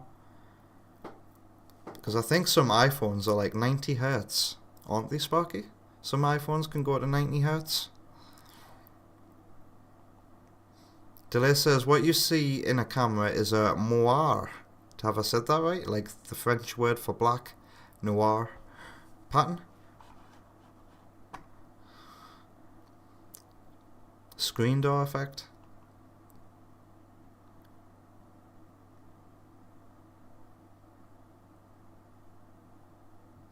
Sparky says, nah, that'd require ramping up back production on very old capacitors and cathode guns that aren't used anymore. It'll never happen. Why not? Cheap technology, cheap old kit technology can't make a comeback. The Nintendo Switch 2 comes with a CRT add-on. Bet you weren't expecting that. Oh my god, I can't believe I just quoted that advert. Does anybody get that advert for like, Tim is fighting 1000 AI threats right now. Bet you weren't expecting that. Oh my god. Hey Wonder Woman, how's it going? Oh god, my face. Oh god, your presence. Could be for personal use, not really streaming. Oh, I mean, like, it was a mistake when I said streaming, but for like content making as well. I could make like, how does this look on a CRT? And milk that for a bit if I was that kind of person, which I'm not. Sparky's going to try and stream some Sonic on Saturday. Sadly, no CRTs involved. Oh, so Omabru says the VR thing is called screen door effect.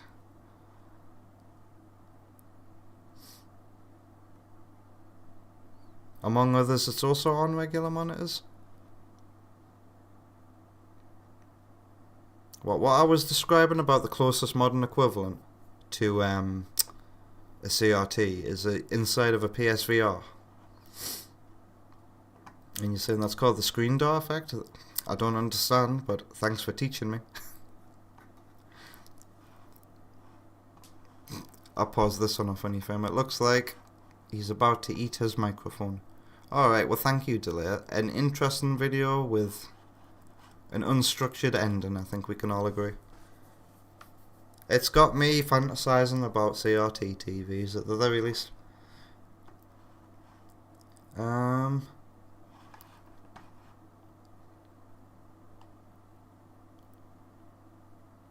Yeah, what's QLED, Sparky? Is that the next evolution from OLED? I presume. Like, what does QLED do that OLED doesn't? Because I know that OLED is all about those deep blacks. So what does the Q do? I don't think I'll ever see 4K in my life. But I don't know, I might upgrade to OLED in the future. Omabru says that QLED is a Samsung branding, if you remember correctly. So Samsung just went, OLED is a thing. If we replace an O with a Q and call it our own, then people are gonna fall for that Samsung branding. I don't know. I really don't like it when people like always insist on getting a Samsung phone. In my experience, Samsung phones have been terrible. Every Samsung phone I've ever given a chance has been either slow or overheaty or slow. And then you hear that Samsungs can explode. And I'm like, no thank you. And then the price. Oh my god, the price. Some people pay so much money to upgrade their mobile phone when you could get 3 game consoles for the same price. Wonder Woman misses the Note series. Yep, they're all exploded now, all those Samsung Notes. Right? Sparky explains OLED has superior contrast and deeper blacks, which we all know, but Samsung's QLED is all about peak brightness and great viewing angles regardless of the room's lighting. So you too can look like the meme of that guy waking up to the bright light. You know the one. Oh, I can't do the face, but you know the meme. I'm gonna switch to the end screen now. There we go. And say my goodbyes. King Samurai's got a Samsung. Keeping it until it dies in your arms. Keeping it until next week. I hope you've got your next phone lined up. I've got a Nokia. And we all know what Nokias are like. They never die.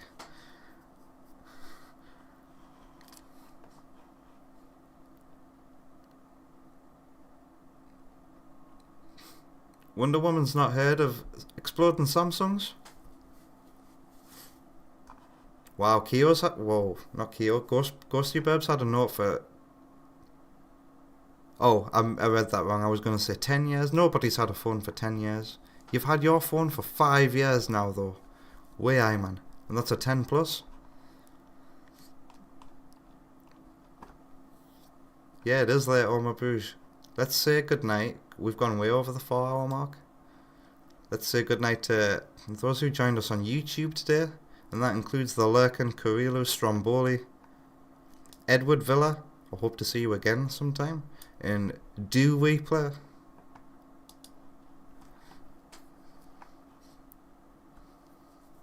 Sparky's actually a big champion.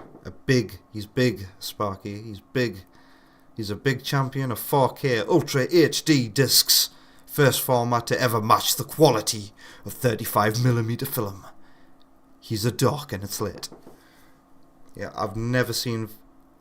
I used to get Blu-rays, not many. The DVD was the biggest format that I'd collect in. But I've never owned a 4K Ultra HD TV or anything like that. 1080 is all I'll ever need, I think. Delay says, by the way, any Austin is still somebody who you'd consider to make really good videos. He manages to appeal to your autism in just a perfect way, to be honest. Pardon me. Pardon me. I didn't find anything to like about his personality, but I appreciated the video, Delay. He's one of your favourite people, is he? He manages to appeal to your autism in just the perfect way. That's cute.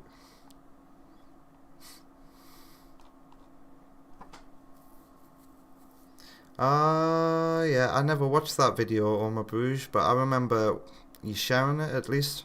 A one about the rivers in Morrowind. I didn't watch it because I'm not attached to Elder Scrolls, but you said he had one for Breath of the Wild, didn't you? And you've been watching him since. He randomly popped up in your recommended one day. Well, this is the first time I've heard of him. Maybe's more Any Austin videos are going to get recommended to me now that I've watched a full one. Maybe I'll watch the Breath of the Wild one, because I'll be honest with y'all, I am desperate for good YouTube content. I feel like I've gotten bored of a lot of my subscriptions lately. And I feel like one thing I need to do is start watching videos related to all of the games that I enjoyed last year. But I've been avoiding it for so long because I've been wanting to write about them myself. So I don't want to like accidentally steal thoughts from other people's videos. But I should finally start doing that because the script is written. I can watch other people talk about Halo. In fact, I watched a video about Halo last week. Something like, what is Halo without nostalgia? And it was a good video. I related a lot to it. I vibed with it. I didn't expect to like Halo as much as I do.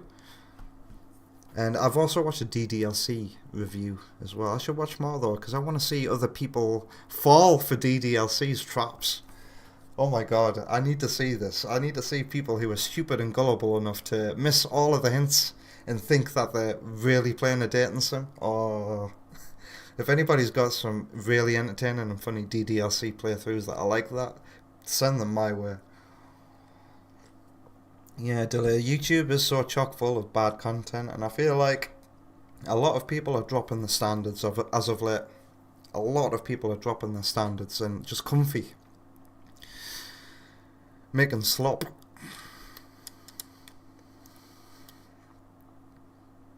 I'm supposed to be saying goodbye to everybody, but somehow the conversation is still going.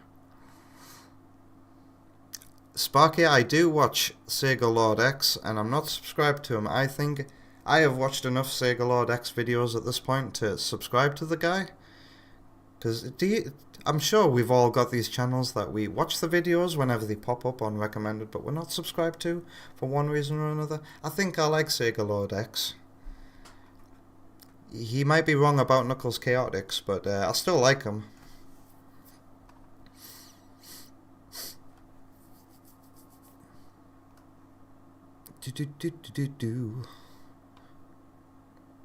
Omar Bruce says he's been addicted to Smosh. Addicted to Smosh for like half a year now. Smosh? Is that... What's Smosh? I feel like I've heard of them, but I'm not quite sure what they are. And what just popped into my head there was mashed Smosh. Alright, Sparky's got to sleep. So see ya. Alright, let's say goodbye to everybody over on Twitch finally. So goodbye and good night to Sparky. Good night to Delay.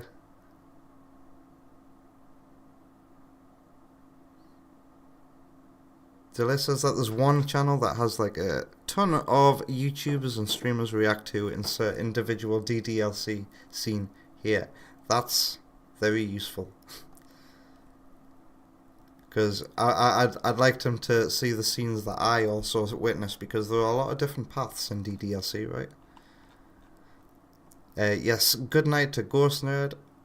Not Ghost Nerd. I say good day, sir. Wow. Good day, gentlemen. That's Wonder Woman's old name. Ghosty Burb. I'm not used to reading Ghosty Burb in my chat. Got the Sonic salute here. What an emote. Omar Bruce, take care of yourself, man. Keep up the Rocket League. I finally got to play some Rocket League with Omar Bruce yesterday, and we got to the semi-finals of a tournament, which is pretty damn cool. Good night to Vector Seda, and King Samurai, and Wonder Woman. Who else is in the UK? Chester was here tonight. Yeah, Tep was here tonight. We've had a raid from Seb. Good night to Hyper, thanks for the raid. Hyper, Jay, good night, you've been here too.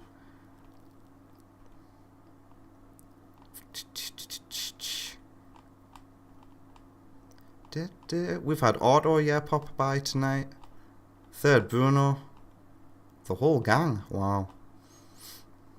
There's Kyo. Unique yellow name. I like Kyo's yellow colour that you use in the chat. Helps you stand out, as well as King Samurai's orange. Wow, there's a lot of varied colours here from the beginning of the stream. Alright, I think I've got everybody, but if I've missed your name, or you've just been lurking, I thank you too. Have a wonderful rest of your Thursday, and I'll see you again later. Goodbye.